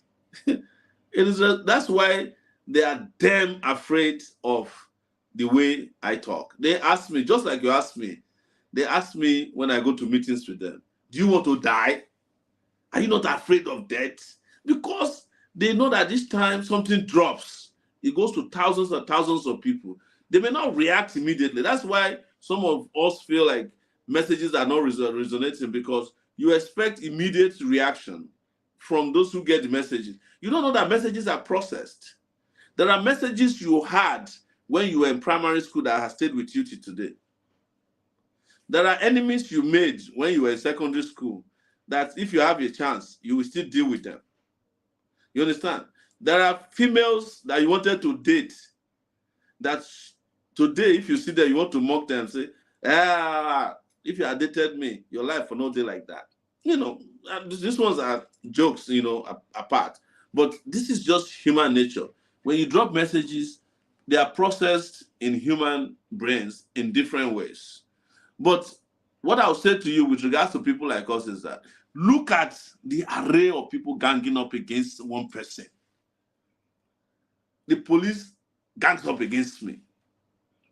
The DSS gangs up against me. The army gangs up against me. The media gangs up against me. The traditional rulers gangs up against me. Pastors, I have 3 pastors that sued me. I asked one of them when I saw him one day, what happens with Jesus Christ fighting your battles for you, that you had to go to a worldly court to sue me over something that you could have prayed over? He said, no, that defamation is not handled by biblical teaching. He wants to teach me a lesson. These are pastors, 3 pastors. So I'm saying this, and these are facts. I'm not making these are facts. So for me to even be breathing at all today, guys, I think we should appreciate ourselves for it. Because you are sitting down there, the dangers that you are facing are not clear to you. You don't know that. That's why some of you feel like you have spiritual problems. No, my own is not spiritual. My own is physical. And if there's a spiritual dimension to it, they're also working on that on the side too. Because I've heard some of them, they have prayed about me in church before and said that, God should take me out of circulation. And they'll come to my page and say, we prayed about you. You are going to die in 24 hours. I don't know how many times they have asked Dr. Damages to die. But they actually make prayer requests about us. And this is not funny, because those who are making prayer requests also know that the people who are praying to kill you may take laws into their hands. So they are multidimensionally different from the reality you are facing. You know, if you can wait for me to come on your show next week to come and talk about my election prospects, but the people outside there don't want to see me live till next week if they have their way to be on your show. That's why you know that the messages are resonating. The fact that you have to come here to talk to me, I think there's something resonating with you. All right, thank you. Thank you, one man. Thank you. Sowore, there's a question from Kulata that you didn't touch on, which was, how will you fund your programs, promises in your campaign if you... You know, I answer this in very simplistic ways. And then when I have time, I also discuss them on long term. The simplistic way is that, you know, if one person can steal 150 billion naira, that's one person, the one we know. And if I tell you that that money that he stole, the one that they are declaring, is after EFCC have looked at it, ICPC has looked at it, the agencies have looked at it, everybody collected what they have to collect. They now agreed that, okay, not to embarrass you too much, let's make it 150 billion. At that point, I can guarantee you that they found that man with nothing less than 1.5 trillion naira. This is the truth. That's just one person. There was a case we were following of a former chief of staff of the army, the guy who they found out was keeping his money for him. When they took him to ICPC, the amount they found was like 5 billion naira cash. When they took him to ICPC, they asked him to write a statement. He put 3 billion there. The guy slapped him. Why did you put 3 billion? Put 21 million naira so that we can resolve this problem. We're going to share the rest. I'm telling you. So the simplistic way is, wherever they are stealing from is where we will fund this program from. But the non-simplistic ways of funding is to look at the range of opportunities that are there open to us. What is our tax base like? And I'm not talking about pay-as-you-earn tax. Taxes and royalties owned by oil companies in Nigeria that are not paying is over 4.2 billion, 4.5 billion, I think 4.7 billion at this point. You can't do that in Texas. You can't owe the US government taxes. Even if you are poor, you can't talk less of if you are rich. I'm not saying that the rich don't, shag the system as well over there. Of course, you know, with Trump, you know that the tax system is a sham in the US if you look at its tax structure. That's number one. Second, is all these revenue generating agencies that don't return money to the federal government pause. The federal government identified over 11 trillion of that. That's half of the national budget. Are you getting my point? There is the gas company that Nigeria is a shareholder. Nigeria actually owns it, but they claim they're a shareholder through the NNPC. They're supposed to be dropping $21 billion, I think, every year. Particularly now that Ukraine is fighting Russia, gas prices have gone up. But when we did an investigation, I asked the people working there, they said, no, we have already fixed the prices in advance, so we can't change the prices of gas. But what happened is that the 21 billion the NNPC gets on behalf of the federal government doesn't go to the federal government. They don't deposit anything. As the president of Nigeria, that money will be coming to the consolidated account directly. $21 billion is a lot of money. So just these areas that I've mentioned to you, we fund about 2 to 3 years of my budget of reconstruction, whatever budget you want to call it, budget of Olympics, reconstruction, budget of restructuring, whatever budget, there is enough to fund it. What has happened to Nigeria? There's money in Nigeria.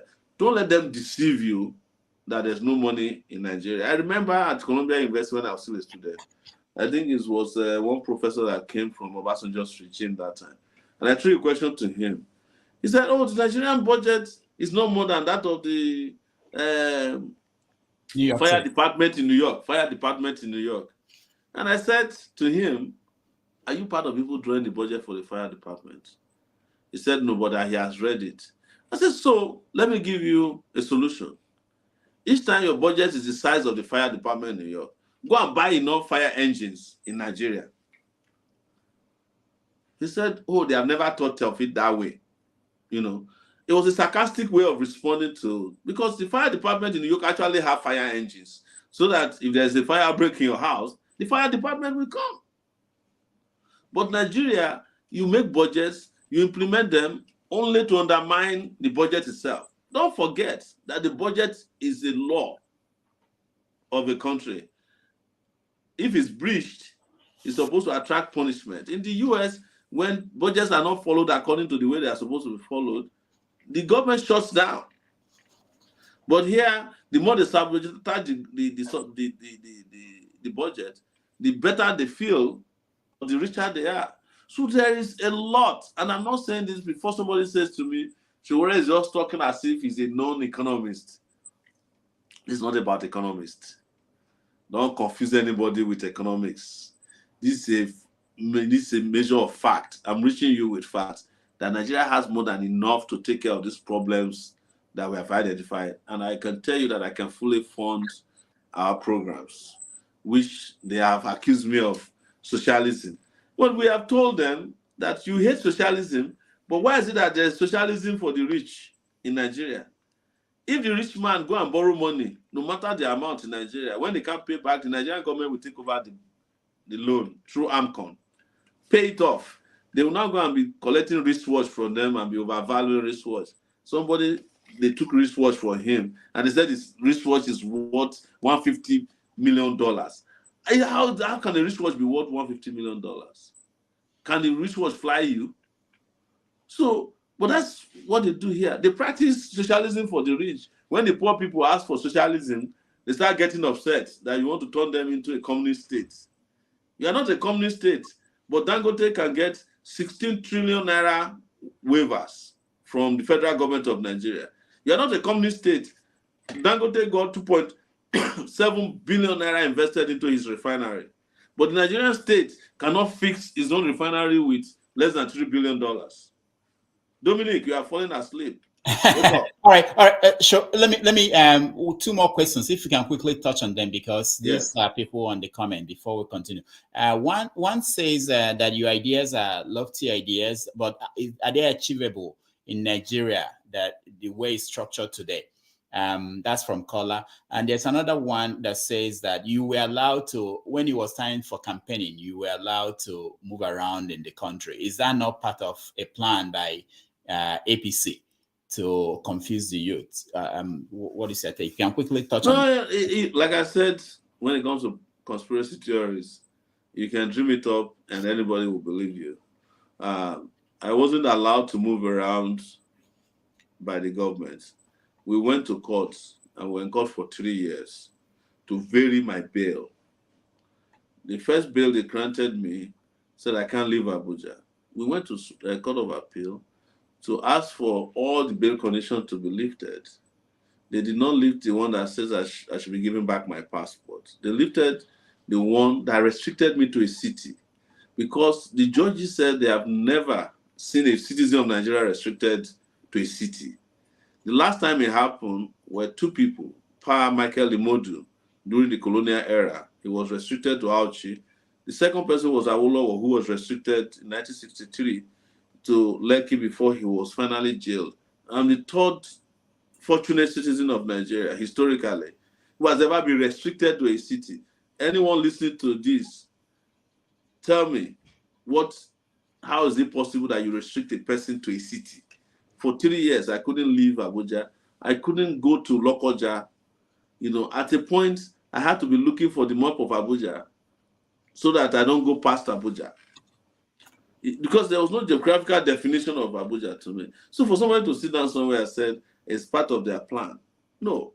By the time the restriction was lifted onto me, I didn't even have a political party, because we're in court fighting to get our political party back. It was the same court of appeal that then restored the political party back to us. We're in court. We're following the processes that had been laid down.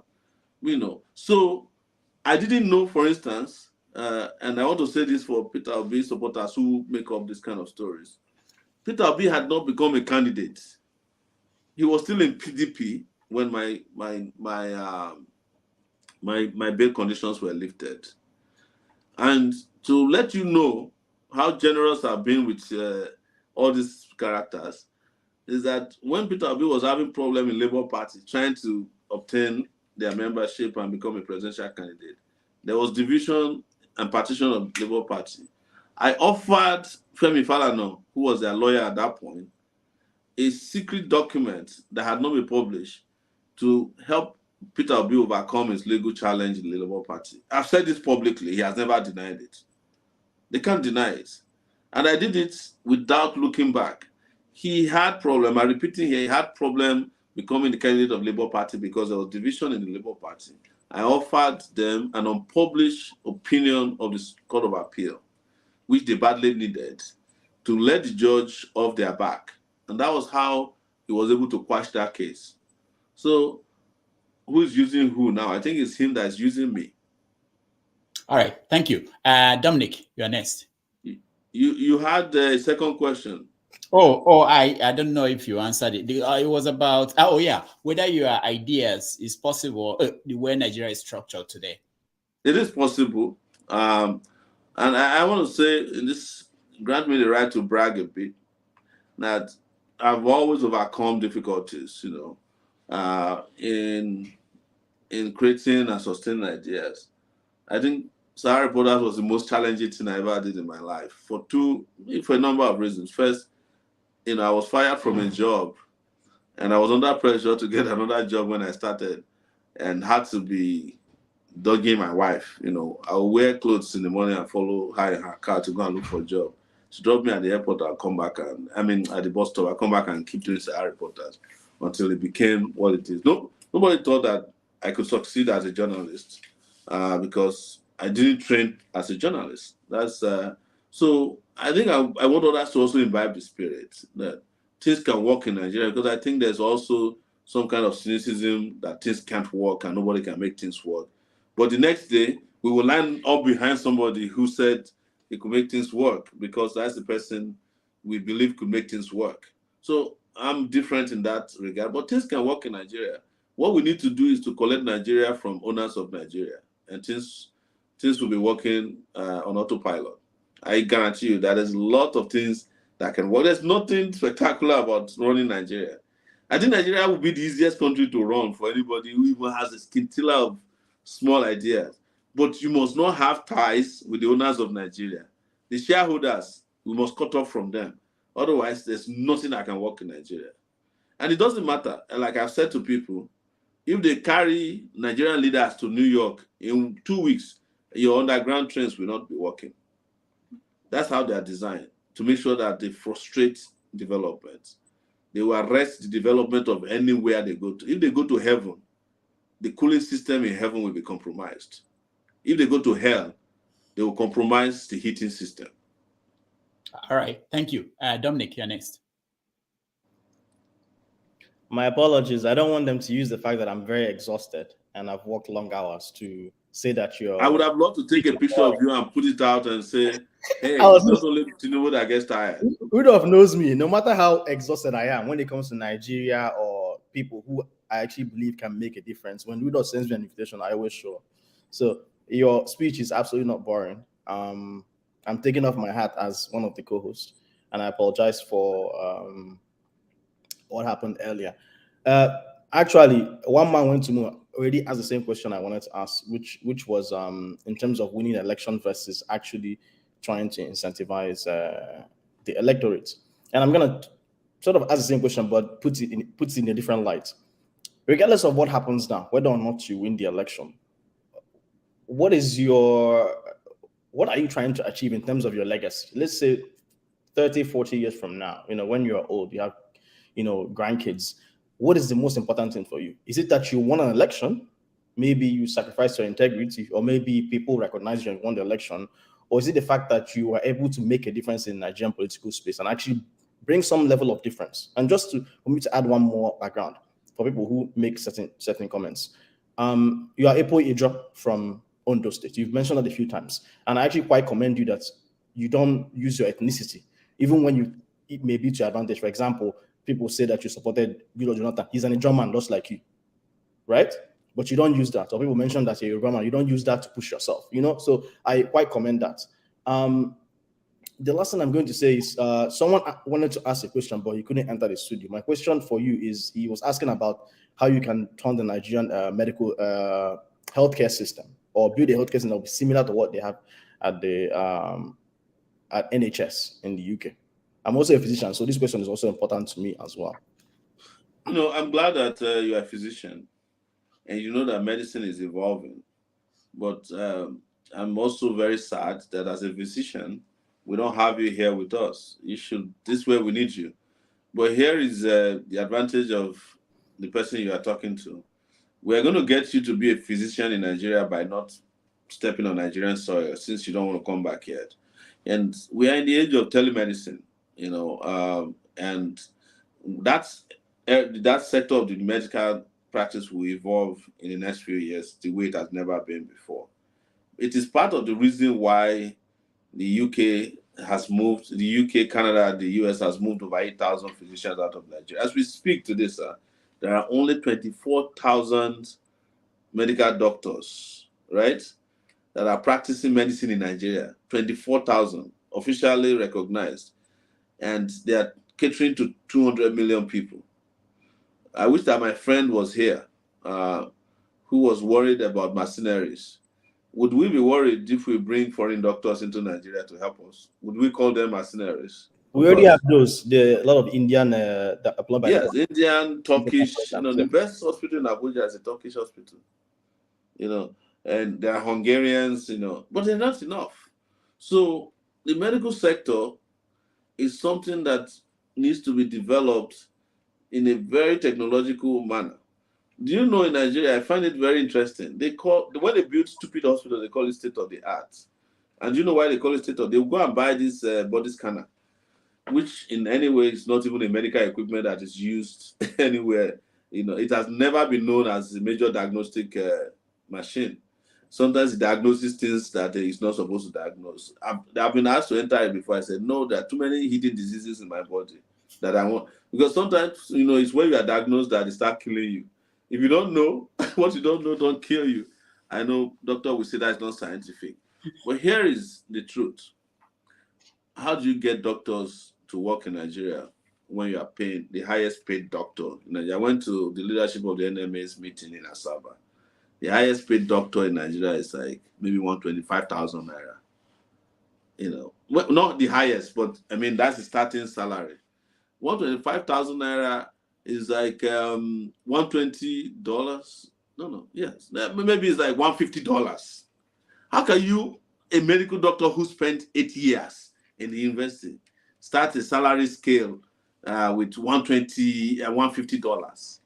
That's number one. There's nobody who's going to stay and work with such high level knowledge acquired over a long period of time with strikes, you know, mosquito bites, snake bites, you know, scorpion bites, and you earn that kind of amount and you are happy.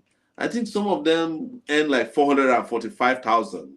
445,000 naira is maybe around $700 to $800. So start thinking about remuneration as a motivation. You have killed it right there. And then how many hospitals in Nigeria exist that has capacity to treat anything? No. Majority of the treatment that goes on in Nigeria are carried out by pharmacists. I'm telling you this. It's the pharmacists that are actually taking care of primary health care in Nigeria. Anybody that is sick, you go to a pharmacist, they help you. There are two categories of diseases in Nigeria when you are sick. The first one is malaria. If it doesn't go in 3 days, on your own, you upgrade it to typhoid. You go to the pharmacist, you get the medicine. If you don't cure, it's the pharmacist that will ask you to go to see, not a doctor, they will ask you to see a pastor. That is the village people that are bothering you. So that's not medicine. We don't have the primary medical system. We don't have the secondary. And the tertiary institution that should provide the highest level of medical care don't exist. I passed the University College of, College Hospital in Ibadan a few days. Even the gate to the place shows to you that you are going to die if you enter that place with any complex disease. They used to call hospitals in Nigeria diagnostic centers, you know, or mortuary. The Nigerian hospital system, the morgue, cannot cater for the dead body. There are standards for keeping a dead body in the morgue now.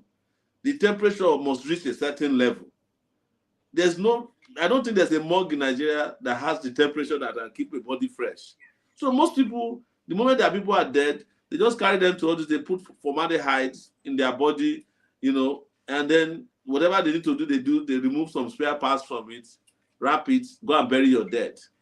Most people keep their dead bodies with private morgues in Nigeria. It's a booming business because our hospitals at any level can't even keep the dead afresh up to any point that they can be honorably buried. I'm not. This is the reality that Nigeria is facing. That you have to solve by bringing in more hands. But I think in the meantime, like I said, technology is what has to be deployed, and I'm a big believer in technology in resolving any problem.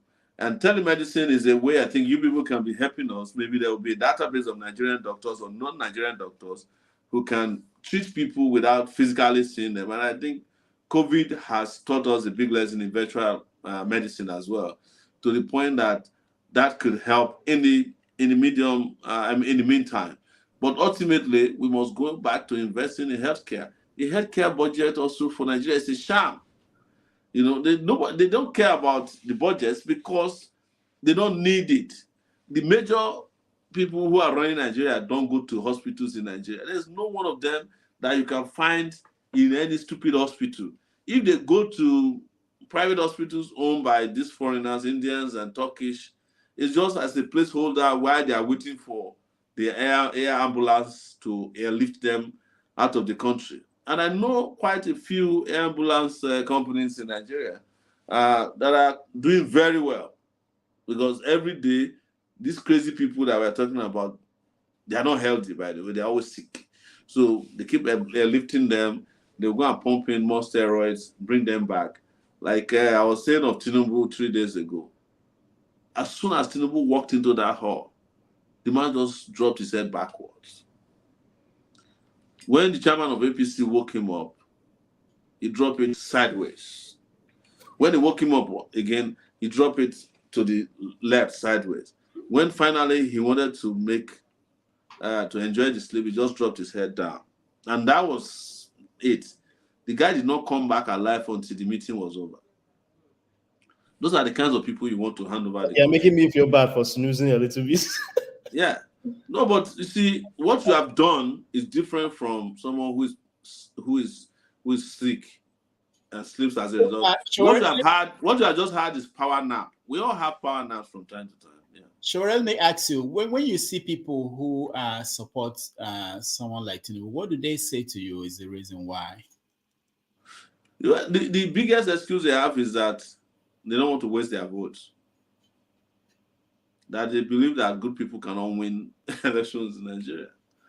And that it's bad guys that can win until, I think part of Nigeria's biggest problem Nigerians have is that across board, they believe that some supernatural hand is going to solve Nigeria's problem. So they resort very quickly to prayers. God will do this, God will do that, God will do this.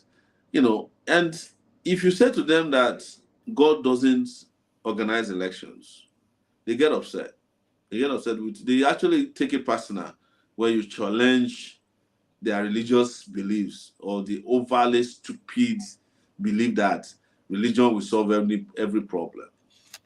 That is why you get a lot of outcomes.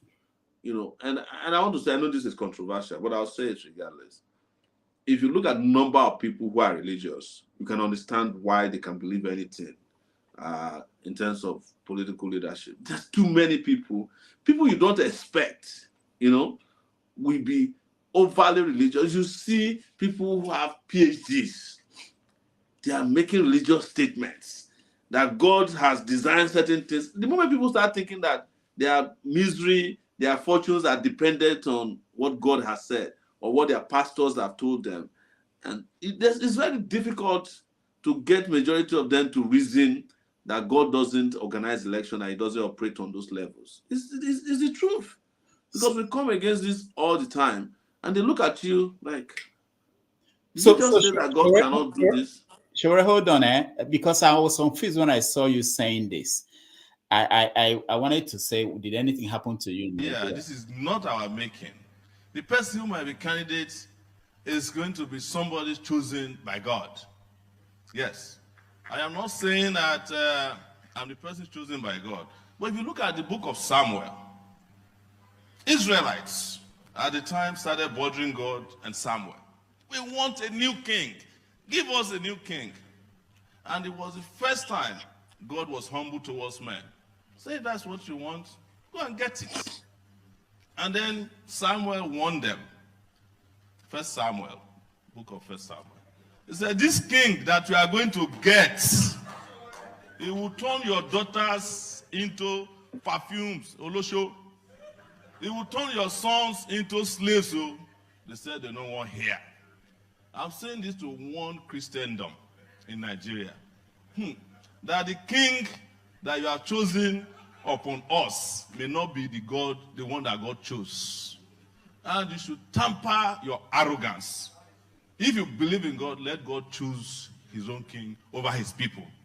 Don't go and meet in any Kaduna or Kano, because God does not have a location when he wants to take his own decisions. Yes. All right. So I wasn't sure when I was listening to you quoting Samuel. No, so they invited me to an apostolic roundtable of all these pastors. Big pastors. Igodaro was there, Bolaji Akinyemi was there. And I wanted to make a caricature of the game they are playing. So I did my research before I went there. I've read the Bible twice over. And I just went there. If you watch the thing to the end, I told them that I didn't come here to claim religion. That I just want to tell them that the God they are serving was created by them. That is why when they say God, somebody is corrupt, God will look the other way. And their God only fights the person the God wants to fight. So I say, you are the ones who created, in Nigeria, you are the one who created God. So my conversation with them was based on their own biblical knowledge there. And mostly of sarcasm. I just wanted, and if you heard some of my jokes, when they asked me that, how do I relate with Christians in the country? I said to them, oh, I'm nice now. Otherwise, I would have created a church. And all of you would have lost your members to my church. So they didn't find it. They knew what I was doing there. They know that I'm in their territory. And I'm fighting them with the instruments that they use in confusing people. And it is true. If you read the book of First Samuel, which I've read, because I was born a Christian, I even told them I have a middle name called Stephen. And I wanted to abandon the name at a point. But you can abandon the name and the name will not abandon you. Like Stephen in the Bible, they stoned me too for taking a decision against the Jewish council in this country. So, I told them my history in my lineage, and I just use the instrument they use in confusing people to have a conversation with them. In a way, if I went there and say I don't know about how Christians operate, nobody will listen to me. I wanted to talk to people in their midst to know that I understand the game and I'm ahead of the Christian game. Because what they invited me for, they've already decided that they are working for Peter Obi. That's all those people you saw sitting down there. They invited us just to sound as if they are neutral. And I went there very well armed to also neutralize them. And they didn't find it funny. When I was gone, they were fighting because I had to go to another event. They were fighting. Some of them were making open confession that they didn't know that I was so knowledgeable about the Bible and that I know about Christianity that much. There were a lot of things I said there. But we're there on the turf where they were playing, mind games. And I was responding to their mind games by exposing how shallow they even understand the Bible. Because one of them was quoting the book of Samuel saying that God has pushed them in the direction of the person they want to. In fact, the program was described as one man. That's the name of the title of the program. And they already had their one man in mind.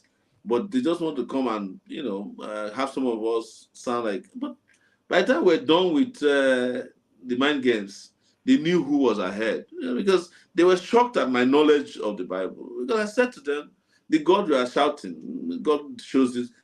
And it's true. In that book of Samuel, God told Samuel and said, when Samuel went to provoke God, this is in the Bible, and said he wanted to provoke God to get upset.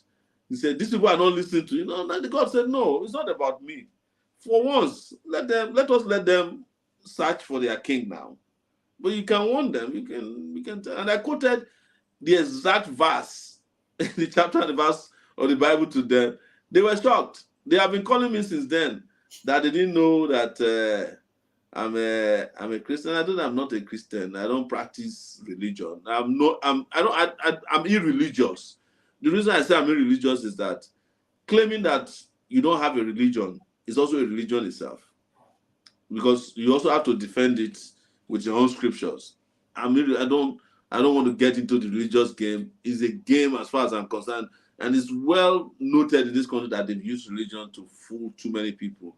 And I tell them, look, if you want to vote for another Christian or Muslim, you are at liberty to do it. But don't forget also that most of these people, by even their own scriptural standards, there are no Christians who are politicians. By scriptural standard, there are no Muslims who are politicians.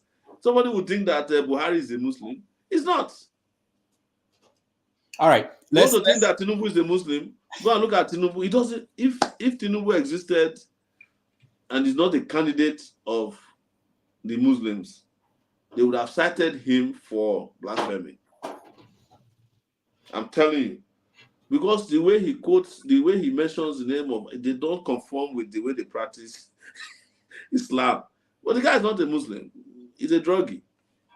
All right. Thank you. I have to head out, but I asked someone else's question, but Mr. Sowore, you didn't answer my question, though. The question I had asked you was, what do you want to be as your legacy many years? You were asking about legacy. I answer legacy question all the time. And I take a cue from Rudolph. What do you want to be a legacy? People like to define what their legacy want to be when they are still alive. I have two answers to that.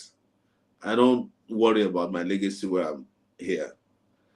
And if you ask me what do I want my legacy to be when I'm gone, I won't ever have to bother about it, because the moment I die, it doesn't matter what you say. I've become matter. Part of me will become liquid, gas, and solid. You people who will be alive are the ones who have to worry about legacy.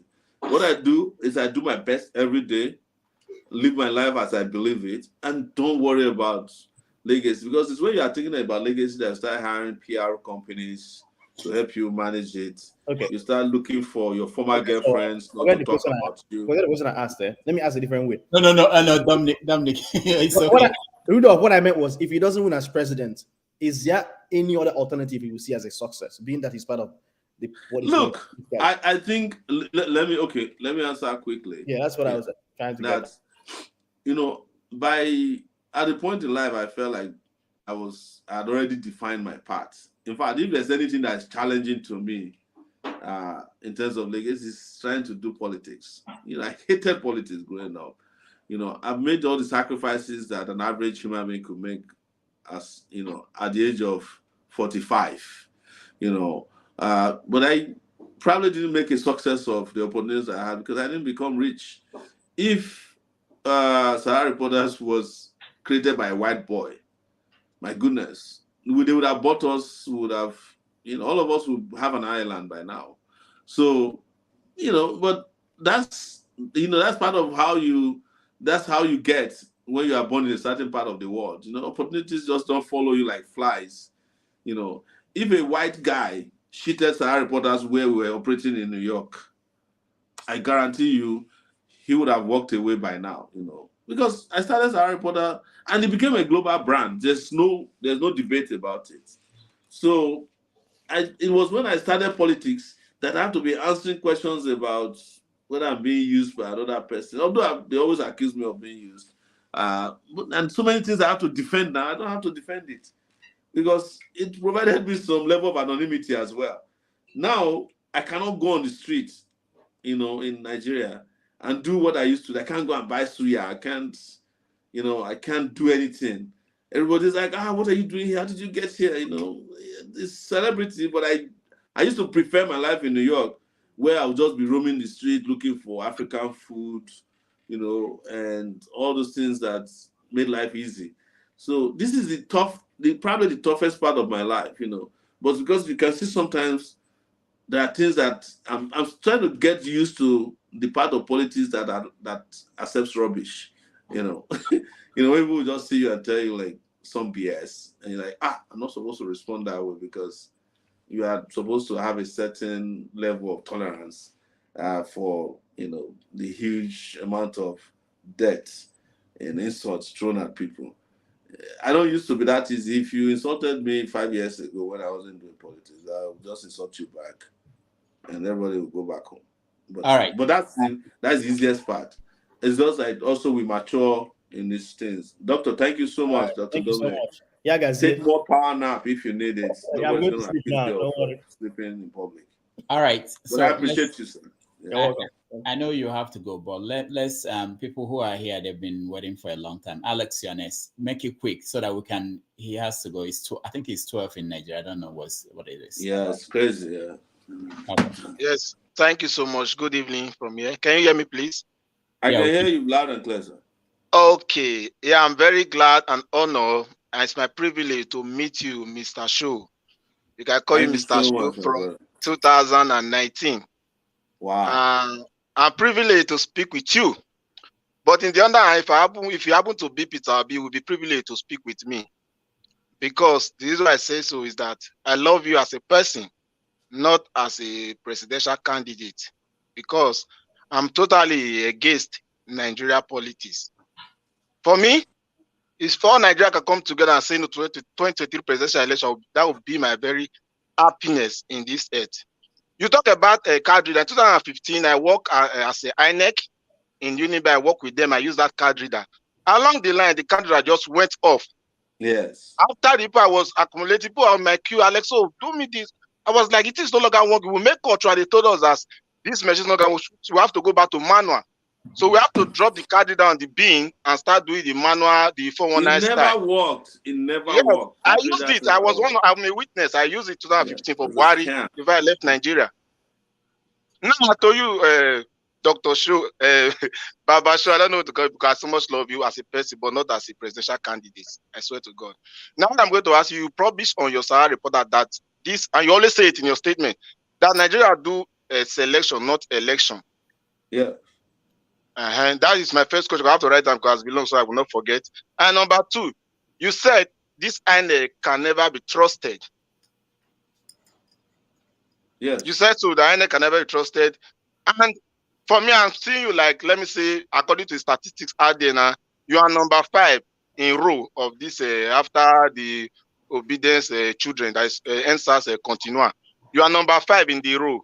And my last question to you is that this structure of Nigeria, you've condemned it quite a number of times, but you are still campaigning that the same structure that you said is not good. So how can you make a positive impact in this structure that you know fully well? You said it's what's his name?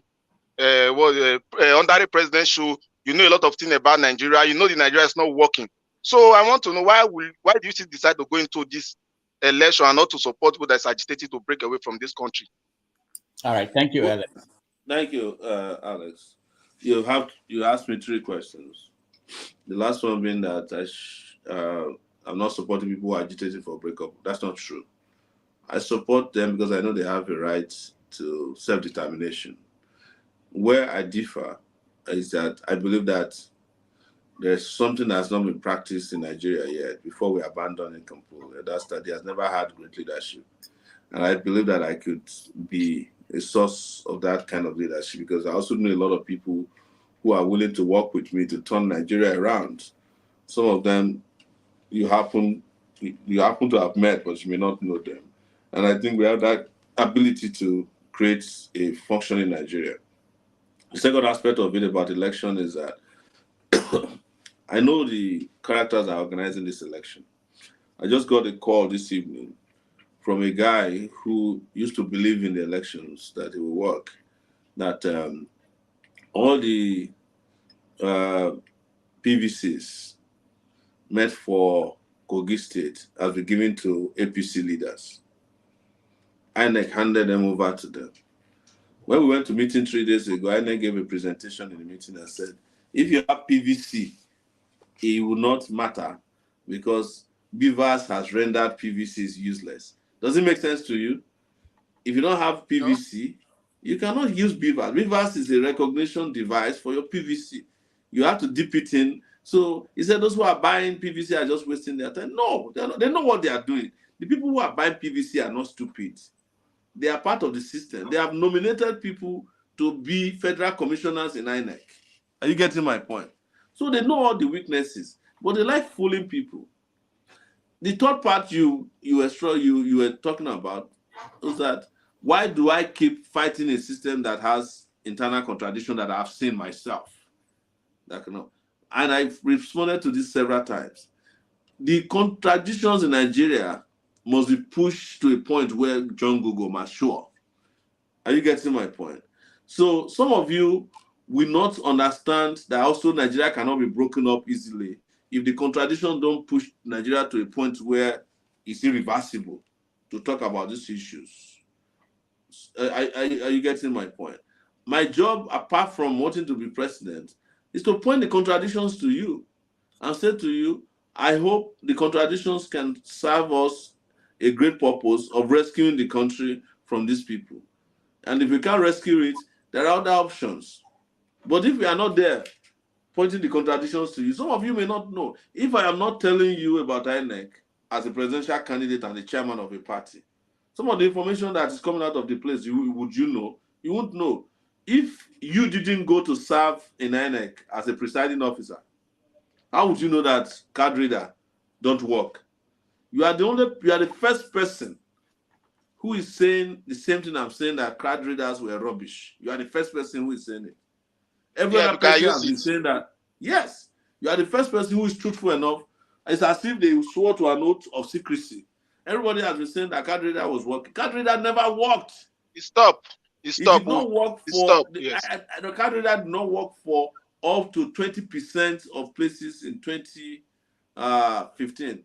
And Rudolph is my witness. When I came back from the election in 2015, he interviewed me, and I think we have it on YouTube, where I told you that the person that won the election is the person that was popularly chosen in the minds of the people, not the results.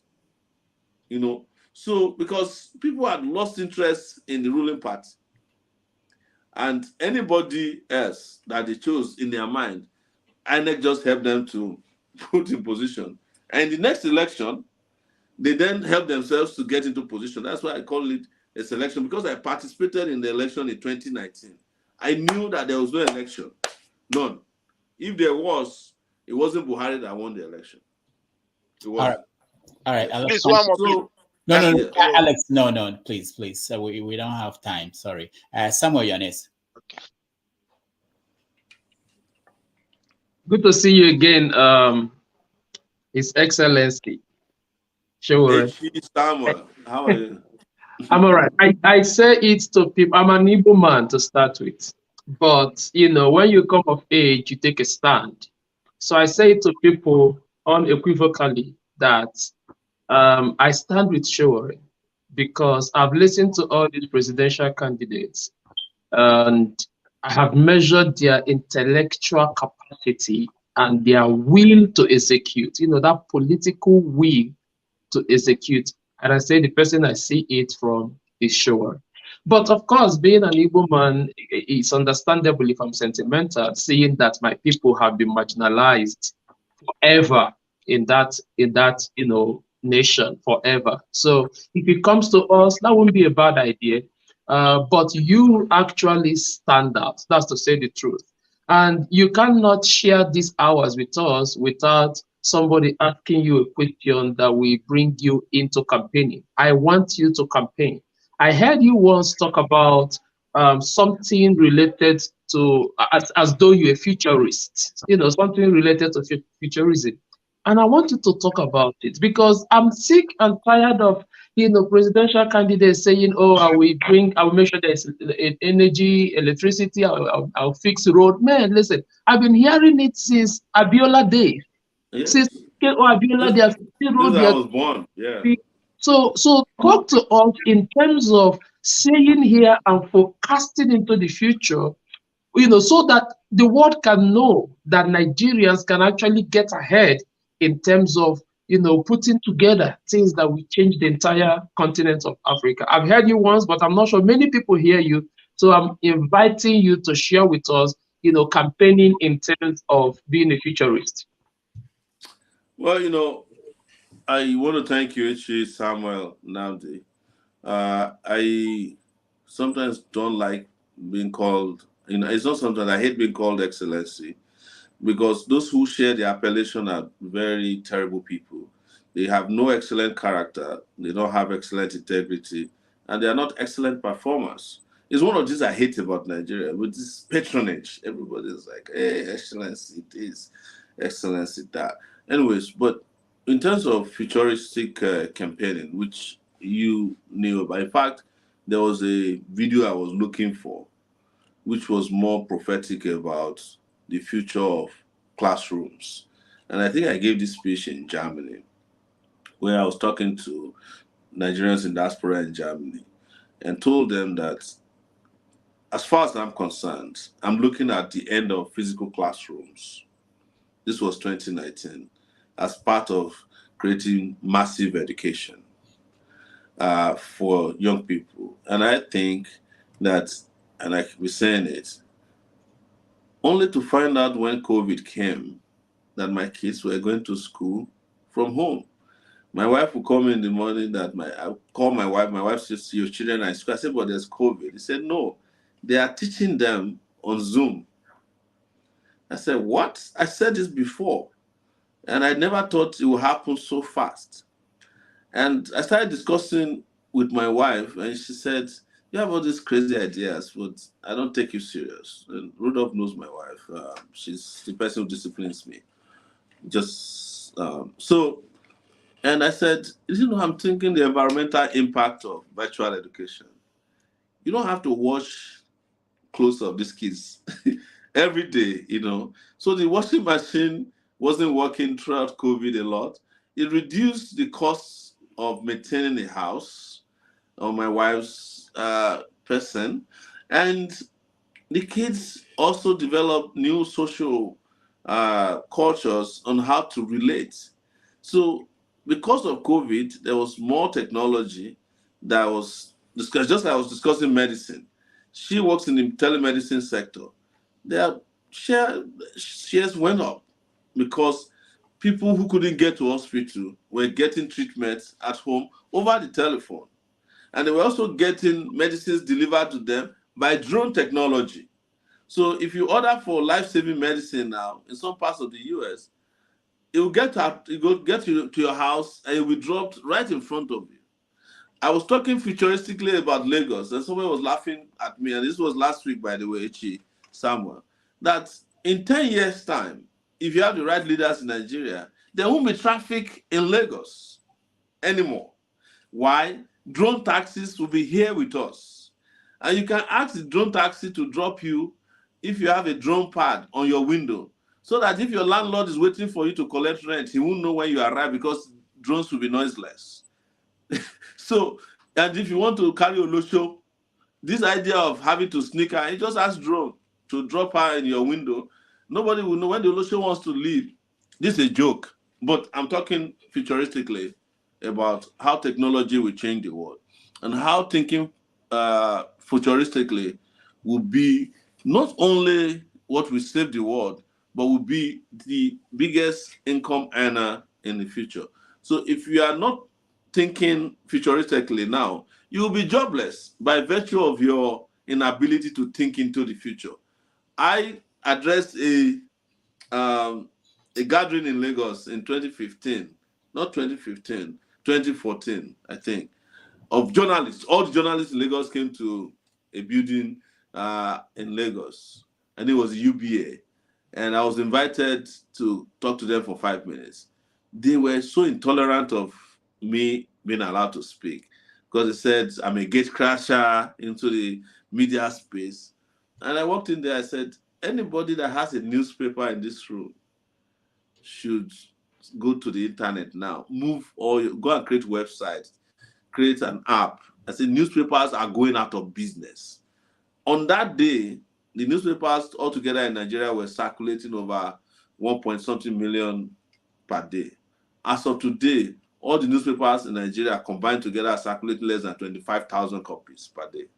Reason is that nobody's waiting the next day, including the editor, to read news. News is broken instantly and read instantaneously and responded to.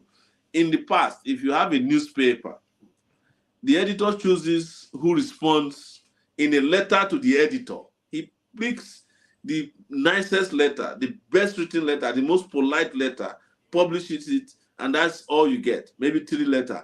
Today, if you publish on Sahara Reporters in the comment section, as soon as you are publishing, you are getting some of the 20 nastiest, comments for people who are gatekeepers in the comment section. If you post it to Facebook, you're getting another 1,000 in an hour. If it goes to Twitter, it gets worse. You go to Instagram. So has the idea of a newspaper editor choosing a letter to the editor not be defeated? Just a little part. Even the idea of anything now, copywriters, editors are about to go away with ChatGPT, right? Because all you need to tell ChatGPT now is say, I want to write a story about Rudolph Okonkwo. Just dictate it to it. It will give you a 200-page book on Rudolph. So those who are publishing book will also soon be out of business. Why? Technology. And anybody who is not taught into it as to how you cope with that technology, you are going to be out of work. Those of us who are using website as a means of communication will soon be out of work. In fact, right now, nobody goes to the websites anymore. It is what you post on social media that people engage with, and they stay there. It is when the stories say that there is a document on the page or pictures that they don't post that people then go to the website. Website visitations have reduced drastically because the future of news reporting, the future of communication and engagement is no longer websites. It's moved to the microblogging sites. Before, the biggest TV stations used to be CNN, BBC, and the rest of them. I have said it authoritatively that the biggest TV station today in Nigeria is Facebook. In the world is Facebook. Because there's no big news, TV station in Nigeria that doesn't have a Facebook Live. So everything is sequestered on Facebook, Instagram, and Twitter. And one day, Twitter and Facebook will merge. Somebody will buy somebody, and I suspect that it's Facebook that will buy Twitter if they need it, or they will create their own Twitter, or there will be an artificial intelligence newspaper completely who you just say in the morning, please, I'm going to the toilet. By the time I come back, these are the topics I'm interested in. Prepare a newspaper for me covering my interests. I want Nigerian election. When you come back, he would have prepared the story, he would have done the pagination, he would have done the editing, and all you need to do is read it, and you won't need to ever go to Sahara Reporters if you are not careful. That's the future. And this have to think futuristically. And that's why the idea of analog leaders must be thrown into the dustbin, because the world has gone completely digital. That's the future for you. And the same thing happens to electricity. Very soon there will be electricity without wires. We are going to have cars that have no drivers. So if you are still a big man at the car park in Nigeria, killing people you call yourself Agbero, what are you going to do when you now have buses that don't have drivers and conductors? You are going to be out of work. All right. Thank you. Thank you. Samuel, thank you so much. Alaro, you're next. Wow. Thanks a lot, Dr. Damages. And with all due respect, thank you very much, sir. It's a pleasure and an honor to be here. And I've been getting involved in Nigerian politics since 2004. So me, myself getting involved. And what I tell people up to date is you cannot complain until you get into the field. I'm by no means as involved as yourself because I'm staying at a safe distance way out here. So I've not committed anything or lost anything to even compare to what you have went through. And I've been trying to make a difference because I've been doing that just to look for that change, that hope in that country. I've been trying to do that through by getting involved in diaspora through PDP since 2004. Open. We've had a group open that if enough of us can get into there, we can make a difference somehow. So that's been the drive. I could have easily went to APC as a true Lagosian, which I'm sure you can testify to. Yes. If you're a Lagosian and you have roots in Lagos, they will take you straight to Tunumbu, say, this is this person's person. Right. You're and right. you become a part of the criminality. Easily, I didn't have to. 90%, close to 90% of my own family, we are not even interacting because I cannot be a part of that. If you want change in Nigeria, you will have enemies even within your own family. That's right. Very true. This is very That is true. very true. And as you have stated your age, I'm a year older than you, but in our own saying, they say, baba. So all due respect, sir, you can explain it to the people after I'm done. And right now, with this situation today, a month from elections, I don't believe I'm supporting Peter Obi. Dr. Damages know that very well. Yes. I don't believe any of the 5 candidates. I'm saying there's 5 candidates. I don't believe nobody should step down for anybody. A step down only helps APC and PDP. It's a 5-man race. Nobody should step down. The people have the best chance if all 5 candidates stay in. The advantages of today is youth awareness. Youth awareness, this is where you have won. Because people are saying, if you don't win presidency, you have already won. Because youth awareness today that we are benefiting from is from decades of activism. Awareness is created by activism. You've been doing this for decades. This is the mindset. People's mind is what is changing Nigeria today. You've switched from your sacrifice, the awareness of the youth have changed. This is why these 2 major parties are having a problem. They are not sure. They are throwing everything at it now, and even still, they are not sure of the outcome for the first time in Nigeria. So the progress have been made. I commend you, and Nigerians should be grateful for your sacrifice. I cannot even imagine what you go through. The things you're telling us and the things we hear about is this much compared to what I know you go through on a daily basis. I know what it has cost me at the distance where I'm at. So I cannot imagine you being there. My hat's off. All the best.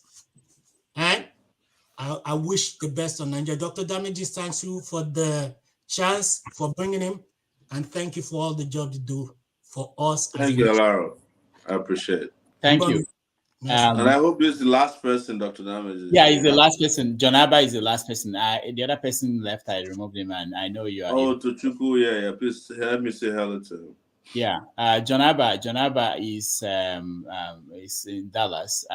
So he has a chance to talk to you. John Abba, go ahead. My brother Sowore, thank you for all you do for our country, and I can only imagine what you have been through. There is a saying, the Bible says, no man can do this thing except God be with him. It's a rough place. You sacrifice so much to create this awareness. Whatever the outcome of 2023 election in the next few days is going to be. It's still you, Sowore, that have created that awareness. And only thing that I want to say again is that uh, I've done and I'll continue to do what I've been doing in Benue State and the other part of my own area. Nelson met with you in Abuja. Those are running for councillor under AAC and took picture with you, and also I encourage the House of Rep to run under AAC in for Wow. Benue. All of that Yes, is I'm in to Benue today. yeah, no, yeah. I was in the show earlier. I've spent so much time in order to come, but I know the line is jammed. So thank you so very much. Don't have so much to say than to thank you for all the sacrifice you are making for all of us, and to all the other brothers and sisters that don't understand how far you have come.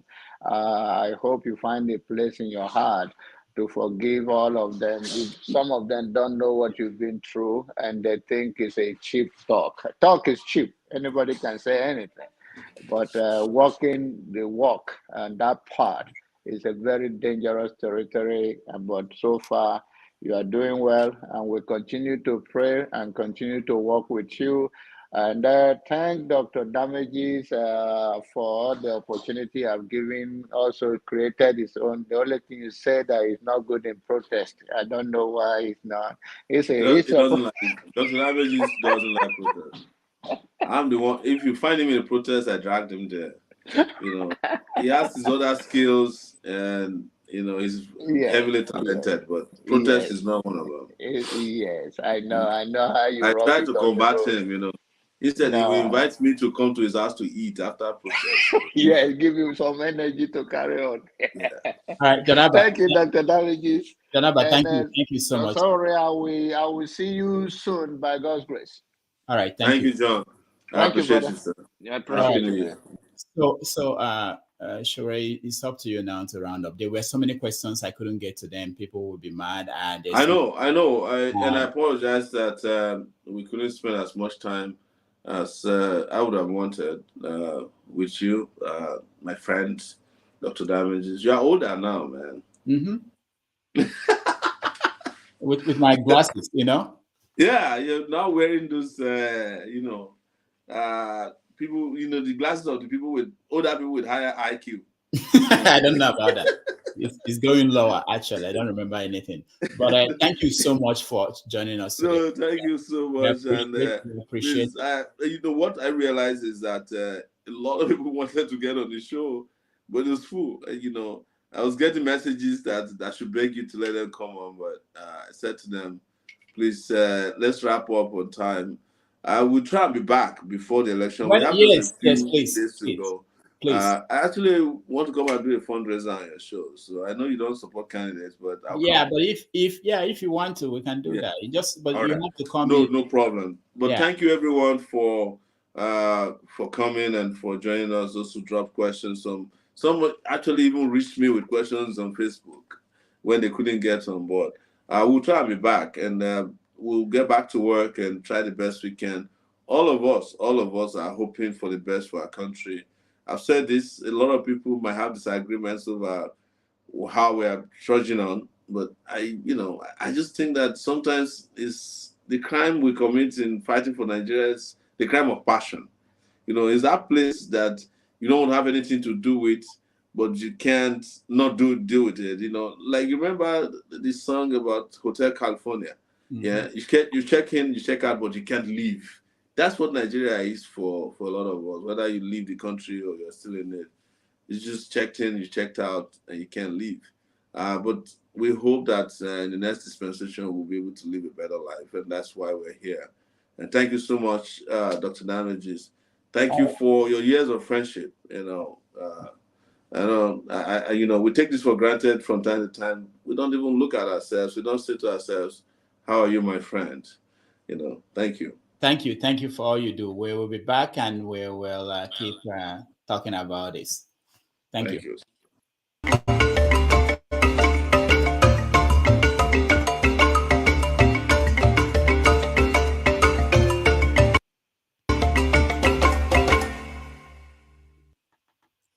right, we will take a break and then we'll be back to review what we just saw and bringing everybody to the studio. Those who are still with us, let's just take 2 minutes break.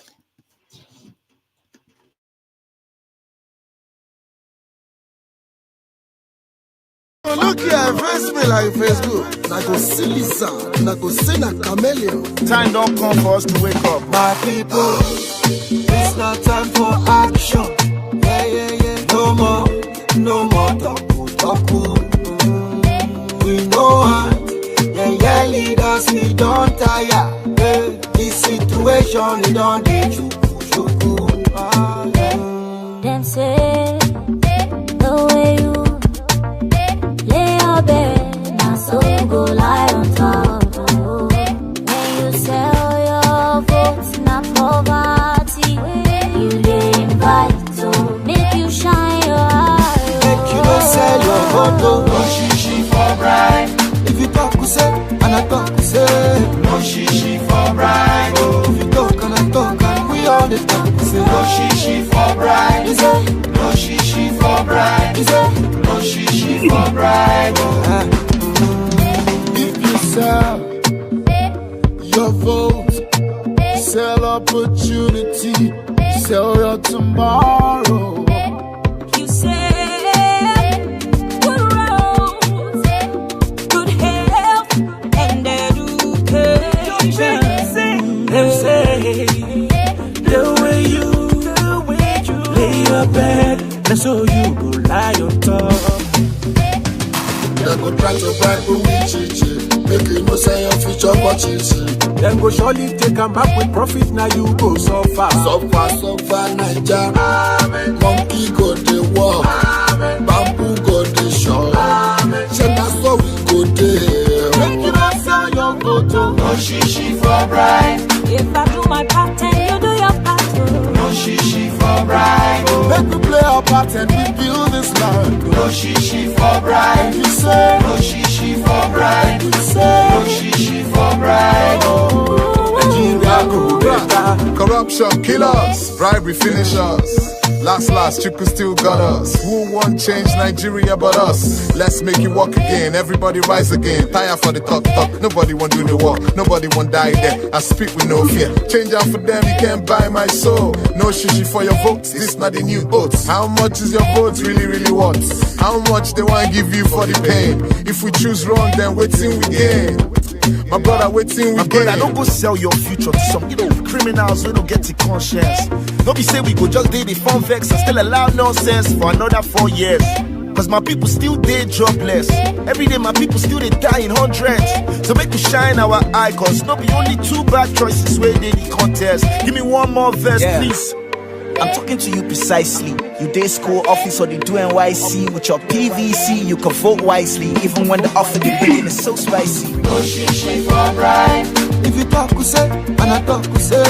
No shishi for bribe. Make you play our part and we build this land. No shishi for bribe. You say no shishi for bribe. You say no shishi for bribe. Nigeria go better. No shishi for bribe. if I do my part and you do your part too. No shishi for bribe. You talk and you talk, we all the talk. Say no shishi for bribe. Say no shishi for bribe. Say no shishi for bribe. Don't say your vote. Don't say your vote.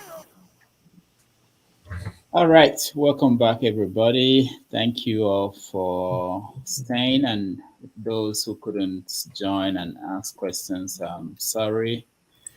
I wish we could get everybody in. Unfortunately, we couldn't. I will get him back before the election. And hi, people look quiet and calm. Let me hear from people who didn't get a chance to say anything. Do we see?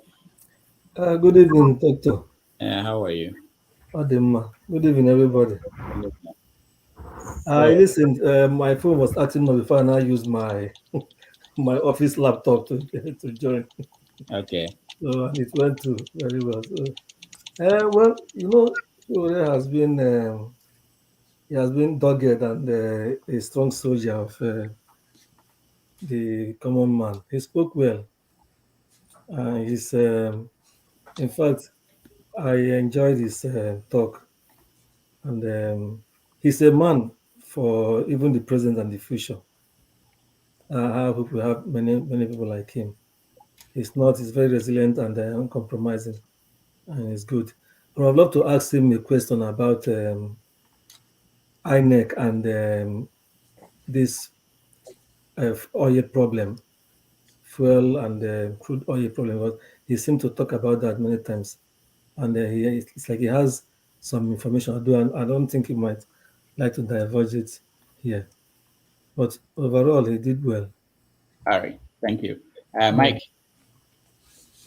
Yeah, Dr. Jackery Damages. How are you?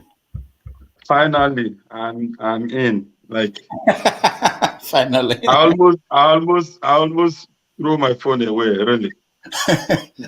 You should have 3 devices and you keep trying on 3 of them at the same time. If you want to look at this, my television is on, my laptop is on, my phone is on still.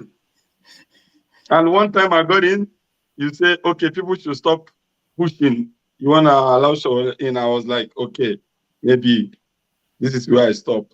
But all good and fine. What do you think? Sowore did well, although, but I don't know why. I don't know why, really.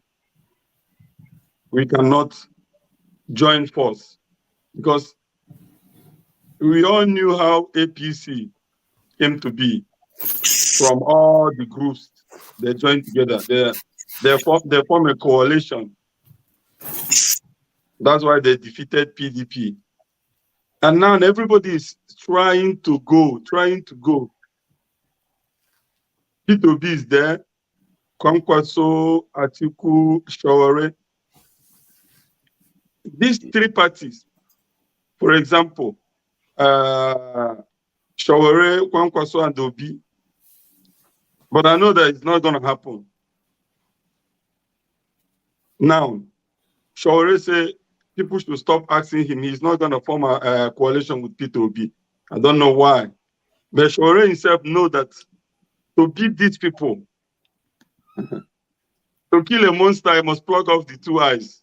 And the only way to plug off the 2 eyes is by diversion. One at the front, one at the side, one at the back. But alone, you cannot. Sowore know it. So, I wanted to ask him about this insecurity in Nigeria, kind of, because I also sent the question to P2B during an AY show. In America, in Europe, in other countries where we reside, we see how they use private security companies, like events, bodyguards, and so many luxury security things. They use private companies. But in Nigeria, they have overstretched every security personnel in Nigeria. And most of Nigerian police don't even want to be normal police again. They want to be celebrity police. Because they have enjoyed that luxury. My brother, think about it now. You stand all day on the road, sun, everything. And then tomorrow they change you, kind of escort one oga. You sit in front of SUV with beautiful AC, chilling your body. You don't want to go to that street anymore. So I wanted to ask them if anybody, none of them ever talk about it, not Atiku, not Obi, not to use private security company for all this leisure, like bodyguard for musicians, rich people, whoever, and stop Nigerian police from being a handbag carrier, umbrella holders, and so they have overstretched Nigerian police. All right, Mike, thank you. Let's get to everybody. There are so many people coming in. Okija, welcome to the show. Yes, good day, guys. Yeah, I tried to come in, but unfortunately, I don't know how to. Okay, the thing is this. I don't know. Sowore has a lot of problems. I mean, first of all, I want to thank Sowore. He has been consistent, and he has been there. He has paid the price. He's still paying the price. and it's not easy. I'll give it to him. But we're talking about Nigeria. We're not talking about running a private company or whoever, the kind of person, like, you're a good guy. No, that's not. We are talking about running a country, the lives of over 200 million people. Sowore, I don't know. He's not ready to be a politician. He's still in his activism mode.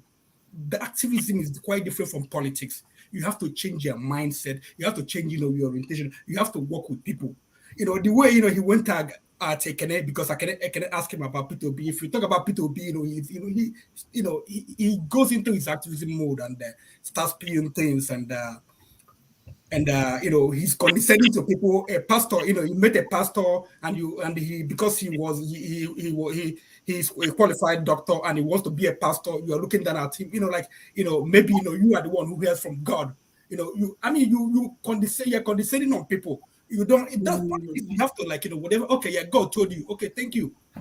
How can I work with you to make Nigeria a better place? That's it. But he doesn't have that, he hasn't, changed to be a politician. He's talking about winning.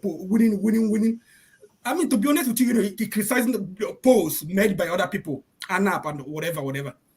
Sowore knows he cannot win up to 50,000 votes in Nigeria right now.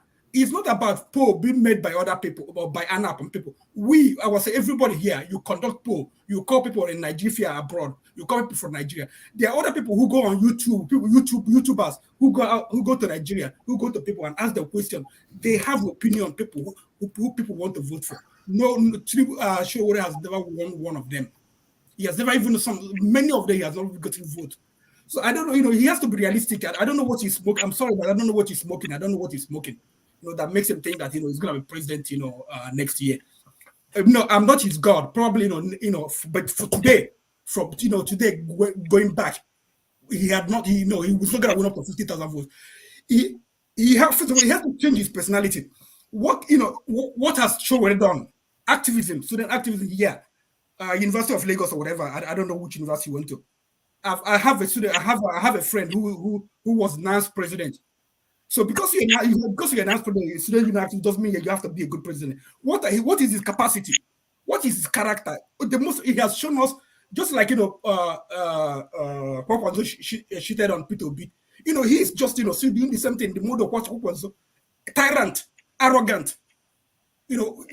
What is his character? That's his character there. He has run Sahara. Sahara got over $1 million from from foundations, but now Sahara is in tatters.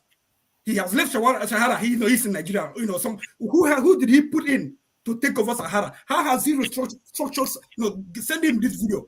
How has he structured Sahara so that somebody else that will run Sahara from where he stopped? Look at Sahara. Let's poll people who worked with him or for him in Sahara to see if they're gonna vote for him. You have to have a good character yourself. That's why when we talk about P2B, they think P2 is just from air. Personally, I started support. I live in US. I was born. I'm a trader. I have a shop in Onitsha. I mean in Lagos. That was how I heard about P2B. People where he was. He was one of the executive in the market union. So when people talk about him, they talk about his stingy. They talk about so many other things. But then they tell you, but this man is a good person. So even when he became governor, so that's his people, and he's still it went after him. The kind of person he is. Went after him, and that's what people see in him. When people criticize him or say things against him, like Soludo, you see how he responds. That's character. He endears people to him. But this guy would just open his mouth and what? Okay, I want Sowore to tell us what he has done to build character, competence, and capacity to be president of Nigeria. 200 million people. One out of 6 black person in the world is a Nigerian. You want to because you run Sahara. You want to be president of Nigeria. No, Sowore is not qualified to be a dog catcher right now. Okay. To be a dog catcher right now.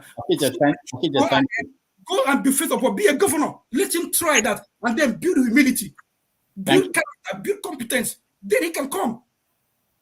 Okay, thank you. Eddie, were you on the air with Sowore? No? Okay, Eddie, go ahead. I just want the people that didn't get a chance to talk to Sowore first, and then we come back to people who had a chance. Go ahead, Eddie. Yeah, I think listening to Sowore, I think is not what people paint him to be. He's quite knowledgeable. Good. And he conducts himself as his presidential candidate should. Good. If people are saying Sowore is arrogant and whatnot, I don't think you've listened to Julius Malema of what do you call it in South Africa. If you're talking of arrogant, that guy is proper arrogant. Sowore is not even saying things violent. And mind you, I'm not in support of what they call it, of his party, but from what he said now tonight, is someone that has how will I say, he's knowledgeable. He has foresight. None of the questions he threw away, or none of the questions he dodged. He tried to answer all the questions presented to him. Even from the questions he answered, you could see he might not be the oldest, but he's quite experienced. He's quite knowledgeable.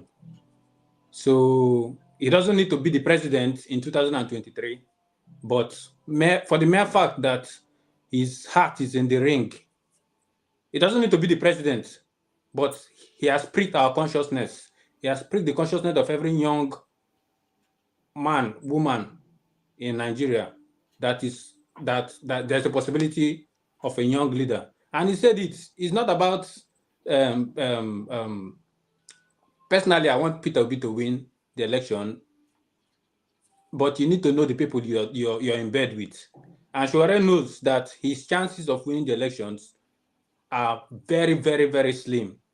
He's not in doubt of that, but he's there to prick these political system and prick the establishment. That is what he's there to do.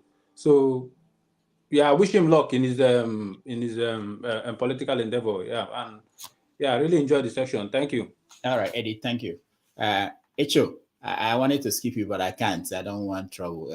Just 2 minutes. Agauda, you Vespa me today. When men start, you not disturb them. It be like say my talk don't they become toxic to some of them. When I just start, until my children free and fulfill destiny. When I just start. To me, Sowore did well. And it has been able to clear some question he has tried to also pass on, and people keep repeating and repeating and repeating. If we want to talk, Sowore bring a boo-boo to power. None of una vote now. You only one vote. He truly now bring boo-boo to power. But when they talk, say bring boo-boo to power, they remember say the time when they don't want Jonathan to take over when informer of that don't die. They remember that. That means we are impartial in our judgment, and we should drop that mentality. Then secondly, he has made it clear win election not be doing that affair. But the truth must be told. We cannot get the kind of new Nigeria we are talking about by romancing the old establishment in any form. That is the bitter truth. Sowore was able to answer all of our questions without dodging one. The only one when I throw to Peter Obi, he has not answered it. He has not. And Peter Obi, wherever you are, you still need to answer that question. The young people, my children, the answers carry over. They don't want anything to do with the old establishment. So you cannot be one side capitalist and another side socialist. And you tell me, say you won't give us what we want. In as much Atiku remains your mentor. That is the old establishment, Peter Obi. That is the capitalist aspect of you that you need to separate yourself from. Because the new Nigeria we are looking for, it is the socialist that can bet it for us. The capitalist has ruled of us since the 1960s till date. And all you people are interested in is brutalizing Nigeria to where we are. So we are looking for a socialist government that is meant for the Mekunus, the poor people. That is what the socialist is meant for. So if you want to become our president, as my children want you, Obi must stop to be your mentor. Because if you remain your mentor, you cannot question him on the things he has stolen from. Atiku have to stop to be your mentor. Because if Atiku not stop to be your mentor, you cannot make it to bring back all the things when he thief from us. All right, Echo, thank you. Pansat, you're next. Can you hear me? Yeah, we can hear you. Thank you, Rudolph, and congratulations on your show. Thank you. We're getting close to the elections. It's almost, say, about a month away. You can see why people deserve the leadership that they get, right? The people here are the elite of our country, educated people in foreign lands who know how politics is supposed to work, right? There's nothing wrong with people throwing their hat in the ring, contesting for an election. But at some point, a judgment call is made. Now, I wrote a piece that I sent you. It's on YouTube. I don't know if you play it, I could yield my time so you could hear what I had to say in that piece about Sowore. Nobody likes to. Where did you say? You said you wrote a piece, or is there an? I commented on it on a show. Oh, I wasn't. no, there were so many comments coming up. Just say what you have to say. You are here already, so. Thank you very much. This is very important. That's why I came on so I could say it. Nobody likes to criticize an ally. Sowore has suffered a lot for all of us, fighting for the rights of all Nigerians, pretty much. So he's not perfect, but his sins are not infallible. His character and the country is not infallible. He's been making a lot of mistakes that we can chalk under judgment call. But it's cost us a lot. In 2015, he dipped his thumb on the scale to have us get Buhari. When you mention it to him, he's nonchalant about it, or he's abusive about it by saying, hey, look, Jonathan had other opportunity. Little old me, could I affect the election? Yes, you can. You're not little. So a lot of us like and respect you, especially then. If you don't criticize Buhari and you're criticizing Jonathan during that election, you are for Buhari. That's exactly what it means, just by deduction. So right now, in this election, what is it exactly about Sowore that he has over Obi as far as virtue? Obi is not corrupt as far as humanly possible. We know that he's not a saint just because the Bible says that nobody's a saint, not even Mother Teresa. When we say Obi is not a saint, that's what we mean in that sense. He's governed for 8 years a state with devious characters. He didn't take money. They haven't bought him water like he says. Now, if Sowore has a contrary evidence to that, he should present it. We imagine Sowore to be an addition to Obi in order to rescue our country. We're in trouble. Sowore could talk all day, be all over the internet. He never mentions anything about terrorism, for example. To him, corruption is albeit. Corruption.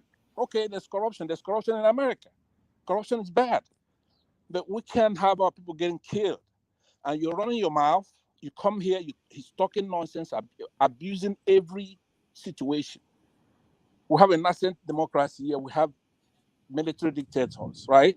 who've done bad things. You still have to maintain the African decorum of respecting your elders. If an activist goes to a place like that, like I said earlier, you could go there and say, no justice, no peace. You want me to sign a peace accord, but we have to have justice, right? Okay, fine. But you don't go there trying to make a headline. We like Sowore, but he's now beginning to cost us a lot. His activity in 2015 was too expensive. He doesn't know that. He has no judgment. If you are not going to win a local government area, why are you running till now? We need you. We need you in the OB campaign. You cannot win a state. There's some kind of strata. When you're looking at these candidates, some are worse than the others. Some are better than the others. You have to have that kind of judgment. You cannot make any case legitimately that OB and Tinubu are the same. Or that OB, because he's not abusing Atiku, he's therefore some kind of candidate, Manchurian candidate for Atiku. No, he's not. He's governed the state. He cited examples when he told Obasanjo himself, you cannot stay in a building that I'm going to build for you. You could stay in my house and I'll leave. Obasanjo has not said that didn't happen. So when Sowore is talking like Wakwanso today, I heard him say something to one of the, I believe it was Kene. He says, hey, look, you're talking to me just by looking at you. I know where you're from. I'm paraphrasing what he said. Imagine Sowore talking like that. We like Sowore, but it's time that he abandoned his destructive behavior and get in line in fixing the country. Who the hell is he? What did he do? We don't want him shot. He doesn't have to die for us. All he has to do is to join hands. The first thing you learn in a kindergarten is how to get along with others. We're not going to have a Jeffersonian candidate. You know, I'm telling you, when you go and look at Jonathan versus Buhari in 2015, you have to be an imbecile not to know that Buhari, who was a military thug that committed a coup d'etat and killed so many people, including Felara Somkuti, right? How are you going to even make that case that you didn't know what you're doing? But now you know what you're doing. If you do not, get the hell out of that campaign and get with the youth and take the country back, then you're doing it on purpose. How wicked. You know how many people are killed? Did Sowore mention Deborah's name when he was here? Did he mention anything about terrorism? I suspect that, pardon? I wanted to say that you round up so that we can hear other people. You know, there are a lot of people trying to come in. Rudolph. Yeah. You got a great show here. You got your friends. You guys come here, you laugh it up, and you just go in turn by turn. I'm asking you yourself. You're very important in this thing. It's 30 days. Give us 30 days after that you do your friends thing. We have to take that country back. There's a lot of terrorism. There'll be a whole lot more after the election. They just took their legs off our necks. This is not a joke. It's not a turn-by-turn thing here. I wouldn't be here. After this election, stop coddling Sowore and having him running his mouth. He cannot win a single local government. So you are the one running your mouth. Stop, be respectful to Sowore. Cast here and be insulting Sowore. Are you mad? Are you alright? Mute that guy. Mute him. It's my turn. Are you mad? Mute that boy right now. Amore, hold on. Mute that son of a bitch. No. No. Pansa, no, you don't say. No, this is not good. You see, this is what I think I've said, why do you people want me to be making commentary, editorial commentary on this? This is your chance to speak. But you guys are making me to make editorial commentary. Why do we think that, hold on, Pansa, hold on. I'll call you when I'm done. Hold on. Everybody hold on. Why do all of us think that we are that important? Anybody, whoever you are. Why is this? Do you think this election will? I've seen the world. I don't know where you live. I don't know how you study history. I've seen the world. Nothing. This is not the end. This is not the end. We can't allow people to come here and talk this way. It's not good. You can make your point and quietly, and people will get your point. You understand? Nobody, no, not yet, not yet. I'm not finished. Maybe I'll start treating this at like a classroom. You know, I teach a class. Nobody can speak like this in my class. It's not possible. But I just know that this is, I want to engage. I want people to have conversation. I want to make it free. I don't want to start putting people, banning people, stopping people from talking. I don't like that, you know. But nobody, even people that paid to stay in my class, they can't speak like this. But this one, nobody's paying. You know, but the most important, I want these people to get this, you know, you're not important. I'm not important. The world will move on without you, without me. Why are people thinking that what they have to say is the world, that's the most important, that you have to abuse people because it's important to you? No. Pansat, no. I don't have to. I don't know what you want me to do. I do what I'm doing. I don't control the country. How many people are watching this? About 1,000 people watched us today. What is that? How many people came out there to see Tinubu, Atiku? What is that? I don't have a exaggerated sense of importance. I don't. If you have it, I don't have it. We're just small people. Tomorrow I can die. The country will continue. What's the point? No, hold on. I'm not done, Pastor. I'm not done. Please. All of you are smart people. Okendibe met with you, sat down with you at an event. You're a responsible man. I've never met you, but I don't know what makes people come to a public forum. They think that they have the best idea. People were sending me questions. I appreciate that, but we can't ask all the questions. It doesn't. And if you want to say something, come and say it. Say it in a very respectable way. He won't take anything from you. Abuse will not add anything to you. That you abuse everybody and say, go to hell, that will not do anything. It won't put a new feather on your heart. So I don't know why. Please, we are better than this. I'm sure. I know personally. But I don't know. People think this is a competition. There's no competition here. Nobody's competing with each other. There's nothing you will say here. People will now give you an award, Nobel Prize, because you said something. Or you abuse somebody, you get the Nobel Prize for physics, for literature. No. There's no prize. Okay, let me not say we're wasting our time. All right, Pansat, round up. But please, I think you can do better than what you've been doing. Go ahead. All right. You know, by the way, I disagree with virtually everything you said right there. You are important. I am important. And 1,000 people is a lot of people. But I'm not going to spend my time on that. All right, so you try to render some kind of Solomonic judgment right there when that Omoyele or whoever is interrupting me. But if you watch what Solomon did, he did threaten to divide the baby, right? But the mother said, go ahead and give it to the other one. Don't divide the baby. The person who didn't own the baby said, divide the baby. When this guy interrupted me, you should have spent your time admonishing him, not two of us. Yeah, but what was their reaction? Well, hold on, Passat. What was the reaction? If your reaction was that you were quiet and said to me, if you had said to me, stop, Omoyele, let me finish. But you went bizarre like him, you know, that doesn't help me. I will excuse you based on what the last thing you said. But listen to this. What I was talking about doesn't call for me to be civil at all. We have a lot of our people getting killed in Nigeria. A lot. Okay, hold on, Passat. Let's have this debate once and for all. So if you are not civil, that will stop people from being killed. If you call everybody here idiots, that will stop people from being killed. I'm approaching it from a human. Hold on. If you make a speech for 1 hour, we sit down here and listen to you. You speak for 1 hour. That will stop people from being killed. Is that what you're saying? Not at all. Understand this because it looks like I don't understand what is going on. If we all call everybody in Nigeria, 10 million people, listen to you, and you speak for 1 hour, will that stop the killing? No.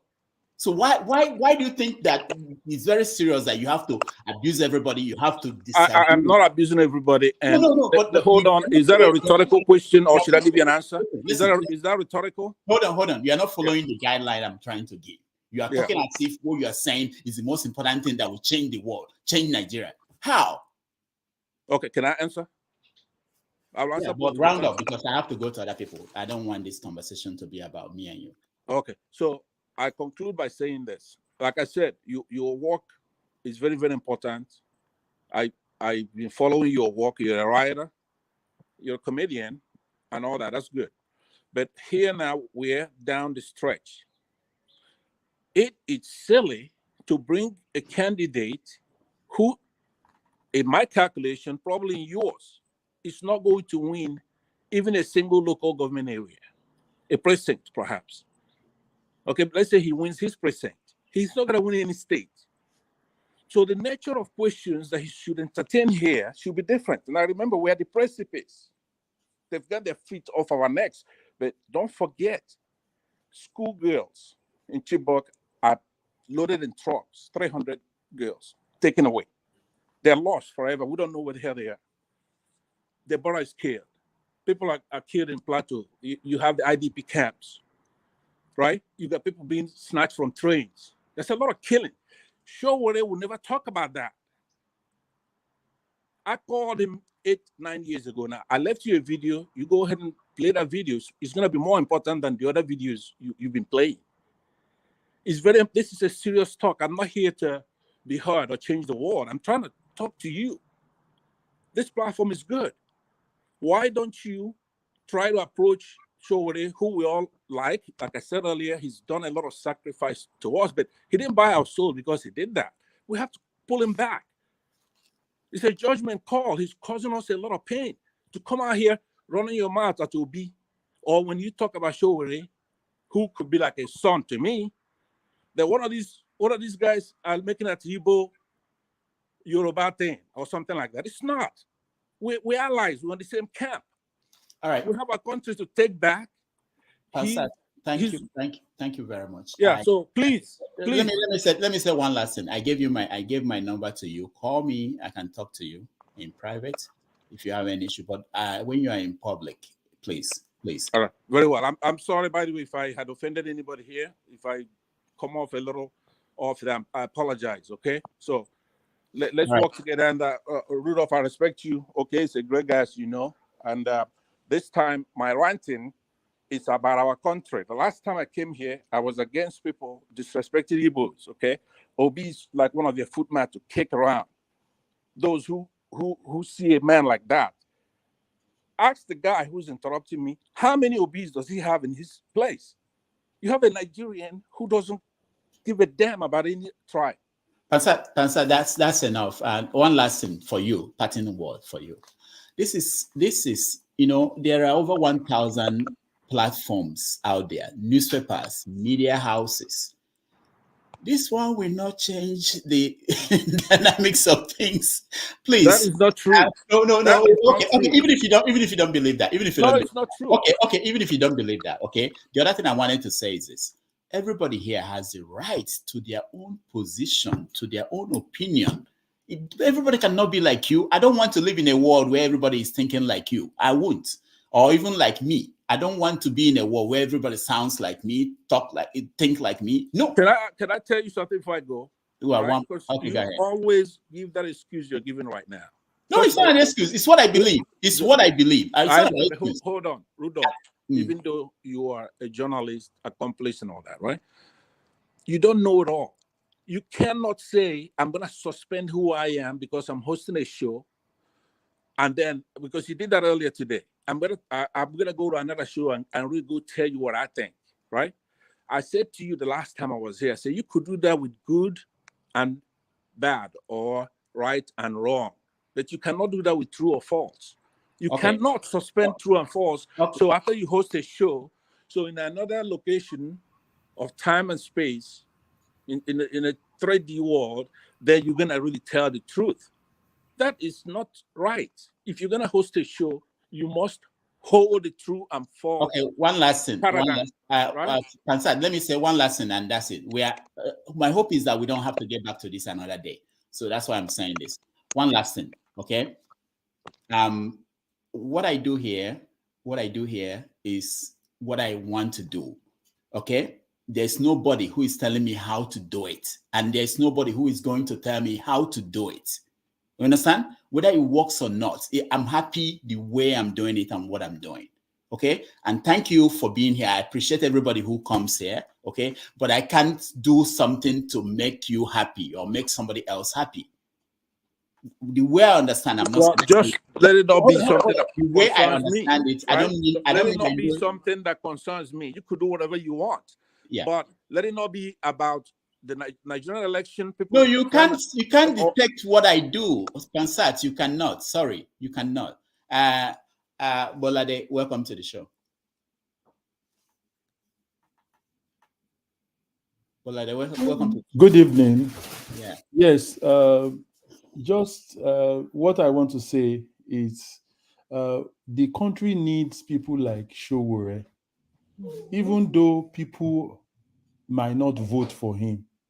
But we need that kind of a person. And whether he should team up with the Obi Dati team, not necessarily.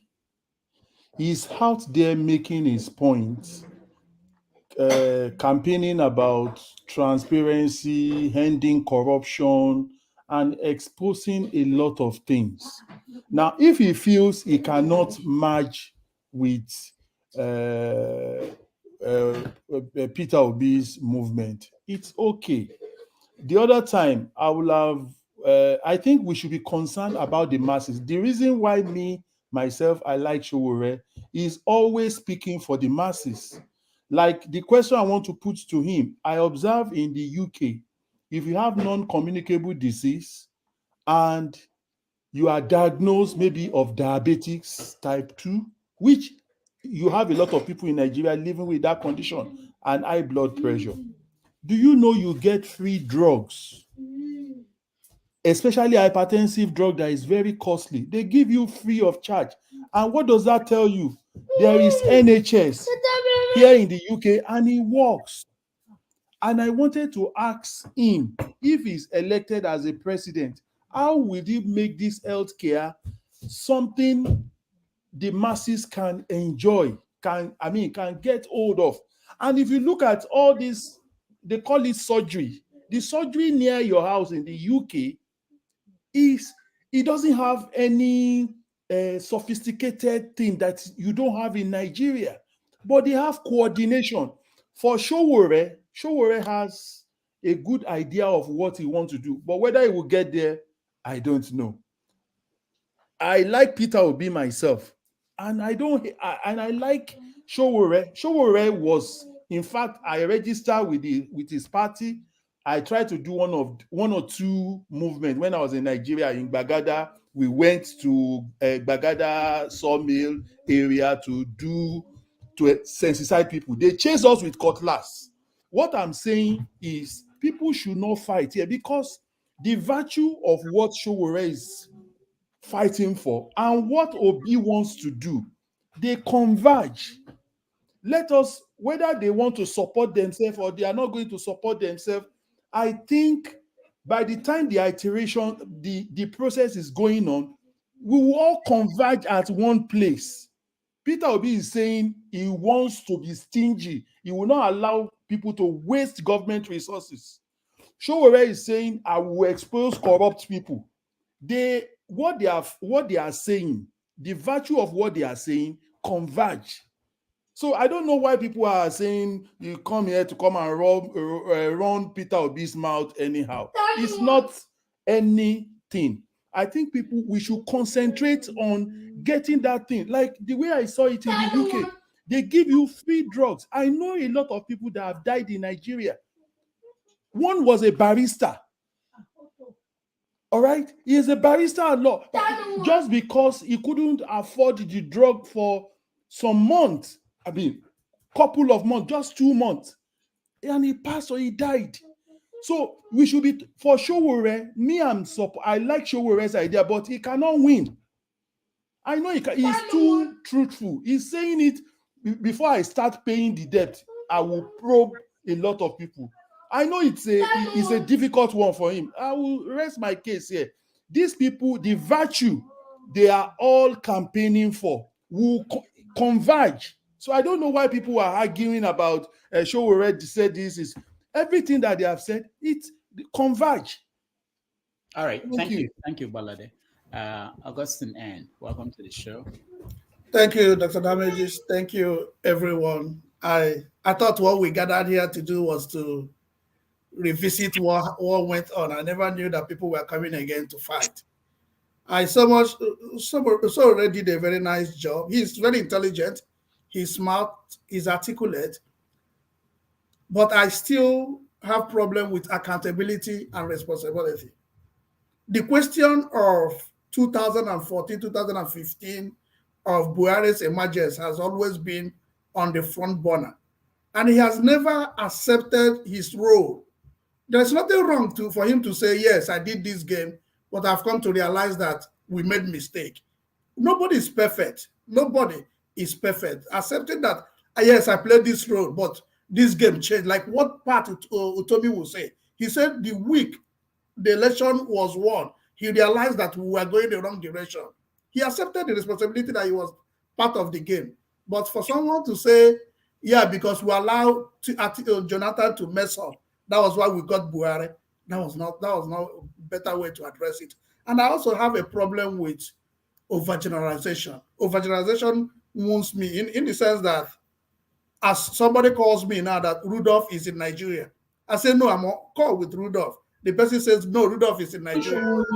If the person keeps nagging and did not change the opinion, tomorrow, if the person tells me another thing, I will find it difficult to accept. So for him to say that Peter Obi is working for Atiku, and he made it firm. He took that position and he stood on it. And I wasn't comfortable with that position because Jesus Christ went to the house of Zacchaeus. But at the end of the day, you won't say that Jesus Christ is a sinner for those who are Christians today. Obi might have had dealings with these old politicians, but you cannot come in and smash his character openly, and you feel because you are contesting this election, you can defend yourself, you can make your case, and people can win. You can win your vote. I had anybody that registered for that election, I can't say he can win. What if 17 of them dies tomorrow? The person remains the only person, so he becomes a president. So I don't put the idea you cannot. Whoever that is there can, but at this point, if you are not factual of what you want to say, don't just say something to discredit people to make your own gain. That's my feedback. He did a nice job. He attended to everybody, but the way he reacted to Ekene, he would have reacted the other way. Well, he made a comment towards the end of the show, which he also acknowledged that, oh, I wouldn't have gone the way I went. He got himself, and that's being human for me. So he's doing a good job for Nigeria. So even if he doesn't become a president, he has added value to our politics. Thank you. All right, thank you so much. Omoyele. Thank you, Dr. Damages. My voice is somehow today. I've been under the weather, and it's unfortunate I didn't have opportunity to get one-on-one with Sowore. Thank you for your great job. Thank you for your detribalized mindset. I thank you for not allowing people to use you as a remote control for their television. And remember what you are. Keep up the good job, and posterity will reward you. You see one thing, just yesterday here, I made it clear that if election was conducted in my state, Obi will emerge. If there are people that feel they are building Obi, instead, they don't realize they are destroying him. Doctor, please, I didn't have time to talk to Sowore, and you gave a pass at close to 1 hour to talk. I just hope you give me a little time to make my contribution to clear certain things around this whole idea that if it's not Obi way, it's the highway. Either the Obi, if it's not Obi, Nigeria can no longer stand. I don't get it. I want to clear them. I want to clear Passat. I want to clear the last speaker. I want to clear so many negative mindsets, coming here. You see, politics in Nigeria, even because of the way they play politics in Nigeria, it's supposed to be about ideology. It's like telling somebody, a Republican, that believes in that doesn't believe in abortion, we should go support a Democrat that believes government money should be used for abortion. I don't get it. Are people okay? Somebody coming here from beginning to the end, is something with it.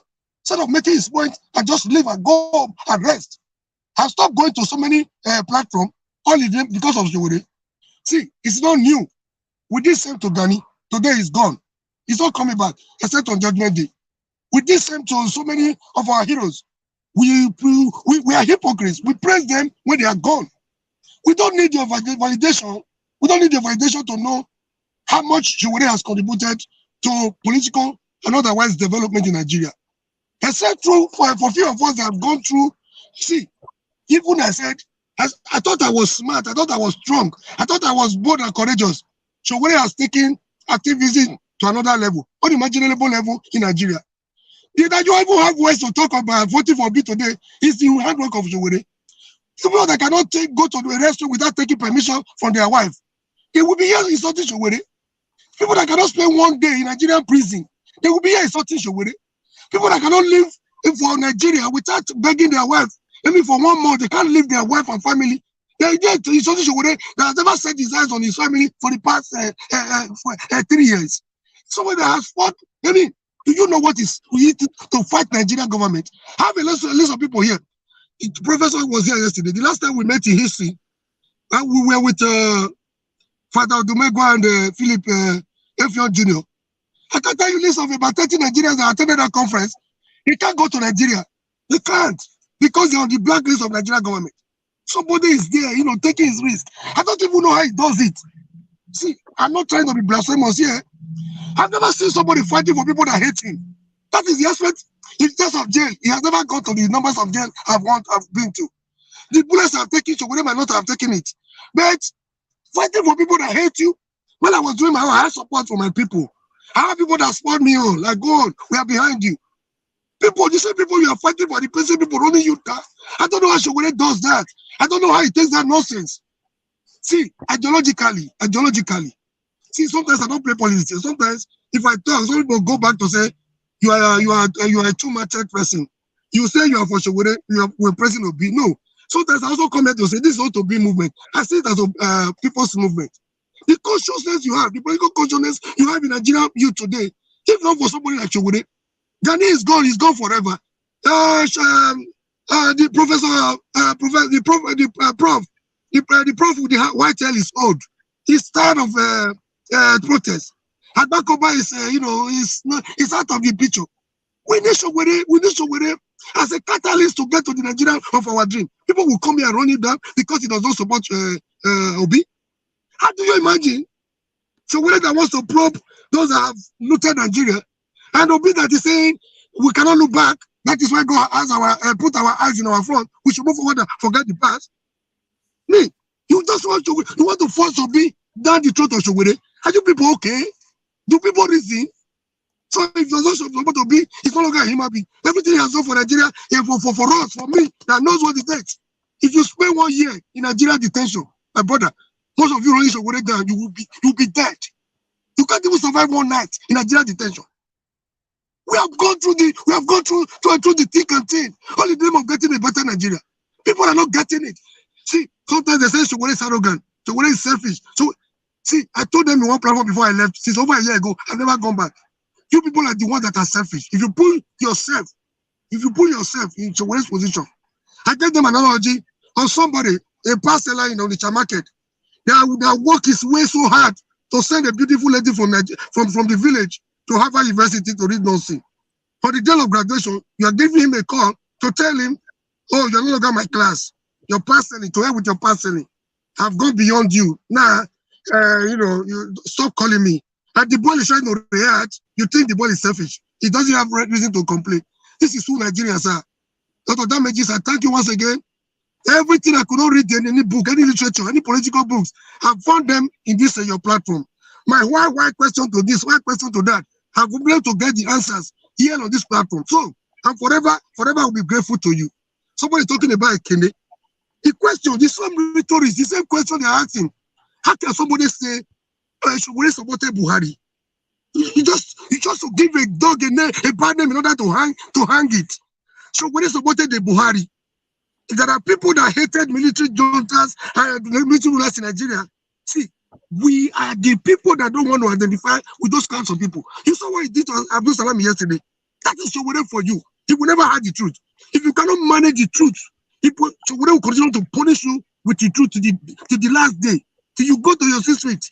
So, if you cannot handle Sowore's truth, see, we have a long way to go to in this country. See, painful enough, bunch of these elements talking here. In 2018, they were with PDP. The only way you see them talking now, because of being has put out of PDP, now PDP has become a bad party. They went out for PDP or APC 2019 and 2015 to accuse Sowore of something he didn't do. Are you trying to say there was no corruption in Jonathan's government? Are you blaming Sowore for trying to expose this corruption inherent in Jonathan's government? Are you trying to say the Dasuki gate is a lie? Are you trying to say that beautiful lady that was in charge was the president, that was the de facto president, that is still in London right now, is a lie? So are you blaming for Sowore for using his media to expose the corruption in Jonathan's government? I can't imagine the kind of people we have in Nigeria. We have a long way to go. Now, a Canadian comes here in the morning, I want to get one-on-one engagement with that boy. If he's still alive, let him come here. In the morning, he wants to be to win. In the afternoon, there is no election. No election. If you cannot get election we hold in Nigeria. If you cannot get election to sleep with your woman, I don't know what you mean by that. In the afternoon, no election. In the evening, you are buying guns for innocent people. Your brother is not there. You are not there. You are declaring it at home in a situation where you want to be to win. Bunch of confused people. And yesterday was attacking Dr. Chidi. I was almost calling you this afternoon not to respond to people like that. They are confused. In the morning, you want to be to win. In the afternoon, you are declaring no election. In the evening, you are declaring sit at home. You are sending boys to go born and naked this thing. In a situation where you want to be. Are you confused? What do you want from Nigeria? Sowore is not as confused as you are. Once I came here, he was talking, running Sowore down from beginning to the end. Go to Nigeria one day and talk against the Nigeria government. So you know your what, and you know the what Sowore is doing for you. All right. We will not see instead of 4 years university, we spent 8 years struggling for this for a better Nigeria. In 2012, I was small. I could leave my village in Agbaba, go to Lagos and struggle. Sometimes I look at Sowore, I cry for money tonight. What kind of human being is this? People doesn't even recognize, they don't know what he stands for. He doesn't get their support, they don't support him. Instead, they castigate him every day. He's there fighting for them like Jesus Christ. Only Jesus Christ has done what he's doing. Blessing and pray for people that hate him. God will forgive you all. I leave it at that. I changed my standard of thought because of the nonsense I'm hearing from here. You people are destroying Obi, you're not building him. From today, me and the little structure I have, we are moving out of the Obi movement. So we face the people's movement, which is Sowore's movement. Thank you and God bless you. All right, thank you, Amore. Focus. Bye. I don't see. I think sometimes people I think that guy is of the old guard, and the way they just think that just because somebody goes to prison, then you should hand them everything. So we give Kanu Biafra now because he went to prison. Is that where we are now? We throw common sense out of our head. This is a man that came here to call our soldiers mercenaries. Why he wants to recruit mercenaries, foreign ones, into our country. He forgets that there are children out there that their parents have died protecting this country. Some of them even rescuing kidnapped mercenaries, dying in the process. He's calling our security forces mercenaries. See, people have to have their head together. And this is why we have to take our head away from the individuals. This is not about an individual. This is about our people and our survival here. Because anyone can be compromised. When I hear Sowore saying that, and he comes here to try to repeat it and say our soldiers are mercenaries. All of them are mercenaries. So you invite foreigners to come and do the job for us. Is that where we are? No. If he's so good, if he's so great, hold on. Let me finish my point. You've had your say. Hold on. You've had your say. You've had your say. If he's so great and he really fights for the people so much, how do you, your first instinct when you get into office is to bring mercenaries? You should be thinking about how to harness your people. We have over 100,000 youths, 100 million youths in Nigeria that are completely stood down from doing anything for their country. We don't even protect our borders. Our military is extremely small. He talks about this technology and he talks about futurism and all that stuff. Has he bothered to Google the structure of other nations? Has he not seen how weak our security forces are? He should be fighting for those security forces. Maybe if he was doing that, he would have become a president by now. The mercenary, the so-called, see, are you telling me all our soldiers are mercenaries? Seriously? Do you know that we have family members here that are from the military background? Are you both serious? What are we living here? This is cuckoo land thinking. We have family members that have died. I have relatives, grandparents that have military. They are all mercenaries. He comes here to say that, then some people say, oh, because he went to prison and it's okay. And that's the irony of it all. He was to hire mercenaries too. Where does their loyalty belong? You think mercenaries owe you loyalty? Their loyalty belongs to their own heritage. They're going to be here to do the job that their heritage demands. You might pay them, but you don't know what else they are doing in your country. I'm not going to submit my head, put my head on the block because somebody comes and deceives us. Nobody should trust any leader. Don't trust me. Trust what is good for your people. If somebody tells you they want to bring foreigners into your country, in this country that I sit here, they beheaded their president, their king. The first time they've ever beheaded a king in this country was because he brought foreigners into England. That is sacrilegious. You can't bring other people into your country to come and kill your people. You have enough people. Nigerians are capable of doing it. Train them. Get them to do the job. Harness your people. That's what you are supposed to do. And this thing that Omoyele is saying, the passion he exudes, you can sympathize with the passion because I know where it's coming from. Because he is frustrated and he wants something to be better for Nigeria and he believes in Sowore. But look at what he's saying. There is a reason why Nigerians are gravitating towards Peter Obi. I've asked 5 presidential candidates simple questions about security. Only Peter Obi answered the question straight. Only him. The rest waffle and waffle and waffle. They don't even understand the concept because they've never bothered to Google. Even Al-Mustafa went to like this thing, what they call it, Libya, and he didn't bother to worry about how did Gaddafi secure himself. How did Singapore do it? How did Israel do it? How did Sri Lanka do it? None of them. Nobody bothers. And today, none of us are asking this question. Because if I was a Igbo man, and I sit on the other side, making money from you people, you carry on like this. You think you are going to build anything? You are building on sand. I just watched the Chinese president. These people went after their tech companies. The Chinese government went after their tech company, destroying it, saying stop creating software, start creating hardware. Because every time we keep relying on other people, we are building on sand. This is the Chinese government that is a nuclear power doing this. Going after their tech companies, destroying them down to build up again. Because they understand, they think into the future. We don't even think like that. We just sit here and expect other people to do everything for us. And a candidate comes here to tell me I should go and use foreigners. Goodness, man. You guys, seriously, you might have loyalty. We all want Nigeria to be better.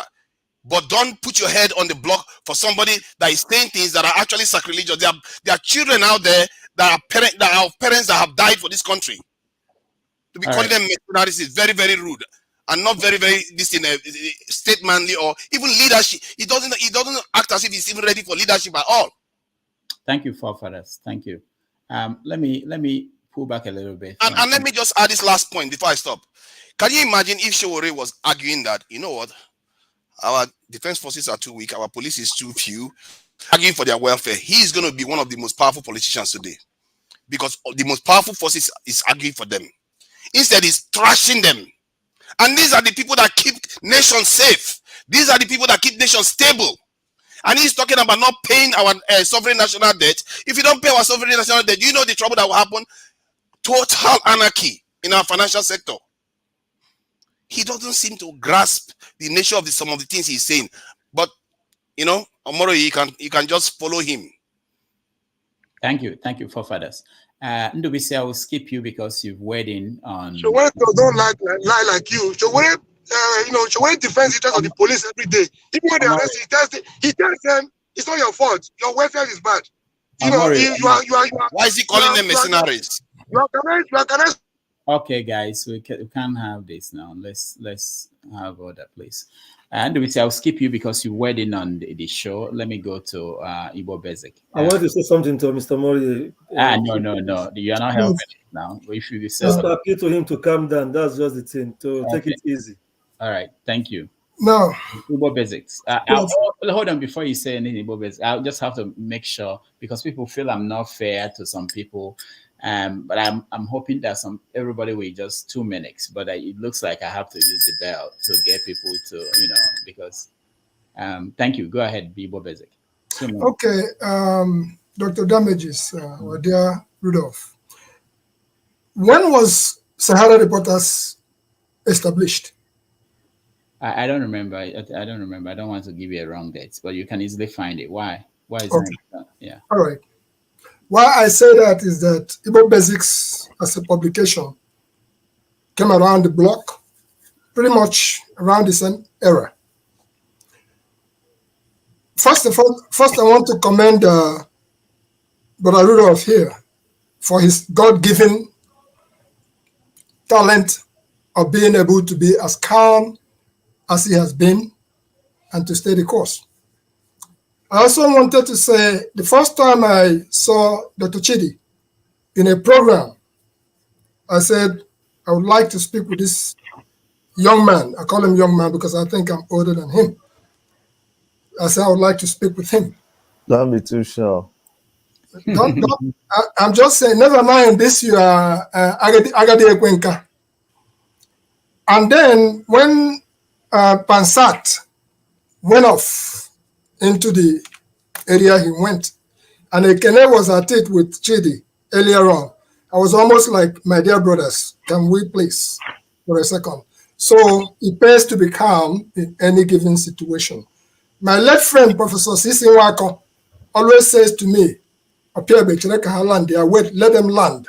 Because if you let the other person run out their steam, they will present the matter, they will judge the matter, they will prosecute the matter, they will contradict themselves.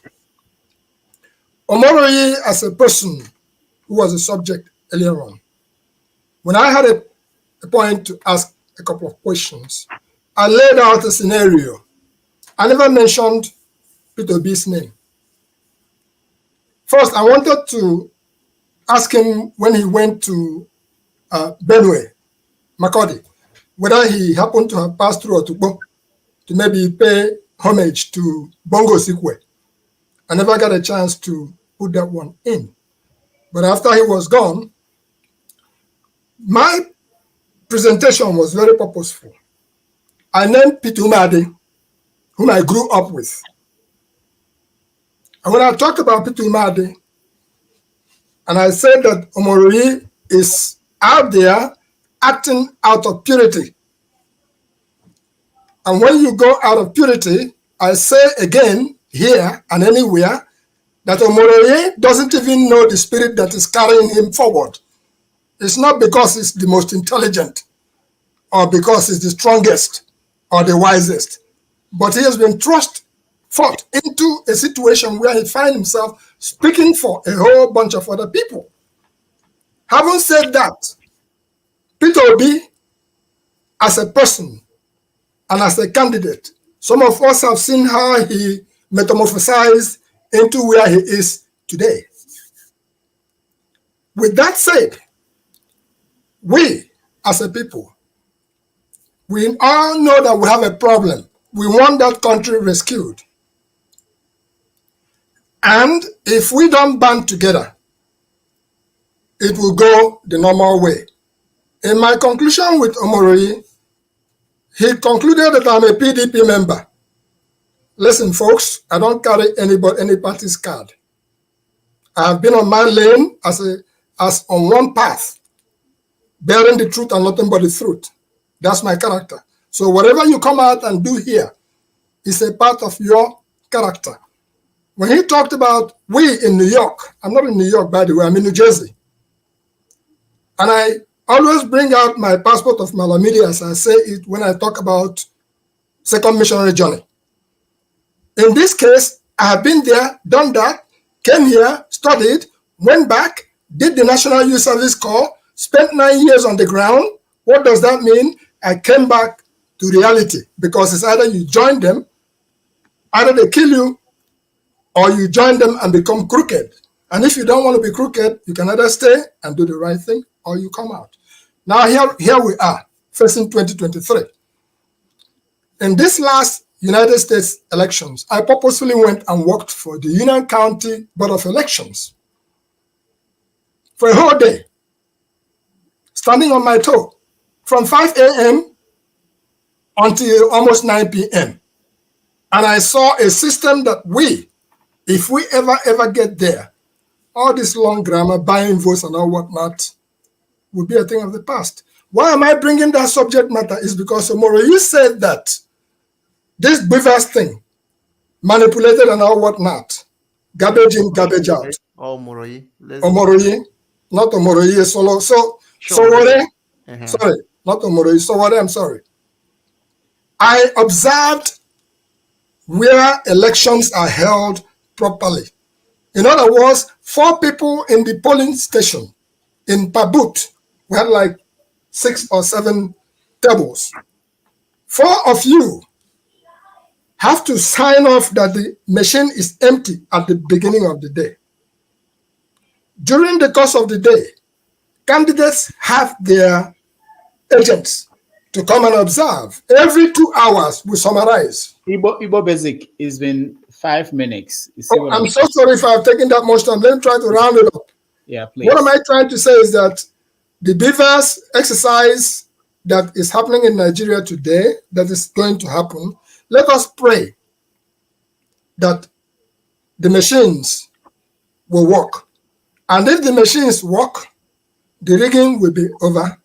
And hopefully, Mr. Peter Obi will emerge. Because if Mr. Peter Obi does not emerge as the next president of Nigeria, we are back to square one, where I just saw the son of a governor in Abia State being addressed as His Excellency. That's my state. That's an insult. When will this stop? The mother of a governor being referred to as Mother Excellency. Come on now, folks. And we are out here talking from our safe havens, wherever we are making a difference on ground. Like Dr. Stella Ford is in Lagos making a difference on the ground. Can we please band together? And I asked Omoyele, if you don't win, when you see you're in a race, in the last lap, and you know you are not winning, what can you do? Can you be able to join forces with whoever that you see, the young ones I keep saying? Can you join forces with them so that they can cross the finish line? And he debunked by saying that he doesn't believe in this youthful thing. Sorry, when I was his age or your age, we probably can come out to the field and dug it out. All right, thank you. Folks, that's my presentation. Can we please band together and make sure that in the last lap that we don't let the old brigade, we don't let them back in, because if we let them back in, our effort is in vain. Thank you. Austin, you're next. And Chidi, I would like to get to you through Dr. Damage's place. Okay, I don't know. You know, one thing I've always been skeptical about is people taking their standards is the best. Even me, whenever I'm judging any problem, or maybe people who like bringing their problems to me for us to reason, I don't like putting myself as if I have an interest. I put it in such a way that my standard is not the best. What I think is the best may not actually be the gold standard. So when I see people think that this is how it must be, this is how it must be, I'll try to talk to Omoyele, please. These people talking, you are not talking for Obi. I like listening to the person who talks. He's the person to answer your question. If somebody says hell will let loose if Obi loses, Obi can still lose. It's possible. So I don't see why we always need to shout and shout and shout. Dr. Damage will say, "Kafunefune di otua." But I want to tell you people the truth. There's one thing, maybe I used to hear people talk, Pansard and the rest. People always think, even let me tell you, even for father, sometimes you used to think your standard is the highest. It's not true. I like listening to a lot of people and looking at the brains of everybody. As I said, I like looking at your brain. There is something good in it. I will pick it from your brain, add it to my own, and we move ahead. The only one thing, I say Sowore is a nice person if you ask me. But the only one thing I say is that even Baba, who is your Basanjo, there is something he knows that I can use and still be great. So I don't believe that everybody is bad.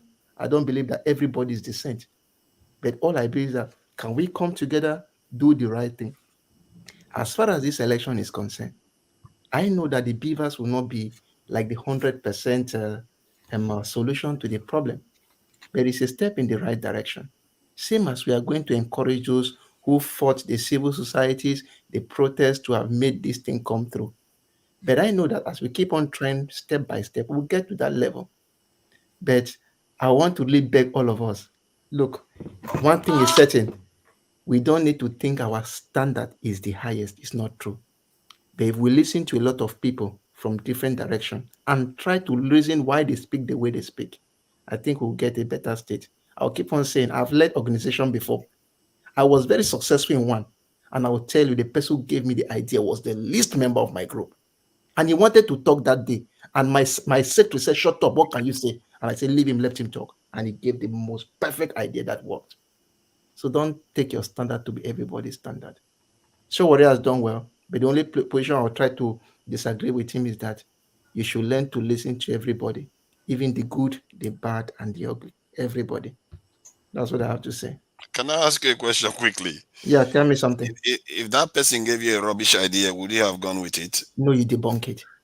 Not all standards are good. Good. If somebody gives you, that's why we have the capability to reason. If we reason it and it doesn't work, you give it. But you know one thing I will not like too much about Sowore. If you tell him this, no, he's bad, he's wicked, he's crazy. No. If you don't like it, okay, I've listened to you. Good. When you see another idea that is better, you go with that one. That is what I think. Okay, Dr. Chidi. Dr. Damages, you see I'm not gonna pretend.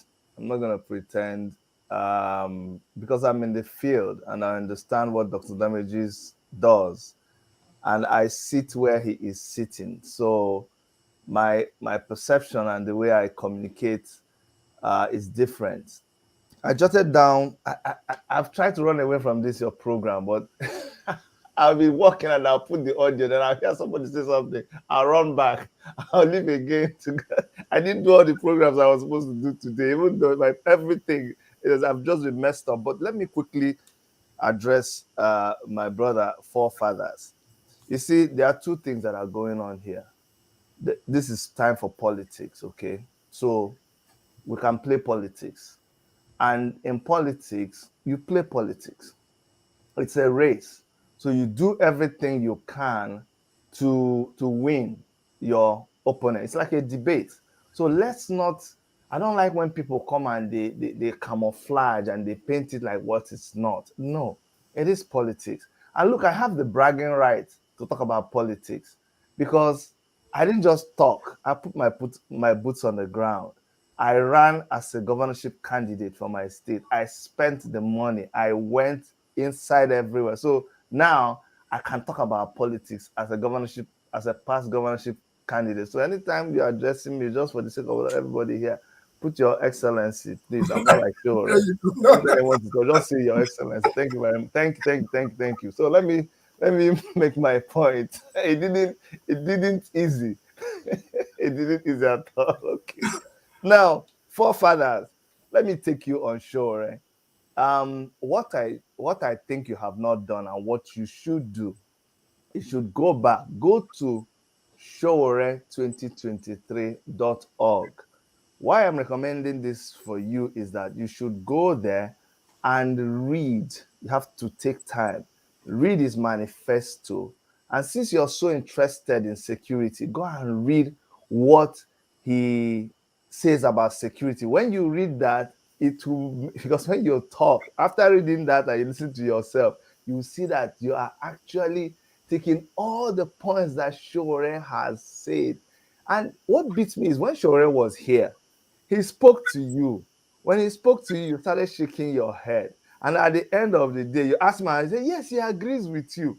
But behind him again, you came back and reversed everything.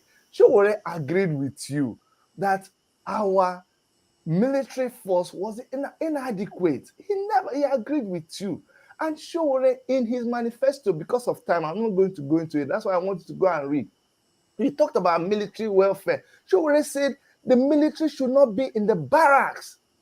It was an explosive idea. I even asked him, what do you mean military should not be in the barracks? He said, no, that barracks is mobilizing people when you're going to go to war. That you should put, is that do military people live, you that you have military family, do military men live in barracks in the US?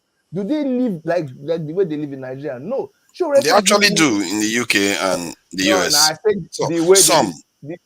some, but you see, when it's relative when we are saying this, you use barracks to like mobilize and recruit, train, and then when you are commissioned the officers, you put them in good housing, but like police and all that. That is the kind of thing. US, they have barracks. They have barracks. They have bases. They have base. They call them base. They have base all over United States. They have base even outside the United States. Not barracks. Not barracks. Okija. When we say barracks, we mean barracks. So hold on. Okija, since you're talking, just language. Okija. So in US, the military base in US is like the military barracks in Nigeria. Of course, there are differences because Nigeria is run down, but of course, thank you. That answers my question. So whether you call it base, Sowore has said he doesn't want it like it is right now. So forefathers, when you come and you accuse him that he didn't do that, that is wrong. Go and read that. Don't quote me. Just go and read and come back. Okay. The other thing you said I wanted to touch is when you keep mentioning this machinery thing. You're behaving like somebody who is in a wrestling match and he has caught his opponent's hand, like catch you. So you are twisting it and you think you're making a point. Not exactly. Let me tell you why. He said that when every other measure has failed, he will resort to this. And when he was giving you the analogy of Your Excellency, what's going on? Your light is is village people, is forefathers, and they're always coming after me. I know them. So be people here. So be people, even Augustine. But in the name of the Jesus, we will defeat them. It's okay. Just watch my voice for now. Anyways, so that's what I'm trying to say, guys. You see the passion of Omorui. It really touched me.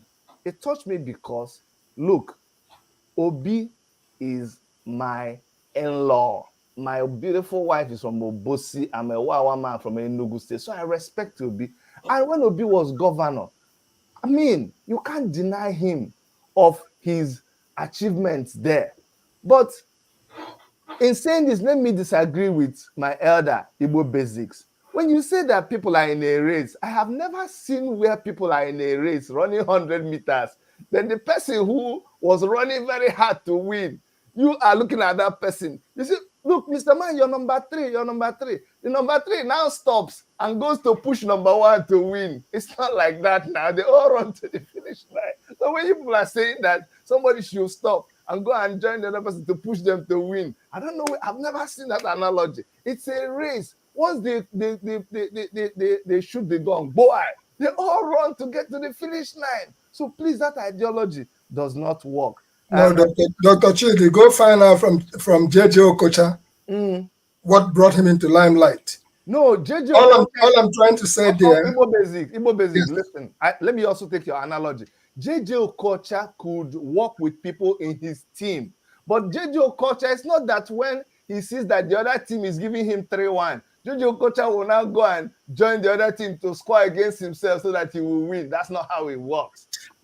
How it works is every team, whatever JJ Okocha is planning and whatever strategy, he works about it in his team. So please, don't just do your campaign, follow whoever you want to follow, but you don't really understand Sowore and what he is doing in his team. He will do that. He's hoping to win. And when he wins, he will bring his idea. You see all these things we are talking now, until 25th, nobody knows what will happen. It's after 25th, then we will continue. If Obi wins, good for him. Nigeria will continue with Obi. If Sowore wins, good for him. Like you said, you don't know what will happen. It may even be Atiku. So let everybody get ready. And sorry about the malfunction of my camera, but I hope with these few points of mine, I have proven to you, Mr. Moderator and co-debater, that Thank you, Your Excellency. Dr. Chidi, now you say make they call you Excellency. Yeah. You better cherry like Agoro. All right. Thank you, Chidi. Paul, welcome to the show. Yeah, thank you. So sometimes I kind of understand some of the things that Sowore did between the last election, 2019 election, some of the strategies, some of his great followers. These are the guys that were gravitating to Peter Obi today. And I think it worked well for Obi.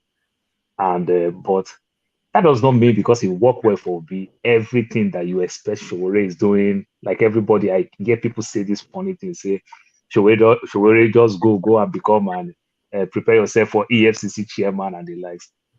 Things don't work like that. You can fight your fight. Buhari fought a good fight, you understand, for 3 good times. The 4th one before he become president, or thereabout.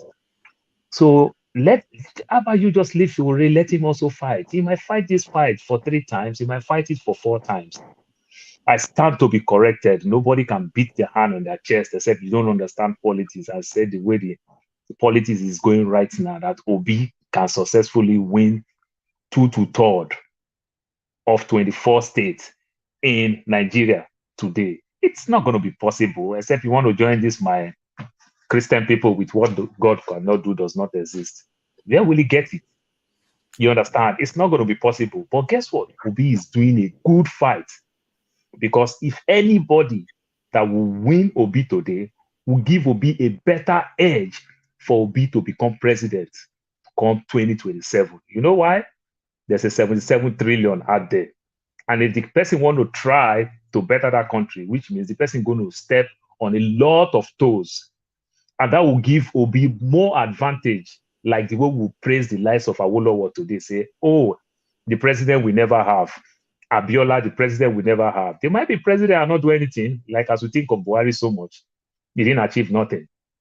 So it will work for Peter Obi the same way it will work for Sowore.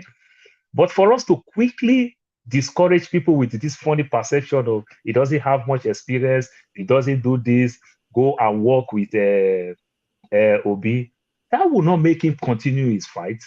You understand? Obi has stepped out of somebody that he said he respects so much, Atiku.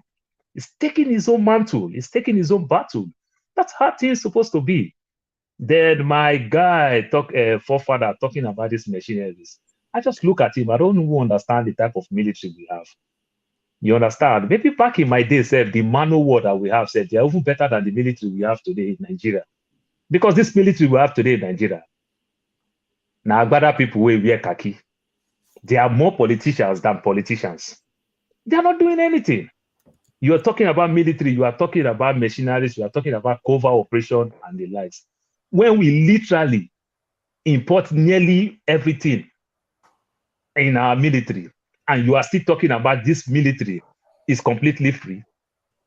If you go buy weapons in America, you go buy weapons in Pakistan, you go buy a weapon in India. Come on now, in this age and time, one button can make the difference. And the life, one button can make the difference. So I don't understand the thing that you are talking. So if you can get people to make things work, I think it worked for us. I repeat my word again. When you talk all these things, there is CIA in Germany. There is CIA in England, and there is an American military base in England, in Germany, and everything. Like I said, my brother, you must Do you see learn them how in to cut France? good. Do you see them in France? Those countries are defeated countries. I just tell you, one of the greatest nations in Western Europe, there is an American base there. These are powerful countries. Germany was defeated in the These are Second World first War. That's why. These are first world nations. These are countries that are doing well for themselves. If they can cut this type of things, if America can beg Saudi Arabia to even go back to their vomit to try to talk to places like Venezuela for oil, Saudi Arabia will frustrate them, cut oil to make the price go up. And the same America is protecting Saudi Arabia. My brother, they know how to cut deals. When you cut good deals, you will negotiate good business with your enemy. That is what you must understand. So just saying it like a layman, oh, why will you do this? Why will you do that? The military is compromised. The police is compromised. And everything. So sometimes you just want to bring people from outside to make this work in certain situation. Not like he's bringing a white man to come become Inspector General of Police, or a white man to come be Chief of Army Staff. It doesn't work like that. Yes, I agree with you. But you are just saying it you are just trying to get a cheap political point and everything. My brother, it doesn't work. This What is pattern that we are political playing. point? I'm annoyed that he keeps talking about what is wrong with people with politics. You are in politics. Are you crazy or something? What is? I don't care about politics. Yeah, I'm not talking about politics. Somebody's talking about bringing foreign soldiers to our territory, and you are talking about politics. I'm not I'm not crazy. There is foreign soldiers. There is foreign soldiers in the country that you are right now.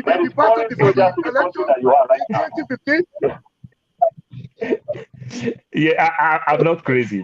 I'm not crazy, but there's powerful army too. Just let somebody else talk. I think I'm getting a lot of feedback. All right. This time I'm a powerful army. Okay. Just once I wear uniform, I'm army now. Thank you, Dr. Damages. Fathers, I remember when you asked the question, he made a statement, and the clause he made is important you bring it in. He said, if necessary. He said that will happen if necessary. And that clause is important in the dialogue. Thank you. That's all I wanted to add there. Augustine, where did you change? He says that repeatedly over and over again, and I'm looking at his manifesto right now. I can't see him trying to increase his numbers in any way. He said what? Most of it is full about human rights stuff. Obedient. You're not supposed to talk like that now. No. So that's the problem I have with Omore. When you're angry, you stop listening. He didn't get my analysis. If he had gotten my analysis, he wouldn't be angry with me. I said, I don't condemn people in politics, especially when I don't have facts. I've not studied so his methodology is not my methodology. I was groomed in the church. So I have a way, I can't take away the way he addressed. I can't, no matter what Abu Salami did to Nigeria, when I meet with you one-on-one, there's a way I'll address it. That's my personality. But I'm not saying that my personality is the best. I'm only saying that he has a personality that, like what you said about P2B, I have studied P2B and I know P2B. So when you say things that are not true about him, that makes, I'll begin to challenge some of the things you're saying. Do you know why I came? I came to provide an insight from Sowore's side. Let me take you. You say Sowore said P2B is working for Atiku. Yeah, that's what got you. But look at the context. He didn't start talking like that. Somebody provoked him and said that he is there to, and the person is talking from an Obi side. So you know how it is. You saw what led to that. I said, okay, even that Obi self that you're talking about works for PDP. Why? Listen, because you ask Obi, look at Atiku now. Atiku is a bad guy. Obi says, no, he's my mentor. If somebody is your mentor, and then they ask you again, they say, is your manifesto different from Atiku? You say, no, all of us are the same thing. So when you talk like that, somebody can accuse you of, hey, you asked, like we're trying, even you obedient, that side they get command. You guys wish Obi will not be saying that. Now, we'll get, there are some things. You wish he won't say that. Personally, you wish he will not say that. Now, at when least, he says about manifesto, go and change it to manifesto. Go and change it to manifesto. They're different. Okay, hold on. He wanted to dump on Atiku. He doesn't want to do that. That's why he's different from Sowore. Sowore will just dump on people. Obi is diplomatic because He states the It fact. is that diplomacy that is the problem we have now. No, but this is politics. This is politics, not activism. This is politics. It's different. Okay, hold on, Chidi, hold on. Let's hear Mr. Omore. Now he's a bit. Let me hear. Okay, Omore first, and yes. then Ndubisi has not spoken. Yeah, Omore first. Thank you, Doctor. Thank you, everyone. I apologize for my outburst earlier. We have to be very careful the way we go about these issues. He is a deal of Obi or no other way. We should be careful because the strongest part of PDP since 1999 has been the Southeast and the South-South. Anybody can, quote me wrong if you think otherwise. The strongest heart of PDP since 1990, they have never lost in South-South and Southeast. So a bunch of people now are moving towards Obi. As I asked them one question: if Obi does not win, what comes next? They tell you we try this one first. If Obi does not win, we go to Biafra. People are listening to you. They're not talking to idiots. They're talking to intelligent people. So somebody has been consistent for the past 30 years. I've known Omoyele Sowore for the past 33 years. He has been dogged. He has been rugged. He has been consistent. No matter how you try to condemn him, you cannot take that one away from Omoyele Sowore. Omoyele, Omoyele, moves when nobody dares to come. So I don't know where he gets his courage from. I tried in my only two ways to do it.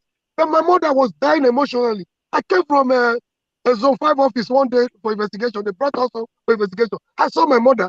Tears ran down my cheeks. I'm like, I wasn't weak, but I saw my mom dying for my sake. Like, I'm like, what am I doing to this woman? But that didn't stop me. I mean, this is a different human being. If it comes to Igbo, Omoyele is one person that is detribalized. When it comes to Igbo, Yoruba, Hausa, Omoyele don't believe in your tribalism and the religious bigotry. So we might not be perfect. We're not looking for a saint. We're not looking for an angel.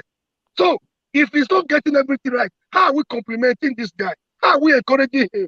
If Obi does not win, what happens thereafter? What if Obi goes back to the same PDP tomorrow or APC tomorrow? What happens to this people's movement? This is my greatest concern. Somebody is talking of in 2019, you said Omoyele did not score anything. Why will he score something when you refuse to vote for him? When you refuse to canvass for him? When you refuse to mobilize for him? Will he? I mean, even if he wants to vote for himself, he has just one vote for himself. His wife is not even there. So I'm not sure of his second vote.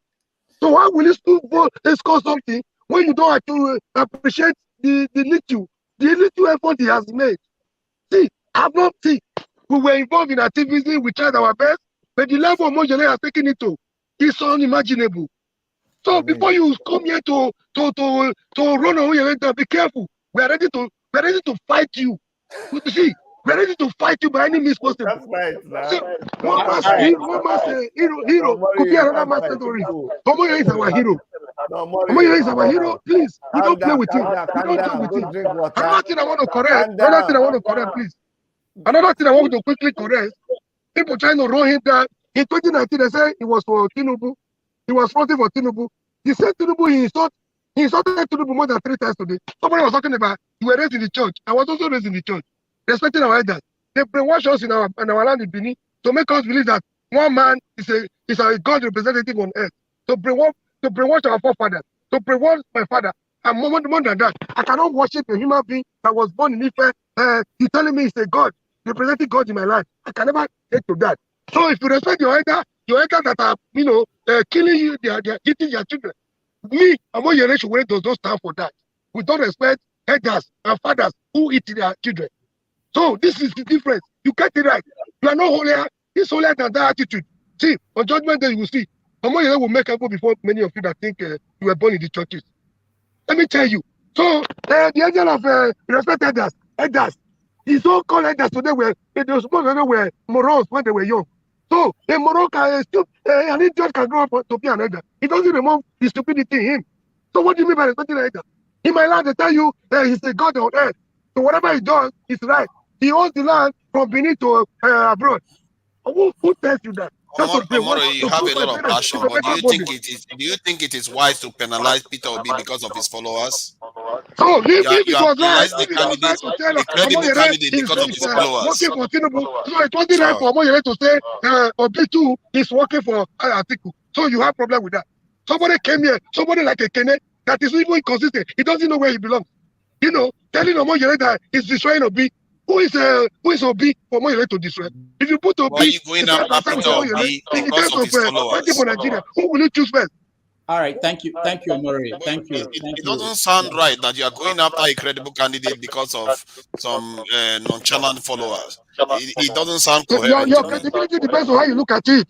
Your hero could be another mercenary. Okay, thank you, To guys. you, it Thank could be you. a hero. To us, it could be a terrorist. Thank you, Omori. Thank you. I already said thank you to people who are watching us at home. We are rounding up. We have to go. It's been 7 hours. Rudolph, Yeah. can I give my last? Can I say my last No, words? no, hold on. Before you do that, I just want to hear from Duvisi and Ike. Okay. They've not said anything. Duvisi, go ahead. Okay, thank you once more. I just want to appeal to everybody to take it easy. This conflict we are trying to create between Obi and Sowore does not exist. It shouldn't come. Sowore talks the way he talks. It has been his way from time. So he has his own way of saying things, which if we fact check, we might find that some are not true and some are true. Obi has his own way of doing things. Let me respond a little to Dr. Shidi, who said that Sowore says Obi is working for Atiku and all that. That Obi refused to condemn Atiku. He says Atiku is his mentor. You people, all of you knows Obi's nature. If you go back in history, since he came to limelight as governor, this is somebody who hardly insults somebody. He has his own way of addressing issues.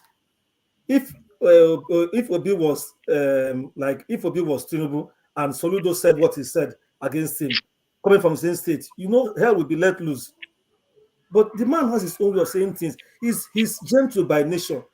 You don't expect him to come out and accuse Atiku and say, yes, Atiku is okay. For me to align with what some people are saying, he's going to insult Atiku. It doesn't go like that. That doesn't make him weak. He has been a governor. People knew the way he did. Anambra is a very different. I'm not from Anambra, from Igbo, but I'm Mwadiala to Anambra. My mom is from Anambra. I go there very well. I know the place very well.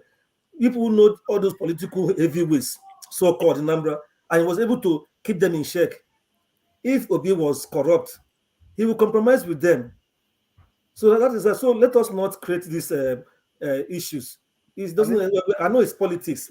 Some people try to run down their opponent, or maybe they feel that maybe these supporters should be mine and all that. But only Nigerians know why they are following him. They have seen the quality in him. They've seen that it's completely different from the regular politicians we have. Sure, can still make it, or he can still make it even now or in the future. He's consistent, good. But let us not come and run down somebody. Now, I'm appealing to Omori, who says he wants to withdraw his support. I don't know his level of support base for me, but let him keep it. We are all fighting for the same thing. We're trying to root out these people who have kept us in suffering. All of us here, we know that we have people back home. If we say okay, we are happy, here we are. It's not it, because if the status quo remains, we will still be here complaining and we'll still be sending something back home. It might even get worse. So that's my. All right, thank you. Thank you. Sorry, I just reviewed I just refused his manifesto. I wanted to respond to you. I wanted to respond to you because I reviewed the manifesto, his security, this thing just now. Sounds like a human rights document that he's just written for security sector, and then he doesn't talk about recruiting more these soldiers. The only good idea there is to disperse the police into the community so that they don't see themselves as different from civilians. That is the only good idea I see there. Everything else is just a human rights this thing, and he wants to bring in all this pardon policy about terrorism. He wants to blow it up. But he's not talking about increasing the strength of the military or this country's security services itself. Okay. He's not talking about that. And this and I'm sorry. And he also said, what you said is true. He also said about the conditions of the soldiers and everything, that he's going to improve all that. But it's the same soldiers he came on this panel to call these mercenaries. Is that not funny? Forefathers, let me tell you what I'm not trying to do. Okay. That manifesto you saw there is Omoyele Sowore's manifesto. Is the presidential candidate of AAC. This is how he wants to go about things. Okay, it's what you think about it you are entitled. I'm not expecting you to like it. I'm not expecting you to agree with it. I just sent you there, and I'm not expecting you to come back and change your opinion, but I'm glad you went there and you read it. Now, let me answer my, okay, he's gone. The last speaker is gone because he made reference to me. So that's why I wanted to answer him. When he was talking, and let me use the opportunity to really express how I feel about the candidacy of Peter Obi. You see, Peter Obi, when Peter, and this is the point I need people to understand. So you see how we feel, we in AAC, or me as an Igbo person not supporting Peter Obi. When Peter Obi made the decision to go to Labour Party, prior to that, PDP was perfect. PDP was the best place to be. As at that time, we in AAC, we kept saying that PDP is not the right place to be. That what PDP people are doing is not the right thing to do. That's what we were saying. And people that were in PDP, including Obi, they were telling us that we were in the wrong. We should be with a strong party like PDP with Atiku and all of the people there. All of you agreed. And we were the people saying, no, that's not the right way to go. Now, when Obi, the same Obi that my brother was saying is soft-spoken, in Kadiri's interview, after Kadiri pointed out to him all the things that people were saying was bad about Atiku, do you know what Obi's response was? Obi said, all of these things are alleged. It is problematic to people like me because we know they are not alleged. He was defending Atiku. I don't know where. No, you can't say that those things, and that is his stand. He stood and he defended it. So the thing is, we don't take this thing and begin to twist it. This is what he defended as at that time. But that is politics. Don't go and try to change it. He was in that camp. He believed in it. He was with them. Fast forward to 2022. The same place where he was, the only reason why Obi left PDP is not because of the masses. It's not because of the young people. It was because what he was expecting to get from PDP, he didn't get it. Peradventure, things worked right for Obi. He would have been in PDP today. And everything, all of the people were hitting in PDP would have been his bodies. Is it true or false? Because Atiku would have lost to Obi.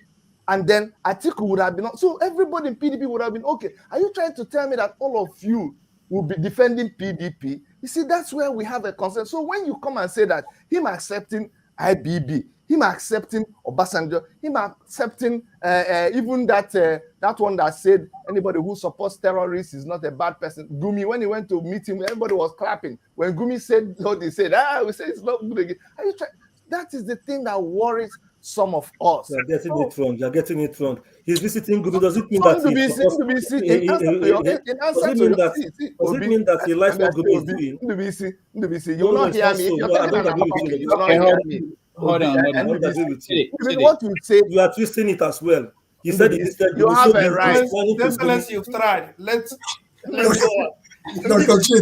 Dr. Chidi, a hunter does not say everything he sees in the bush. Okay, good. That's number one. Number two. Everybody. Chidi, hold on. I have to go. I thank everybody for being here. It pains me, when I see, I really appreciate everybody. I say something, okay? Then I'll say good night. Thank you, Dr. Damage. The area I want to say something is most of us here, all of us here are Nigerians. And we all lived in Nigeria before God gave us the privilege to move outside Nigeria for whatever reasons. And I don't think that we all should forget from where we are coming from, the country we call Nigeria that is our own, the origin and genesis of Nigeria. So, when you want to talk about activism and politics, if you're an activist, you should separate yourself from politics. And if you want to play politics, you put on a politician's cap and not an activist cap. Dr. Julius Malema, what about that in South Africa? Dr. Damage, I remember the day Mustafa came to your studio. You remember the question I asked him? Most of us are activists in our own field. I lived in Mali for 13 good years. And that 13 good years that I lived in Mali, I was the vice president of Nigerian community. I was the president of Igbo community. I was a member of Nigerian youth in Mali. I have seen all the leaders of Nigeria. I have shaken hands with all of them. The day Mustafa came here, I asked him a question. Because the day that Abacha came to Mali, we are the people who opposed Abacha coming to Mali. And I asked him a direct question. Did you come to Mali with Abacha? He said, no, because some of us who opposed Abacha, who didn't collect money from Nigerian embassy, we went to prison. We were arrested in Mali and kept in the police cell until Abacha left Mali. So when you are talking about activism, most of us have done this for so many years without any benefit. I have suffered for Nigerians. I know what my life was at stake with it, with all these men from Nigerians who are selling Nigerian women in Europe. I know what I went through with Nigerian men and women who sell these girls from Mali to Senegal to Guinea to Morocco. I know what I went through. Nobody's paying me. I did it for the good of Nigeria because I'm a Nigerian. So when you want to play this politics of activity, you have to remove your card. And if you want to play Nigerian politics is a dirty politics. That is clear. Don't compare Nigeria with America where you live. Don't compare Nigeria with Britain where you live or wherever you live. We are in a different climate and a different planet. So when you say Peter Obi because he was in PDP, please round up. I have to go. By no means should you allow Kenneth to say anything. It's just going to start a fight. Yeah. Why wouldn't I say something? You're going to start a fight. That's why. It's already started it. No. So what I'm trying to say, Omori has left. Listen, you can be an activist, and not only him, and so when they went to university, or who were student activists in their days in the university. A lot of people are. So it's not only you that fight for the right of Nigerians. There are a lot of people, a lot of us here who are doing that even as we speak. So don't try to claim what you are not. All right. I know. Everybody gave them time. I know you want to go. I just want to land before you close. Omori understand that Nigerian politics is not active politics. If you want to be an activist, let him be an activist. But when you want to be a partaker of Nigerian politics, you remove your activist cap and put on the Nigerian cap politician. And that's where you have a double standard life, because you can never marry those two together. And if you want to play that activist in Nigerian politics, it's not going to work. So therefore, let it be said and known here. Nobody is against Sowore, but he's not going to even win any polling booth. It's pure and simple. And nobody is against what he's doing. I like what he's doing. But for the fact that he should also understand that he should talk to people. He should agree with other politicians. Because he's playing politics. He's not playing activists. He's playing politics. And politics is about give and take. It's the politics of understanding. You talk to people, people talk to you. All right, thank you so much, Ike, and thank you so much. Can you give me 30 seconds, please? No, thank you so much. Not even 10 seconds, please. Thank you. Not even 10 seconds. I don't know why we should be fighting. He's going to insult somebody now. What is I don't know why. No, I don't insult. No, let's correct this. I've never insulted anyone here. The only thing that I detest is being insulted. If you insult me, I insult you back. But I've never insulted anyone. So I respect each and everybody here. But this is it. We are here fighting over these candidates. All of them, as we are here arguing, insulting ourselves, fighting each other. Most of them are in Abuja right now. This is Sunday. Maybe they're in the club enjoying themselves. And we're here fighting, creating enmity for nothing. Right? So we're talking about Obi being a member of PDP or not PDP. Salah is here now. I've forgotten. Can I land? You just now you have to let Salah talk. You had a perfect ending. Just leave it there. Don't say anything else. Anything else you say, man, may be taken against you in the court of law. All right, go ahead. Go ahead, please. Go ahead. Okay, this is it. I heard someone talking about, I think Dr. Shidi, how P2B was a member of PDP, and if he had remained in PDP, we would be all praising PDP now. This is it. We're not talking about party, we're talking about individual.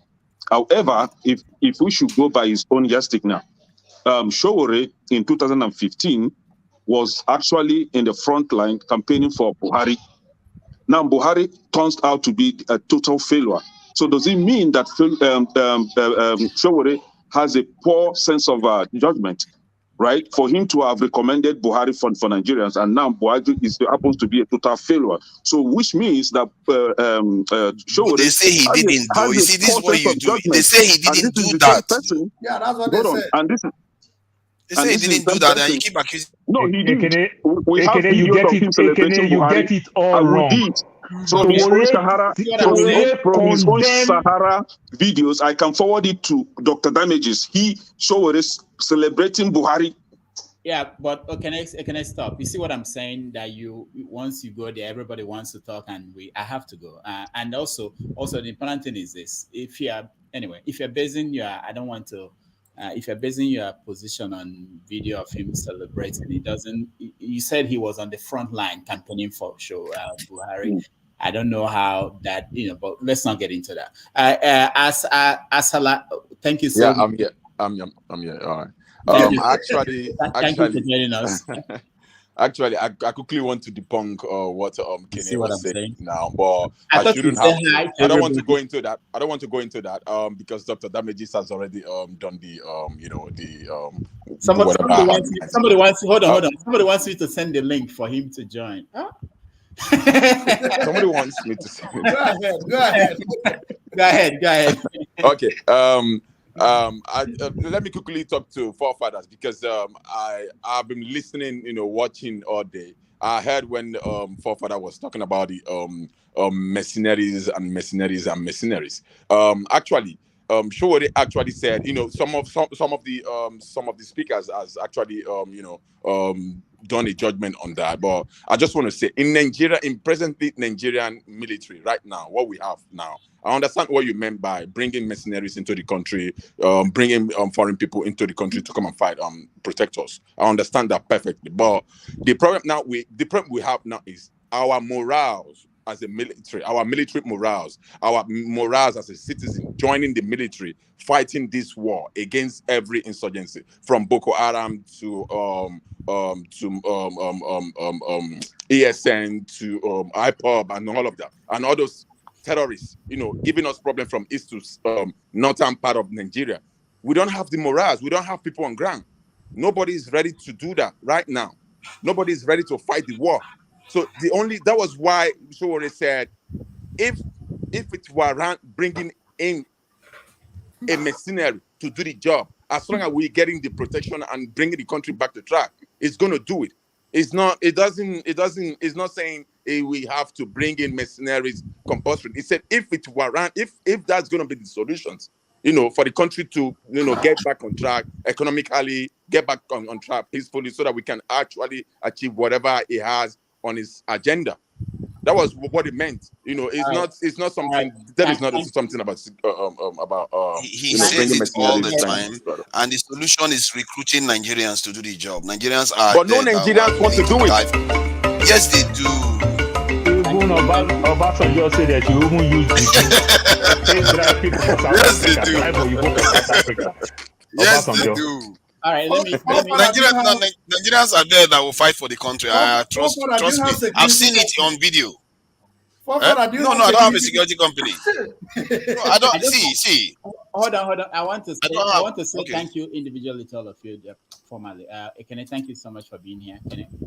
Thank you, Dr. Damages. Thank you, everyone. Thank you so much. Thank you for being here. Austin, and thank you for being here. Thank you so much for being here. Thank you. Lucy, thank you for being here. And Ike, thank you for being here. Paul, thank you. And Igbo Basic, thank you. And Dr. Damages, Sahara Reporters was founded in 2006 in New York by Omoyele Sowore. All right. Igbo Basics was founded in 1995. All right. In New Jersey. Thank you so much. I'll see you guys next time, and I appreciate you. All the best. Okay? Doctor, I want to buy sections so that if I buy my own time, Papa will not be talking to me. All right. Thank you.